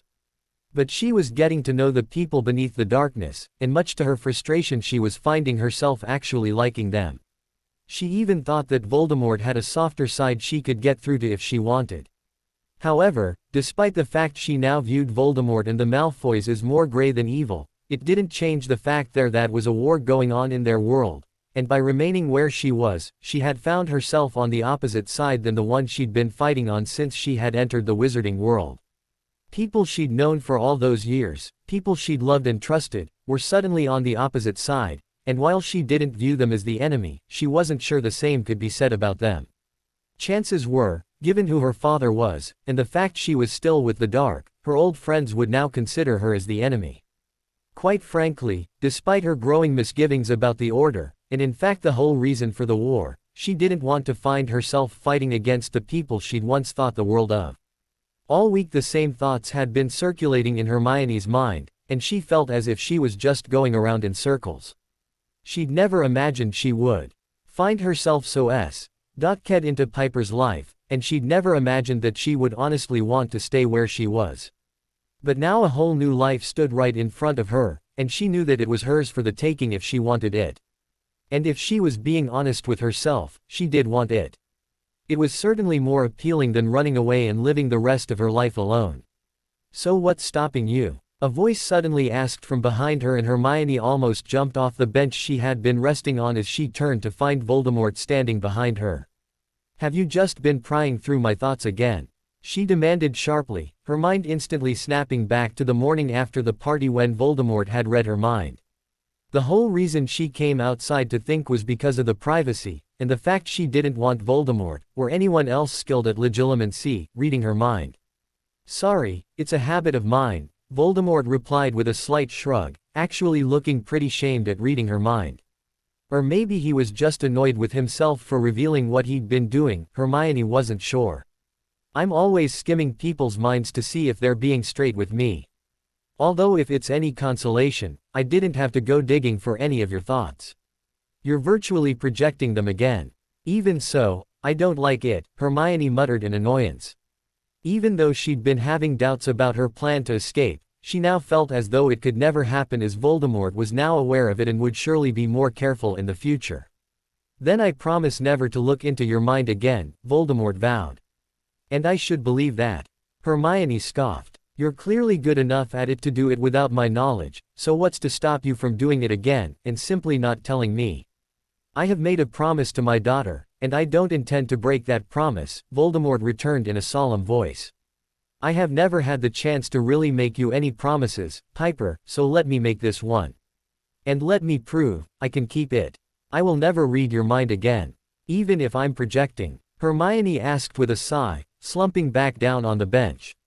Even then, Voldemort agreed, moving forward so he was now standing beside the bench. Checking that Hermione didn't mind him joining her, he sat down beside her. But since I do know a bit of what you've been thinking, do you want to talk about it? You mean, my plan to run away from here?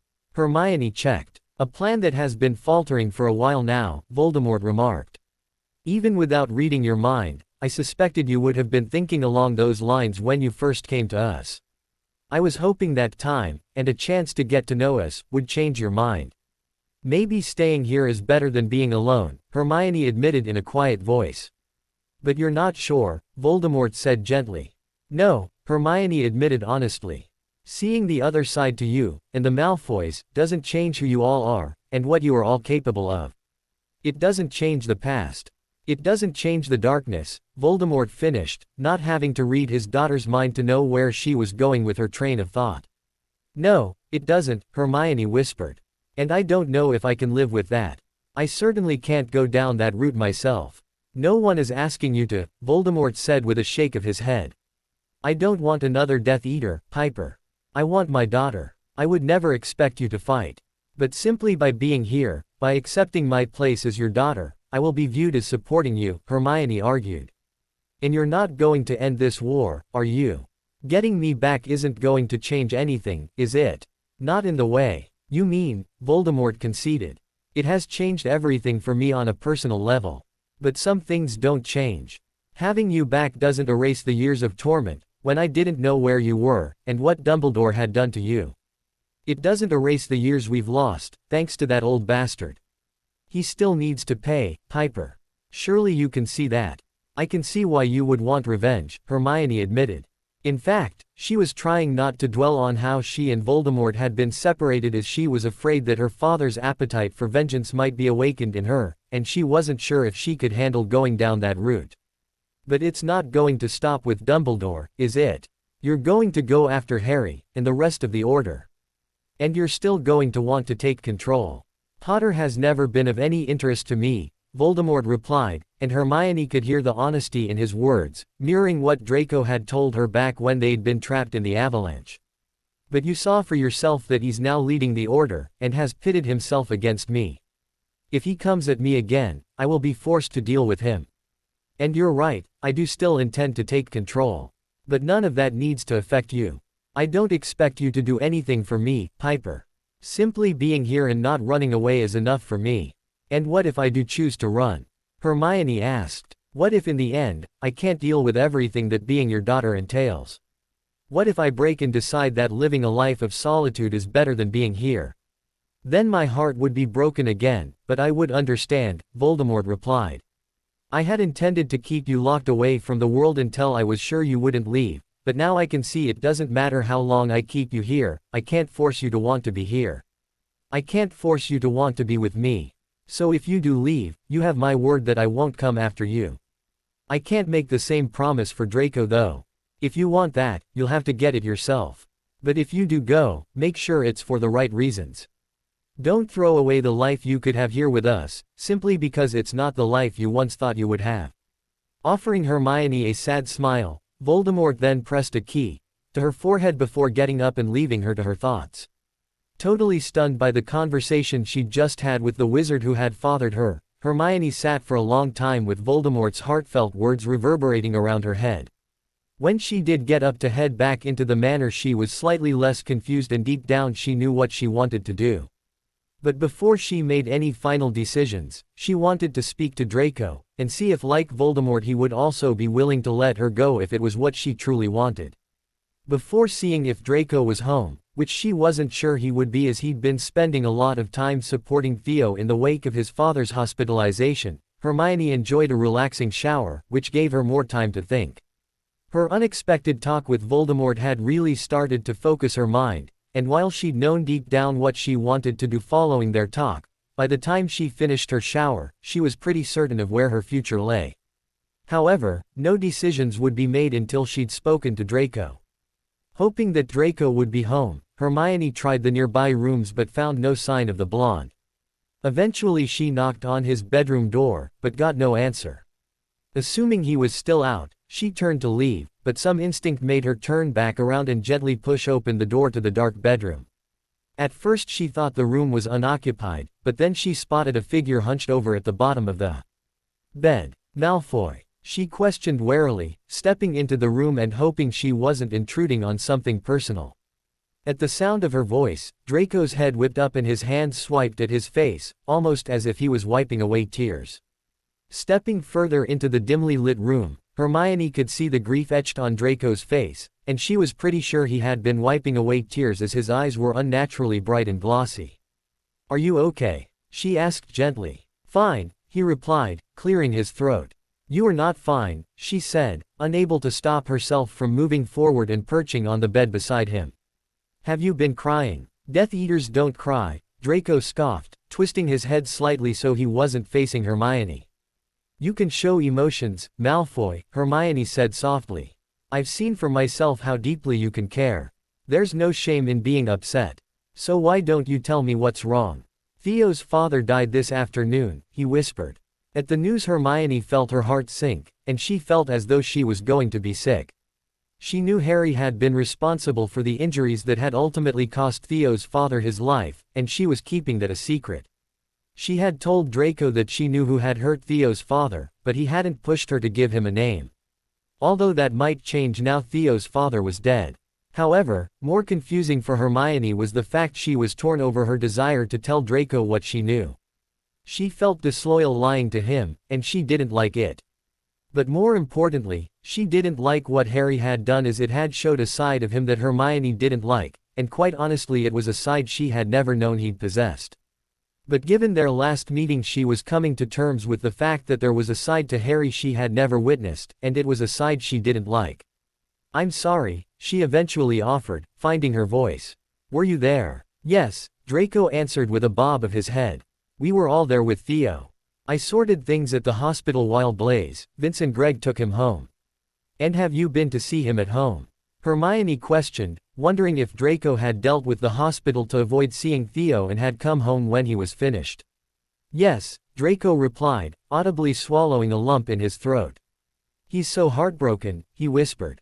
"All he can do is cry, and I didn't know how to help him."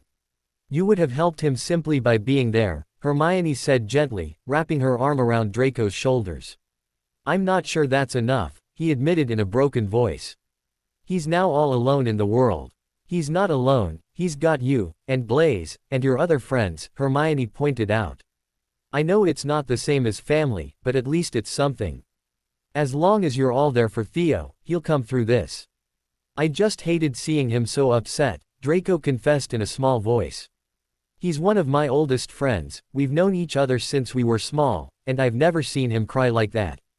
All I wanted was to fix things for him, but I couldn't. No one can, Hermione said with a sigh. She was aware that she had information that would give Theo answers, and might eventually lead to him getting some sort of peace of mind, but she knew that would involve taking revenge on Harry, and she wasn't sure she was willing to give up the boy who had once been her best friend. I hate feeling helpless, Draco muttered, starting to sound more annoyed than upset. It's not a good feeling, Hermione agreed. But sometimes in life, we can't fix things. Sometimes things break, and can never be mended. Things change, and they can never go back to what they once were. Turning his head, Draco gave Hermione a long, scrutinizing look. That sounds deep, and I'm not sure it's all about Theo and his situation. Is there something going on with you? It's not important right now, Hermione said with a dismissive shake of her head. Please Granger, Draco pleaded. Give me something else to think about. Tell me what's going on. Okay, Hermione conceded, understanding why Draco needed a break from thinking about his best friend's grief. Since I arrived and we confirmed who I am, I've been planning on running away. Tell me something I don't know, Draco snorted. Outraged, Hermione jumped up from the bed and turned to face Draco, her hands on her hips. You've been reading my mind as well. No, I have not been reading your mind, Draco replied. I simply put myself in your shoes, and thought about what I would do in your position, and I decided I would run the first opportunity I got. I didn't need to read your mind to know it was what you had decided, as at times it was written all over your face. And what do you mean as well? Who has been reading your mind? No, don't tell me, the Dark Lord. Apparently he does it to everyone, Hermione grumbled, sitting herself back down beside Draco now she knew he hadn't been poking around in her mind. I know, Draco said with a nod of his head. He told me once, and I was pretty impressed that he'd been reading my mind without me knowing he was in there. I consider myself pretty skilled in legilimency, and yet I had no idea he'd been inside my head. But then again, he wasn't truly prying, just skimming the surface. And since I had nothing to hide, I wasn't overly concerned. He said I was virtually projecting my thoughts, Hermione admitted. And like you, I didn't even know he'd been in there, so he couldn't have probed very deeply. So I take it this means you've had an argument, Draco pressed, wondering if a fight with Voldemort was what had brought Hermione into his bedroom. Actually, we had a good talk, Hermione replied. He promised not to read my mind again, and I believe he means to keep the promise. He also told me that if I did choose to leave that he wouldn't come after me, she added, her eyes never leaving Draco's face as she spoke. He said that if that was my choice then he would respect it. And that shocked you? Draco asked, his blank expression not giving away anything of what he thought on the matter. Yes, Hermione admitted, especially when he admitted he originally planned to keep me here until I wouldn't want to leave. It proves to me that my happiness is more important to him than his own. Even though it would hurt him if I left, he would accept it if it made me happy. He loves you, Draco stated simply. You're right, it would break his heart to lose you again. And Merlin knows what sort of darkness he would give into. But at least he would know wherever you were, you would be happy, and you were there of your own free will. I think that was always one of the things that bothered him the most while you were missing, that you'd never had a choice in the matter. You were just taken from him and your mother, and he had no idea if wherever you were, if you were happy. It must have been torture, Hermione said sadly, her heart aching at the thought of any parent being torn away from their child against their will. I'm sure it was, Draco agreed. So is that why you've come to see me, to tell me you're going? What if it was? Hermione questioned. What would you say if I told you that at the first chance I got, I would be leaving? I would say that I'm sorry that we haven't done enough to convince you that you belong here with us, Draco said quietly. I would be sorry that I haven't done enough. Maybe I haven't made enough of an effort with you, and I clearly haven't shown you that being with me wouldn't be the worst thing in the world. But I wouldn't chase you, if that's what you're asking. I won't deny that I want you to stay, that I want you to accept that we belong together, but I won't force it on you. I had thought you were coming around, but maybe I've just been deluding myself. You haven't been deluding yourself, Hermione said with a slight smile. My resolve has been weakening for a while now. Especially last week when I was drunk. And I failed to make the most of it, Draco grumbled regretfully. I guess that's what I get for being a gentleman. It's good that we didn't do anything, Hermione insisted. It would have been a terrible way to start our union. Even though I wanted you, I would have always resented you for taking advantage of my drunken state. And now you're leaving, Draco sighed. No, I'm not, Hermione said softly. What? Frowning at Hermione, Draco shook his head in confusion. 1 minute, she'd been slipping through his fingers, and now she was saying that she wasn't going anywhere. You just said you were going. No, I asked what you would say, if I said I was leaving, Hermione corrected. I never actually said I was going. So why ask what my reaction would be? Draco asked, still slightly confused by what was going on. But then again, his head was still all over the place with Theo's father and he didn't think he was thinking as clearly as he usually did. To see what you would say, Hermione answered. I wanted to see if you would be like my father, and would let me go. I wanted to see if you would put my happiness above your own. And because we're both willing to let you go, you're going to stay. Draco checked, still not quite sure he was following Hermione's line of thinking. Either he really was being slow today, or else women really were a different breed and almost impossible to understand. Yes, Hermione answered, smiling at Draco's obvious confusion. I have two choices going forward, either I go and live a life of solitude, or I stay here and embrace the people who so very clearly want me in their life. I'm not saying it's an easy choice, and there are still things that worry me, but I don't want to be alone. As twisted and confusing as these last few months have been, it's also been the most I've ever felt wanted. I can have a future here, Malfoy. And despite my misgivings, I think I want that future. Only think. Draco queried, not allowing himself to get his hopes up as clearly there was still a fair way to go before Hermione fully embraced the life waiting for her as Piper. As I said, I do still have a few misgivings, Hermione admitted. But at this moment, the future I can have here is more tempting than my other option. I could always make it more tempting, Draco offered, a smirk creeping over his lips. Before Hermione could ask what he meant, he had closed the small gap between them and slanted his lips over hers. Taken by surprise, Hermione let out a gasp and Draco used the opportunity to slip his tongue into her mouth. Automatically she responded to the key, and within seconds she was an eager participant, winding her arms around Draco's neck and toying with the hair at the nape of his neck as their tongues danced around one another. When they did finally part, it was more down to the fact they needed to breath than that they wanted to end their key. You are going to lead me astray, key. Dotting me like that, she muttered as she caught her breath.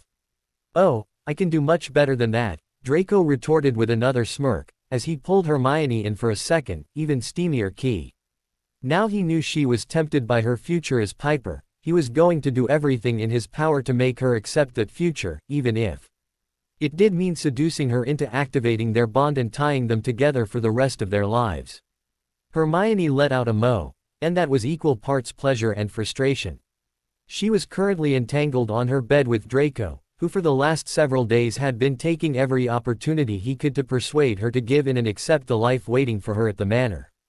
Although that persuading had taken the form of seduction, and Hermione would be lying if she said she wasn't thoroughly enjoying his attentions. At this very moment, she was so very aware of his hardness pressed against her thigh, and she knew it would only take moments to remove the clothes that separated them. And damn was she tempted to do just that as her entire body was awash with desire, and with each passing day she was wanting Draco more and more. However, the situation they were in was about more than just say, and there was a lot more at stake than just her pleasure if she did give in and sleep with the blonde wizard she'd been tied to as a child. Reluctantly, Hermione pressed her hand against Draco's chest, signaling that it was time for them to stop. Not that she entirely wanted to stop, but she knew just how easy it would be to get carried away and do something she might regret. Thankfully, despite his ongoing efforts to seduce her, Draco always stopped when she wanted him to and he'd never pressured her into carrying on. One day, he muttered with a sigh as he rolled off Hermione and flopped down on the bed beside her. Maybe, Hermione retorted, unwilling to commit either way. Even though she was pretty sure where her future lay, she still wasn't quite ready to totally commit herself to staying at the manor with Voldemort and the Malfoys. "You are going to be the death of me," Draco groaned, propping himself up so he was lying facing Hermione. "You're so bloody stubborn, do you know that?" "It has been mentioned," Hermione conceded with a chuckle, moving so she was mirroring the way Draco was lying. "I know you want this, you know you want this, yet you still pull back," Draco said softly. "Is it something I'm doing wrong?" "No, it's not you," Hermione admitted with a sigh. "Or rather, it's not anything you're doing. This isn't just about us, Malfoy. It's not even just about our bond, and activating it. This is a catalyst for truly accepting who I am, and more importantly truly accepting who you and my father are. And you're not ready to deal with that yet," Draco predicted. "Not yet," Hermione conceded as she sat up and swung her legs off the bed. "This isn't easy for me, Malfoy. A few months ago, I knew nothing of all of this. My life was pretty sorted. Or at least I thought it was. And then all this happened, and everything changed for me. My entire life was turned on its head, and even just a few weeks ago, I wasn't ready to even think about accepting it. But now, I am slowly coming to terms with everything that has been happening. I'm just not quite there yet," she said, looking back over her shoulder to where Draco was still lying. "I'll just have to be patient then," Draco said with an unconcerned shrug. "I need to remember just how far you've come in these last few weeks. A couple of weeks ago, you would have kicked me out of your room. Now here I am, having spent the morning thoroughly ravishing you." "I wouldn't say thoroughly," Hermione teased, very aware that despite their actions neither of them had been satisfied in any way. "One day," Draco replied, giving Hermione a sinful smirk. "And hopefully one day soon. I guess we'll see," Hermione chuckled, unable to stop herself from smiling back at Draco. If only things weren't so complicated by the darkness, then she knew she would have already given into the attraction that had arisen between them. "I've got to head to Diagon Alley this afternoon, and I thought you might like to accompany me," Draco offered as he sprung up from the bed. However, his good mood quickly dropped as he admitted he was due at the florist to sort arrangements for Theo's father's funeral. With Theo too distraught to organize the funeral, Draco and Blaise had stepped up to help their friend, and between them they'd arranged everything. Hermione had been touched by the effort Draco had gone to in order to help his friend, and yet again he'd shown her that there was far more to him than the Death Eater he was. Yet again, he'd shown his softer side, and quite honestly it was that side that was winning her over. "You would really trust me to come with you?" Hermione asked in surprise. "What if I used the opportunity to run? I guess I'm hoping I've been persuasive enough over these last few days so that you won't consider running," Draco replied. "Or do you need a bit more persuading?" he asked wickedly. "Not today," Hermione laughed. "Not when you've just invited me out for the afternoon. You want a whole afternoon." Draco chuckled. "I guess that could be arranged. We could grab something to eat while we're out. I've got a few things to do first, so I'll be back to pick you up in about 90 minutes. Is that okay?" "It's fine," Hermione replied with a smile as Draco headed for the door. "And Malfoy," she called, stopping him as he was about to leave the room. "Thank you. You're welcome," Draco replied, before departing with a promise of returning soon. Once she was alone, Hermione sat back down on the bed, her mind awhirl with the unexpected offer to accompany Draco to Diagon Alley. Despite how things had changed in recent days, she would be a fool not to consider the fact she'd been presented with the perfect opportunity to leave. If she wanted, she could be starting a new life by the end of the day. But the big question was, did she still want it? Although before she considered if she wanted to leave, she couldn't help but wonder how it would work. First of all, she would need money, and quite honestly the money she had in her Gringotts account wouldn't get her very far. Due to the war, she'd never had a chance to embark on a proper career following her graduation from Hogwarts, so the only money she'd earned had come from the odd shift she'd done for the twins, and the rest of the account had been topped up thanks to some savings her parents had given her when she'd made it clear her future lay in the wizarding world. Because she'd been living with the Order, she'd saved money on things like rent and food, so she'd never spent much, but still her account was meager if she wanted to be starting a new life. Although money wouldn't be the only issue, as she had no idea about how the restrictions on her wand would work outside of the manor. She didn't know if the restrictions placed on her wand had been adapted for while she was at the manor, or if they would still be in place elsewhere. And if the restrictions still applied once she was away from the manor, it would render her pretty defenseless, which would likely mean she would need a new wand. With a confused sigh, Hermione got to her feet and wandered over to the dressing table.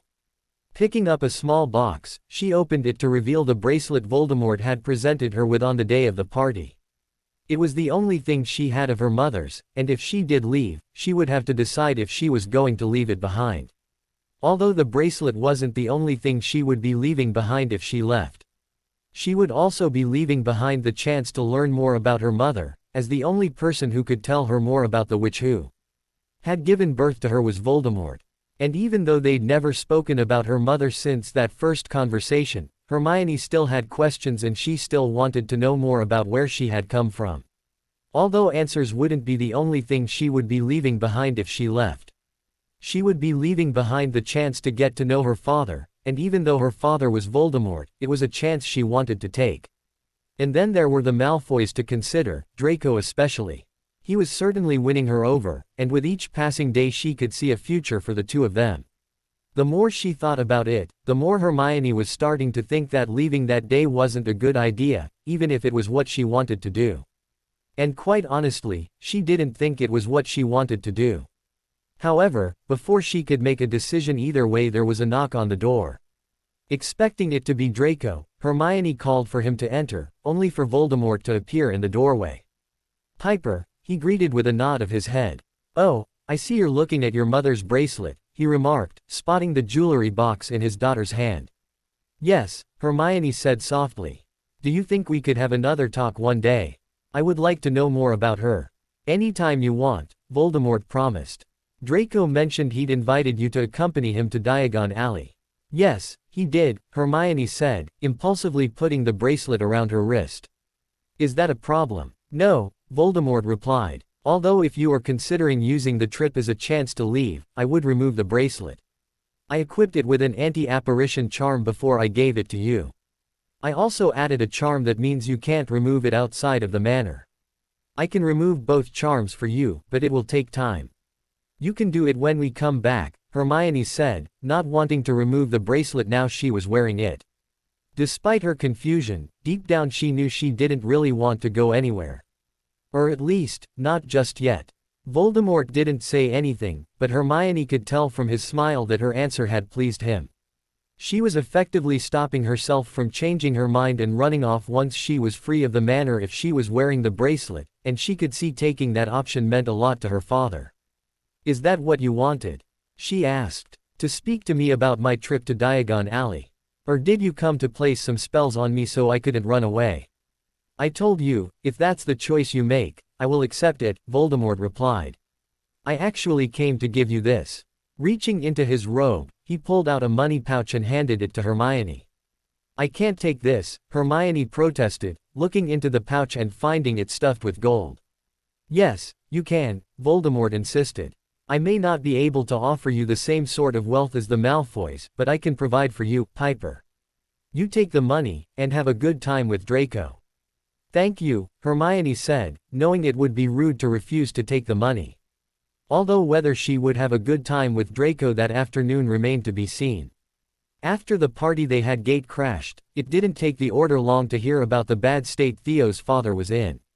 Initially, no one knew how he had been injured, or who could have hurt him, but when his death was announced in the paper, complete with a picture, Harry recognized him and admitted to Ron that he thought he might have been the one to curse him.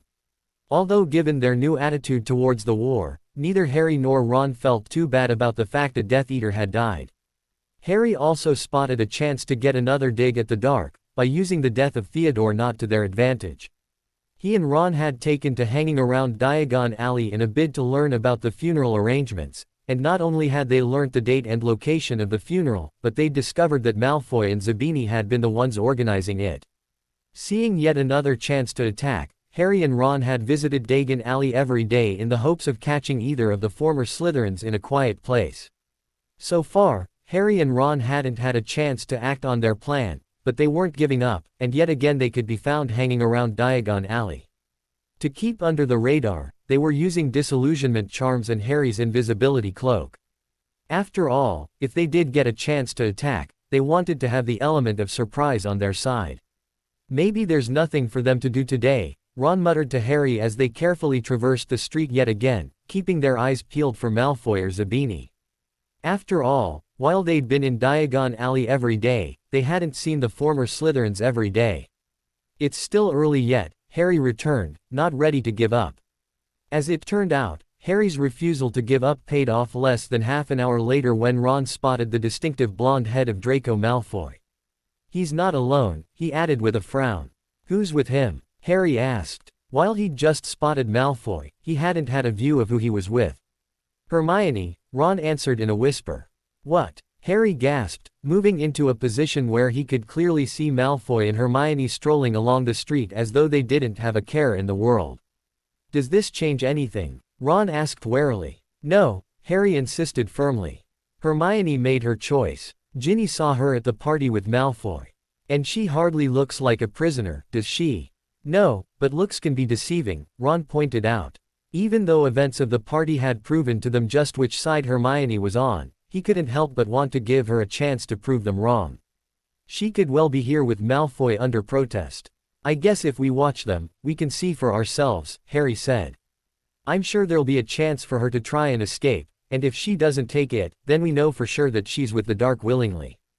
If Hermione was with the former Slytherin under protest, it wasn't immediately obvious to Harry and Ron as they seemed to be simply enjoying an afternoon out.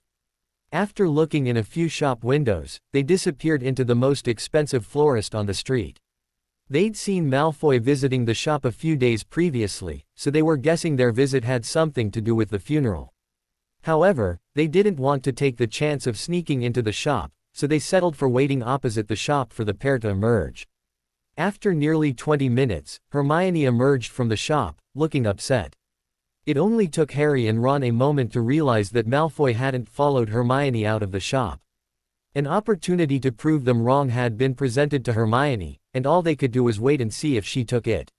With Malfoy still in the florist, it would be the perfect chance for her to make a run for it. However, as Harry and Ron watched, all Hermione did was wander up and down in front of the florist. And when Malfoy emerged a few minutes after she'd left the shop, he didn't look at all worried that she might have been gone. In fact, he seemed to be offering her comfort, and they watched as he appeared to wipe a tear from her face. As the pair headed off down the street, Harry and Ron exchanged a sad look. Now they knew for sure that Hermione had abandoned them. And as if to truly prove it, they saw Hermione reach out and take hold of Draco's hand. Ch, Ron muttered, half wishing he hadn't been prepared to give her another chance. Harry was about to voice his agreement when he realized that the pair were turning into Nocturne Alley. He and Ron had already discussed that Nocturne Alley would be perfect for an ambush, as there was significantly less footfall, and even if there did happen to be any witnesses, questions would be raised about their reliability based on where they had been. The fact Hermione was with Malfoy wasn't going to change their plans, and Harry and Ron weren't going to let the opportunity pass as they flowed the pair into the dark streets of Nocturne Alley, simply waiting for the moment to strike. Before heading to Diagon Alley, Draco had decided that they should handle business first, so when he and Hermione arrived at their destination they headed straight for the florist, only stopping briefly to look in a couple of shop windows. Draco had actually spoken to the florist earlier in the week, but there were still a few decisions to be made in regard to the flowers, and Hermione did her best to help out. However, it wasn't exactly pleasant work, and while Draco was finishing up, she headed outside for some fresh air. Outside the shop she realized that she currently had the perfect chance to escape, if only she wasn't wearing a bracelet that prevented her from apparating. However, the thought of her lost opportunity didn't dismay her in any way, confirming that she had made the right choice by staying where she was. Of course, all that could still change in the future, but at this moment in time running away wasn't something she was willing to seriously consider. Draco was only a few minutes behind her, and when he emerged from the florist she noticed that he didn't search for her or seem worried that she might have left. He seemed to take it in his stride that she was right outside waiting for him. "Are you okay?" he asked gently, wiping a stray tear from her face. "It was just sad," Hermione replied. It was, Draco agreed with a nod. While we're out, I need to pick up a few pieces down Nocturne Alley, and then we can have something to eat. The thought of Nocturne Alley made her slightly uncomfortable, so without thinking she slipped her hand into Draco's as they headed for the notorious side street. Given Nocturne Alley was well renowned for its dark magic and dodgy shops, it wasn't somewhere Hermione had been before, so she didn't know what to expect. What she encountered was a cobbled street, much like Diagon Alley only much narrower, meaning the buildings blocked out a lot of the natural light. There was also a lot less footfall as Hermione could only see a few other people right down at the other end of the street. The shop Draco wanted to visit was called Borgin and Burke's, and from the window display it looked to sell all sorts of magical items. For a moment Hermione debated waiting outside for Draco, but not fancying being alone in Nocturne Alley, she accompanied the blonde wizard into the shop. The shop itself was much darker than the street outside, and she felt unnerved by the shadows in the shop. It felt as though anything or anyone could be lurking in the darkness, just ready to pounce on unsuspecting customers, which made her shiver at the very thought. "It's not as bad as it looks," Draco said, giving her hand a reassuring squeeze. "I was terrified the first few times my father brought me in here." Hermione suspected Draco was just being kind as quite honestly she thought that even as a child he would have been fascinated by a place like this. As someone raised to believe the dark arts weren't to be feared, she doubted a simple shop would have scared Draco. But still, she appreciated his efforts to calm her nerves. And more importantly it worked as she was able to stand by his side calmly as he dealt with an old wizard, who seemed to have been expecting him. All in all they must have only been in the shop for 5 minutes, but when they emerged back onto Nocturne Alley, Hermione felt dazed by the light as the shop they'd just departed had been so dark. Pausing just outside of the doorway, both she and Draco took a moment to get reaccustomed to the light. Draco was the first one to adjust, and Hermione heard him swear at something, but before she got a chance to work out was what going on there was a blinding light flying in their direction and her eyes automatically closed. Seconds later her eyes flew back open as Draco cried out, and she saw his arm was engulfed in flames. Draco was yelling in pain and batting at the flames, clearly too stunned by what had happened to think clearly. Hermione was also stunned, but it was automatic for her to pull her wand out of her pocket. "Aguamenti," she cried, only realizing as she cast the spell that she had no idea if it would work as she still didn't know how the restrictions on her wand worked. Mercifully, a jet of water sprung from her wand and she was able to use it to douse the flames on Draco's arm. Not taking the time to check on the wound, she spun around to where the light had come from, placing herself slightly in front of Draco, who was still making sounds as if he was in serious pain. The sight of Harry and Ron standing in the middle of the street, their wands in their hands, didn't take her very much by surprise as even though she'd had no time to think about what was happening, it wasn't a shock to discover her old friends were involved given the way they'd changed since she'd been taken from them. "Expelliarmus," she cried, waving her wand to disarm her old friends. However, even before she'd finished the spell she could feel her wand wasn't responding to the request, and sure enough, nothing happened as a result of her spell. "Losing your touch, Hermione," Harry sneered. "I would have thought that you of all people should know that when you cast a spell, you have to mean it. Otherwise, it doesn't work, or it doesn't work as you would have hoped. Now this I mean, Crucio." Hermione was totally stunned by Harry's use of one of the unforgivable curses, and she braced herself for the impact of the torture curse.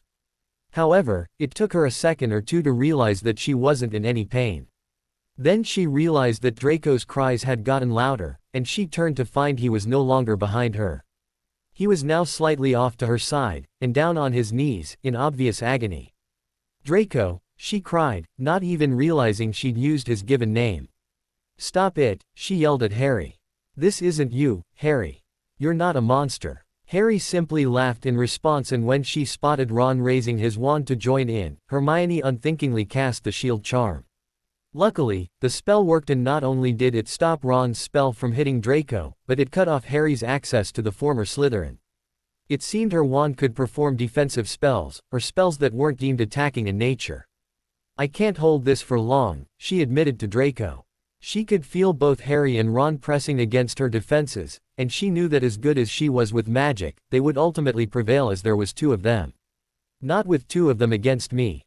You need to get us out of here." "I don't think I can," Draco hissed through gritted teeth.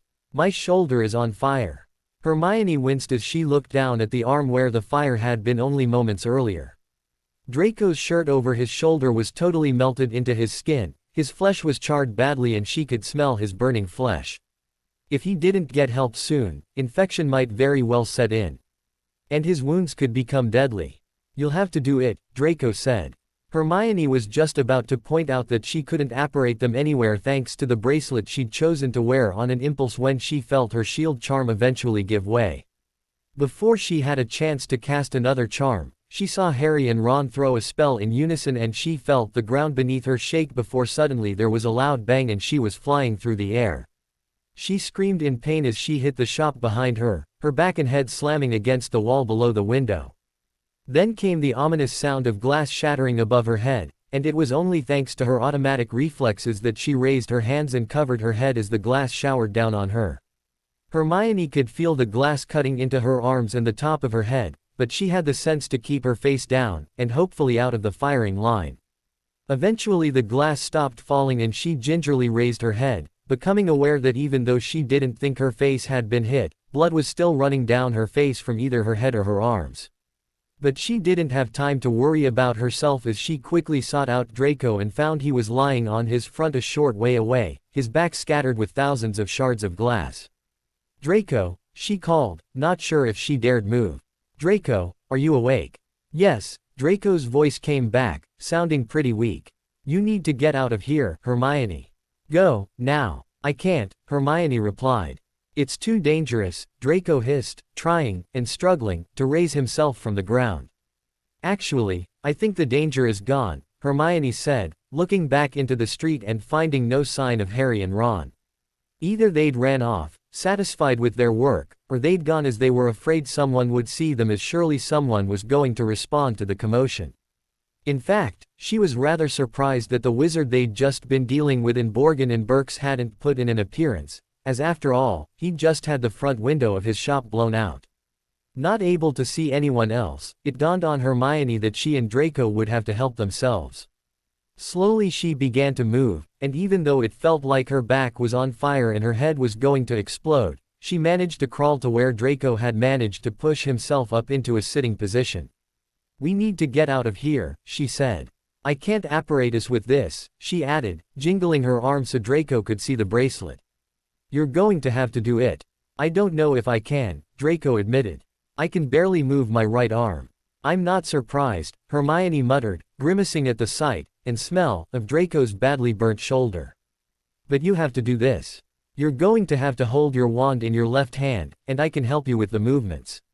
And what about splinching? Draco asked, barely suppressing a groan of agony as Hermione found his wand, which was still in his trouser pocket as he hadn't had a chance to draw it during the surprise attack.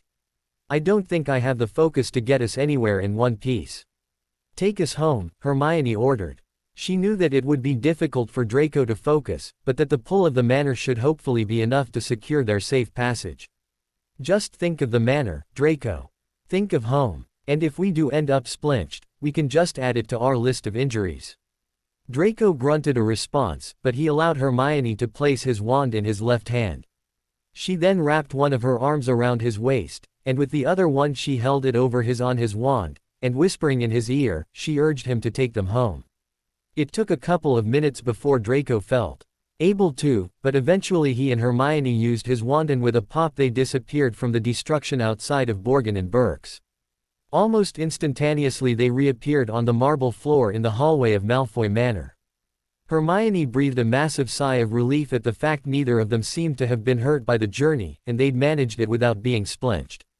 However, they were both still hurt, and neither of them had the ability to move from where they'd landed, entangled on the hallway floor.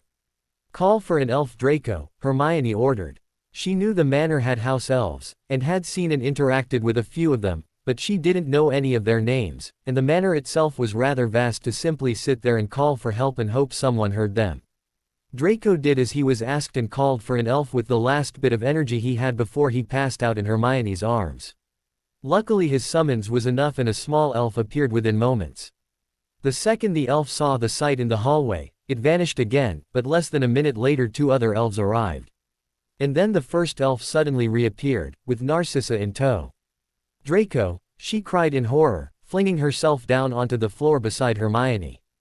What happened? She asked Hermione. What is that smell? We were attacked in Nocturne Alley, Hermione replied, knowing that this time she couldn't protect Harry. Not that she wanted to, as quite honestly she wasn't sure she would ever be able to forgive him for what had just happened. And that smell is Draco's shoulder. It's really badly burnt. We need to get him to hospital. And you too, Narcissa remarked with a frown. You're bleeding. It's nothing, Hermione said, even though she wasn't quite sure about that. She could see her arms were covered with cuts, and quite a few of them had glass embedded in them, and she was guessing her head was the same. Her head was also pounding from where she'd hit it, and her back was starting to stiffen up, and quite honestly she didn't know if she could get up from the floor. Let's get you both to the hospital, Narcissa declared, jumping to her feet. Luckily the elves hadn't been idle while Narcissa had been checking on them, and within minutes Medi-Wizards arrived to transfer her and Draco to hospital. Since Draco was more seriously injured, he was given priority, but Hermione was still whisked off to hospital in super quick time, where she also lapsed into unconsciousness as the shock of events took its toll on her. By the time Hermione awoke in hospital she was settled in a room in the private hospital the Malfoys used. The loose glass had been removed from her clothes and hair, and she'd undergone full body scans to ensure there was no long-term damage to her head, spine, or anywhere else that might have been hurt in the attack. However, the glass that was embedded in her head and arms all had to be removed very carefully, and the Medi-Witch tending to her informed her it would be a time-consuming process, even with the magic at their disposal. The Medi-Witch who was treating her started with her head, and only found one deeper wound that needed to be treated and covered with a bandage. Given the wound was quite close to the front of her head, Hermione suspected it was where the blood which had ran down her face had been coming from. But luckily for her, even though the wound was deeper than most of the others, it still wasn't life-threatening. Once her head was sorted the Medi-Witch turned her attention to Hermione's arms. Hermione had been unable to see the damage on her head, but as she watched the Medi-Witch treat her arms, she couldn't help but wince as she watched the glass slide from her flesh. She also couldn't help but worry about the fact her arms would be left covered in small cuts and scrapes, all of which looked very red and vivid. Will I be scarred? Hermione asked as the Medi-Witch treated a rather lash gash on her upper right arm, which would need bandaging. I shouldn't think so, the Medi-Witch replied with a reassuring smile. Once we're done with the glass, I'll treat your arms with an ointment that will help the marks fade, and we can give you something to continue the treatment once you're discharged. But in a few weeks, your arms should be back to normal and you won't be able to tell any of this has happened. Hermione was pleased that she wasn't going to have any physical reminders of the attack, but she knew for a fact it would never be as though it hadn't happened. What had happened in Nocturne Alley would stay with her for the rest of her life. After all, the incident marked the moment the people she'd once loved and trusted more than anyone in the world had turned on her and had viciously attacked her, not caring what had happened to her. As she mindlessly watched the Medi-Witch continue her painstaking work, Hermione's thoughts were on Harry and Ron. Even before the party she had accepted their friendship was over, and the party had certainly confirmed that. But she'd still never thought that they would class her as the enemy and attack her the way they had done. It was as if all the years they spent together meant nothing to them. Not now they knew who she was. It appeared as though her father's identity was more important to them than the years of friendship they had shared. The thought was a sad one, but before Hermione could dwell on it further the door to the room burst open and Voldemort stormed into the room, causing the Medi-Witch treating Hermione to jump slightly in her seat. Piper, are you okay? He demanded, his eyes boring into her as he looked her over for serious injury. What happened? I'm fine, just a few scratches, Hermione replied. And a sore head and back. Will she be okay? Voldemort demanded of the Medi-Witch at his daughter's side. The scans showed no serious injury to her head and back, although they will both be sore for a while, the Medi-Witch replied. The cut on her head and this one on her arm are the worst, but neither are too serious. The other cuts will mend in a few weeks, once I've removed the glass. Don't let me stop you, he said, waving his hand at the Medi-Witch, indicating she could get back to work. What happened? He asked Hermione again as he moved to stand beside her bed. Draco and I were attacked in Nocturne Alley, Hermione replied. How is Draco? Is he badly hurt? I came straight to see you, Voldemort admitted. Lucius and I arrived together, but I came to see you and Lucius went up to another floor to see Draco. I want to know how he is, Hermione said. I will find out for you, Voldemort vowed. But for now, tell me more about what happened. How were you attacked? Who attacked you? And how did they manage to inflict so much damage? Narcissa's message implied Draco was in a bad way. We came out of a shop and were attacked without warning, Hermione answered. Draco's shoulder was on fire, but I managed to put it out. However, I couldn't disarm them with my wand, so Draco was hit with the Cruciatus curse. I managed to shield us, but because I was wearing my bracelet, I couldn't apparate us away. Before I could get Draco into a position where he could get us away, we were sent crashing into the shop. The window came down on top of us and we were both covered in glass. Sod it, this is my fault, Voldemort cursed. I should have insisted on taking those spells off your bracelet this morning. And I never thought about your wand. I'm sorry. Piper, I placed those charms on your wand and the bracelet to protect you, to keep you with me, and they've ended up putting you in danger. It's not your fault, Hermione said, meaning every word of it. I chose to wear the bracelet this morning, even after you'd explained the restrictions on it. I chose to wear it to show you that I wasn't going to run. But your wand, Voldemort whispered in a hollow voice. I left you defenseless. I left you unable to fight back. Maybe those restrictions need to be removed, Hermione admitted. She still didn't blame Voldemort for the issues she'd had with her wand, but there was no denying that those restrictions had certainly cost her and Draco getting away to safety earlier than they'd managed. And they will be, Voldemort vowed. I notice you've yet to tell me who attacked you. I can make a damn good guess as to who it was, mind you. And you'd most likely be right, Hermione admitted with a sigh. Given that Draco could identify their attackers, there seemed little point in keeping their identities secret from Voldemort. Although the worrying thing for Hermione was that she didn't really want to keep the information from her father. Of course, she knew what it would mean for Harry and Ron, but there was a part of her that couldn't help but think that they would deserve what came their way. It would seem the part of her that was most like Voldemort, the part that wanted vengeance, was waking up. Potter, Voldemort spat, his eyes flashing red as his anger was etched all over his face. Harry, Hermione confirmed in a low voice, looking down at where the Mediwitch was silently carrying on with her work removing the glass from her arms. And Ron, I didn't see anyone else, so I'm guessing they were alone. You do know what this means, don't you, Piper? Voldemort checked, making an effort to rein in his temper. I will not let them get away with attacking you. Not to mention young Draco. I am rather fond of that boy. But you are my daughter, and I will not stand for anyone hurting you. Not after all the years we've been apart. I know what it means, Hermione admitted quietly, her eyes still downcast. And you don't like it, Voldemort guessed. Taking a deep breath, Hermione looked up into Voldemort's face, making eye contact with him. I don't know, she admitted. And that scares me. I can't forgive them for what they've done, and part of me thinks they deserve to pay for it. And the other part of you? Voldemort prompted. Is scared that I'm giving in to the darkness, Hermione admitted softly.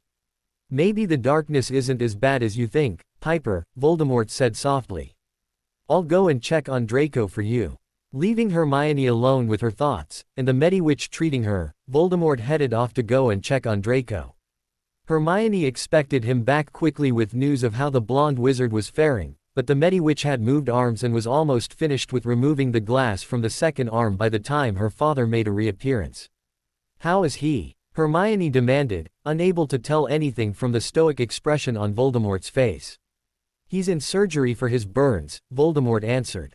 Before they could treat his shoulder, he also needed all the glass embedded in his back to be removed. There were a couple of deeper cuts they had to be careful with, but the healers are confident all those injuries will heal. And his shoulder? Hermione questioned, convinced that Voldemort was holding back and not telling her everything. We'll know in the next hour if they've managed to save his arm, Voldemort replied. Save his arm? Hermione gasped in horror. Are you saying there's a chance he will lose it? Yes, Voldemort answered in a low voice. The healers are hoping that they can remove enough burnt flesh to ensure he keeps the arm, but it will all depend on how bad the burns are. They are saying that they're hopeful of a good result because the burning was quickly dealt with. If they do save his arm, it will be because of you, Piper. If they do save it, will he make a full recovery? Hermione asked, still shaken at the idea that Draco might lose his arm. That will depend on how bad the injury is, Voldemort said. If the muscles are damaged, he might well have limited mobility. But I'm sure he would rather that than lose his arm altogether. Either way, this could be life-changing for him, Hermione whispered, well aware it was all because of Harry and Ron, and their reckless and unprovoked attack. And quite honestly, the news about Draco made her even angrier at the pair than she'd been before. If they were in front of her at this moment, she really didn't know what she would do to them, but she doubted it would be pleasant. Once the Mediwitch had finished with Hermione, she treated her arms with the ointment, and encouraged her to rest. However, rest wasn't coming easy to Hermione, and she was tense and nervous until there was a knock on the door and Lucius poked his head into the room. The arm has been saved, he announced without preamble. Thank Merlin, Voldemort muttered as Hermione let out a relieved breath. Is he still being treated? Yes, they're having to cut away the burnt flesh and tissue, Lucius answered. The outlook is pretty positive though. The healers say it's all down to the fact the burning wasn't allowed to set in. Even though it's caused a fair bit of damage, it could have been a lot worse. So thank you, Piper. Thank you for saving my son. I just hope I did enough, Hermione said. You did everything you could, Voldemort assured Hermione. Of course you did, Lucius agreed. Get some rest, and I'll come back and let you know how Draco gets on, and when he's going to be ready for visitors. I'm sure he'll be wanting to see you. And I want to see him, Hermione said, surprising herself by how much she did want to see him. In fact, it was what she wanted more than anything else. While Lucius headed back to Narcissa, to await word of how Draco's treatment had gone, Voldemort settled down next to Hermione. Initially neither of them spoke as their thoughts were on Draco, but eventually Voldemort broke the silence by apologizing again for not removing the spells on her wand. You couldn't have known what was going to happen, Hermione assured him. Maybe I should have been more cautious though, he muttered with a frustrated sigh. Since you've been with us, you've left the manor twice and both times you've been involved in an attack. I would say we have a traitor in our midst, but I just don't know who it could be. No one could have warned the Order about today's trip though, Hermione pointed out. Draco asked me to join him on the spur of the moment. So you think today was about Draco? Voldemort mused. Do you think your old friends deliberately set out to target him today? I don't know, but it's a possibility, Hermione admitted. Either it was a coincidence they were in Diagon Alley and just decided to take advantage when we went into Nocturne Alley, or they were lying in wait, knowing Draco would be there. But how could they know that? I don't know, Voldemort confessed. But how did they know about your coming out party? Between Lucius, Draco and myself, we've spoken to everyone at that party, and we're confident not one of them betrayed us. Lucius and I have even spoken to the staff at the hotel, and we believe they didn't sell us out either. So how are the Order getting their information? How did they know about the party, and how did they know where to find Draco today? I suppose today could be coincidence, like I said, Hermione suggested. I don't believe in coincidences that large, Voldemort said with a shake of his head. Every instinct I have tells me that this attack was premeditated. I just don't know how. I suppose they could have been hanging around Diagon Alley in the hopes of catching Draco unawares, Hermione mused thoughtfully, trying to put herself in the Order's shoes as she'd once known how they thought. Although to be honest, she wasn't as sure that worked now as they'd made some moves she never would have thought that capable of making. He has been there a lot over the last week as he's been sorting the funeral for Theo's father. And since they killed Theodore, they would know a funeral would need to be organized, Voldemort said, agreeing with Hermione's line of thinking. I think you might well be right, Piper. Not that it explains the party. It's not like they would have known what we were planning. What if they got their hands on an invitation? Hermione asked. To be honest, she had given a bit of thought about how the Order had known about the party, and while she developed a theory, she hadn't been going to share it with anyone. But over the course of the last couple of hours, everything had changed thanks to Harry and Ron, and she no longer felt as if she owed them any loyalty after the way they'd turned on her. How? Voldemort asked with a frown. At the party Draco was telling me about Marcus Flint and Adrian Pusey. He was also telling me that Crabbe and Goyle had also had a similar experience, but thanks to his warning, they managed to walk away from any trouble. Did that happen after the invites to the party were sent out? I would have to check with Draco, but I think so, Voldemort said, very impressed that Hermione was smart enough to work out what had happened with the invitations.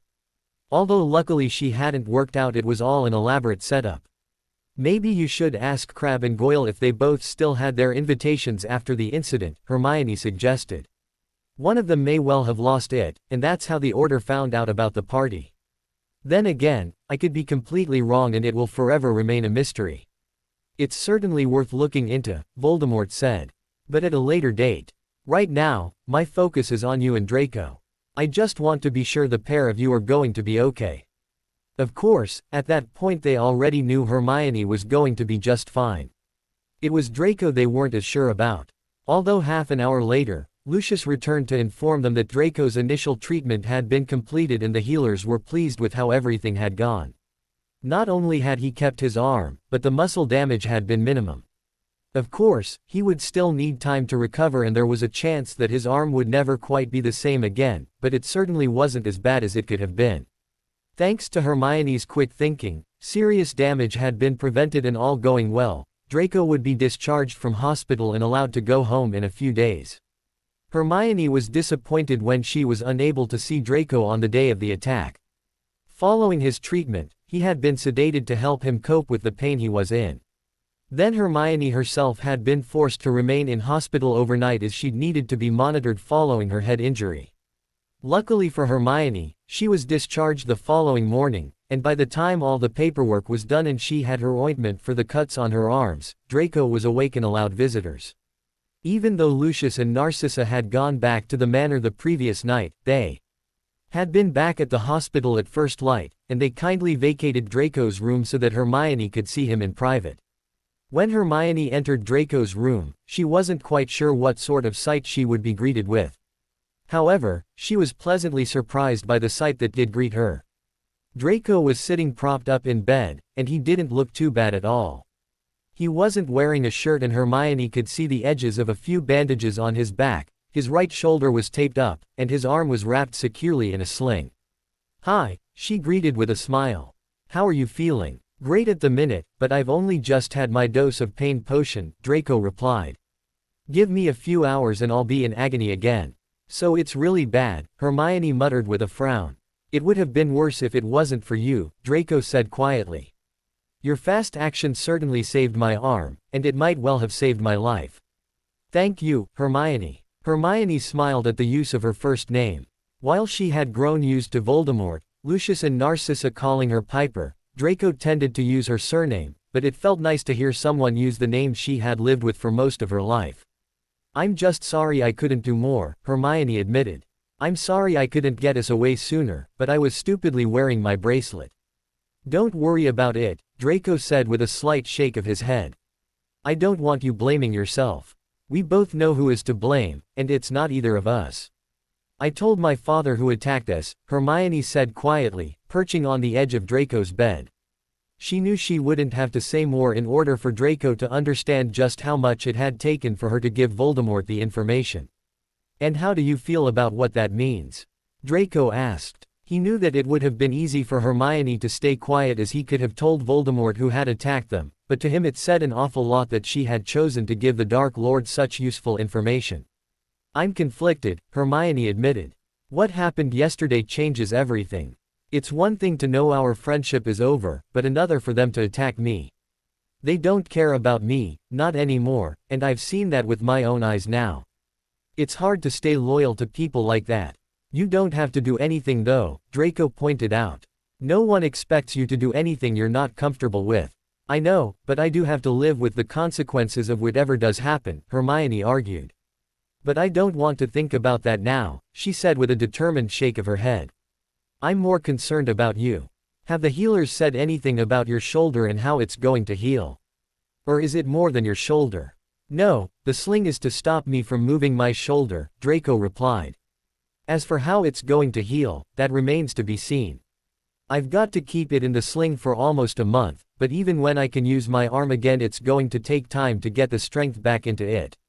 For a few months at least, I'm going to struggle to really use it.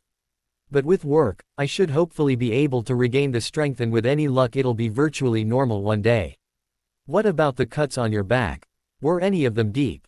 A couple had large bits of glass in, but they've been removed and they'll heal, Draco answered. How about you? Given you're being discharged, I'm guessing you're not badly hurt, but I can count 2 bandages and your arms are a mess. I had a bad cut on my head, and one on my arm, Hermione said. As for my arms, it took ages to remove all the glass, but I've got an ointment to help clear up the cuts. I'll be as good as new in a few days. Good, Draco replied with a smile. I'm pleased you weren't badly hurt, and I'm sorry for not doing more to protect you. But I didn't see the bastards until it was too late. I didn't see them at all until they attacked, Hermione replied with a snort. Do you think they had been following us? Voldemort is trying to work out how it happened, and how they knew where we would be. Or rather where you would be, as no one could have known I would be with you. I can't say I noticed them following us, but they could have been, Draco said thoughtfully. I'm sure if the Dark Lord really wants answers he can get them from Potter and Weasley. No doubt they're going to suffer for what they did yesterday. Not just yesterday, Hermione said, suddenly needing to clear her conscience. It was Harry, she blurted. I know, I was there, Draco said, giving Hermione a bewildered look. Not yesterday, Hermione corrected quietly. The party. It was Harry. He killed Theo's father. Ah. Draco nodded, not at all surprised by the revelation as it was already something he had seriously considered. You don't look surprised, Hermione remarked. Did you already know? No, but after you said you knew who it was, it didn't take a genius to work out Potter was the most likely option, Draco returned. You were clearly unsure about giving me their name, which implied you didn't just know them, but were close to them. And since Weasley was busy throwing spells at my mother's back, Potter was the obvious choice. But I didn't know anything for sure. I was waiting for you to tell me. He's going to die, isn't he? Hermione asked softly. To be honest, it didn't disturb her half as much as she thought it should, and quite frankly, that was more disturbing than the knowledge that Harry's days were numbered. Painfully, if I have my way, Draco vowed, his eyes flashing darkly. Hermione knew the darkness Draco had just shown her should have repulsed her, and a few short months ago it would have, but it didn't. In fact, she was coming to understand his feelings, and why he felt the way he did about Harry and what he'd done over the last few weeks. It really did feel as though the attack yesterday had changed everything for her and her way of thinking. How long are you going to be in here? Hermione asked, deciding to change the subject as even though her mindset was slowly changing, it was something she needed to accept herself before discussing it with anyone, even Draco. Not for long if I have my way, Draco replied. The healers were muttering something about a week this morning, but I'm not having that. I need to get home. I've got things to be doing. Vengeance can wait, Hermione argued. Your health comes first. I appreciate that your first thought went to vengeance, Draco chuckled, well aware that such a thought would have occurred to Voldemort himself. But I was talking about Theo. His father's funeral is next week, and I am going to be there for him. You will be, Hermione said, having no doubt that Draco would be there for his best friend, even if he had to walk out of hospital against medical advice. And no doubt you'll be home soon as well. I can't wait, Draco grumbled. Something tells me I'm going to end up very bored stuck in here. I'm sure you'll have plenty of visitors, Hermione chuckled. Even though she had no idea if Draco's friends had been informed of the attack, she knew they would soon know, and would no doubt be in to see him. I'd still rather be at home, Draco muttered. I was also in the middle of convincing you not to run off, and I was thoroughly enjoying it. So was I, Hermione admitted with a smile. And I think this proves, I'm not planning on running, she added, waving her wrist which was still encased by her mother's bracelet as she couldn't remove it until she returned to the manor. Not yet, but yesterday might have changed things for you, Draco pointed out. It has, Hermione said softly. But I still don't plan on running. I'll be at the manor when you come home. Another incentive to get out of here then, Draco returned with a smirk. I should hope so, Hermione said, rising to her feet. Here's another one. Before Draco could ask what she meant, Hermione bent over the bed and gave him a tender key. When he moved to deepen the key, she pulled away with a shake of her head, knowing that it wasn't the time or place for them to get carried away. Saying her goodbyes, she promised to see Draco once he was home, which he vowed would be very soon. Harry and Ron had chosen not to confide in the rest of the Order about their encounter with Malfoy and Hermione. For a few days after the attack, they waited for news to hit the papers, but none came. Nor did any word come from the ministry that the attack was being investigated. Obviously the Dark were keeping what had happened under wraps. Although considering there was no news on any deaths, they were guessing that both Hermione and Malfoy had survived the attack. Several days after the attack, Harry called an order meeting to inform the others of the plan he and Ron had been working on. Not mentioning what had occurred with Hermione and Malfoy, Harry announced his plan to target the funeral of Theodore Nott. A funeral? Minerva McGonagall gasped in horror. She'd been one of those unsure of sticking with the order after Dumbledore had been outed, and she'd certainly not been happy with the attack on the party, but this was a whole other level of ruthlessness, and she couldn't get on board with it. You cannot be serious. I am, Harry answered. Albus would never do this, McGonagall argued. Well, I'm in charge, and this is how I want to run things, Harry snapped, glaring at his former professor. But a funeral, Tonks protested in a small voice. That is not right, Harry. This is war, none of this is right, Harry yelled. We have to take our chances when they are handed to us. This wasn't handed to you, it was created by you, McGonagall spat. Or have you forgotten Nott only died because the Order attacked a private party? We need to show the Dark that we're taking the fight to them, Harry argued. It's the only way we're going to win. I'm sick of sitting around waiting for them to come to us. I am going to them, and I am going to get rid of Voldemort. If you can't support that, then you can leave. I can support getting rid of you-know-who, but it has to be done in the right way, McGonagall argued. And attacking a funeral is not it. I will not condone this. Then go, Harry hissed. Don't worry, I will, McGonagall said, rising to her feet, swiftly followed by the other professors who were part of the Order. I hope you know what you're doing, Harry. If you go down this road, you risk being as bad as the people you're fighting. That is, if you're not already there. What exactly does that mean? Harry snapped, not liking the judgmental tone of McGonagall's voice. After all, she was hardly an innocent, as she was part of the original Order who had known about Hermione, and what taking her from Voldemort had done to his parents. First you attack a private party, and now you're planning to do the same to a funeral, McGonagall pointed out. And I do have to wonder if you had anything to do with Draco Malfoy's recent admittance to hospital. What admittance to hospital? Molly asked with a frown. I haven't heard anything about that. Severus mentioned it a few days ago, McGonagall said. He didn't go into details, but he said that Draco had been in hospital and had nearly lost his arm. He also mentioned Hermione had been hurt in the same incident. I don't know what you're talking about, Harry lied, not in the mood to get into a discussion on what had happened with Hermione and Malfoy. I haven't seen Hermione since that party of hers. And quite frankly, I don't want to see her ever again. I'll second that, Ron muttered. Now are you going or not? Harry asked the professors who were still standing. Will you be changing your mind and listening to reason? McGonagall countered. That attack on the funeral is going ahead, Harry insisted. In that case, I'll be leaving, McGonagall said, holding her head high. Good luck, Harry. You're going to need it going down this path. Without another word, McGonagall exited the house, followed by the other professors. Although they weren't the only ones to leave, as Kingsley Shacklebolt also got to his feet, urging Tonks to go with him. This goes too far, and you know it, he said to the young Auror. If you are a part of this, you risk everything, Nymphadora. Think very carefully before you decide to support this madness. Although Tonks made no move to follow Kingsley, Harry could see the indecision on her face. Especially when several more people declared themselves unable to support Harry's plan of attacking a funeral, most notable among them being the twins, Fred and George.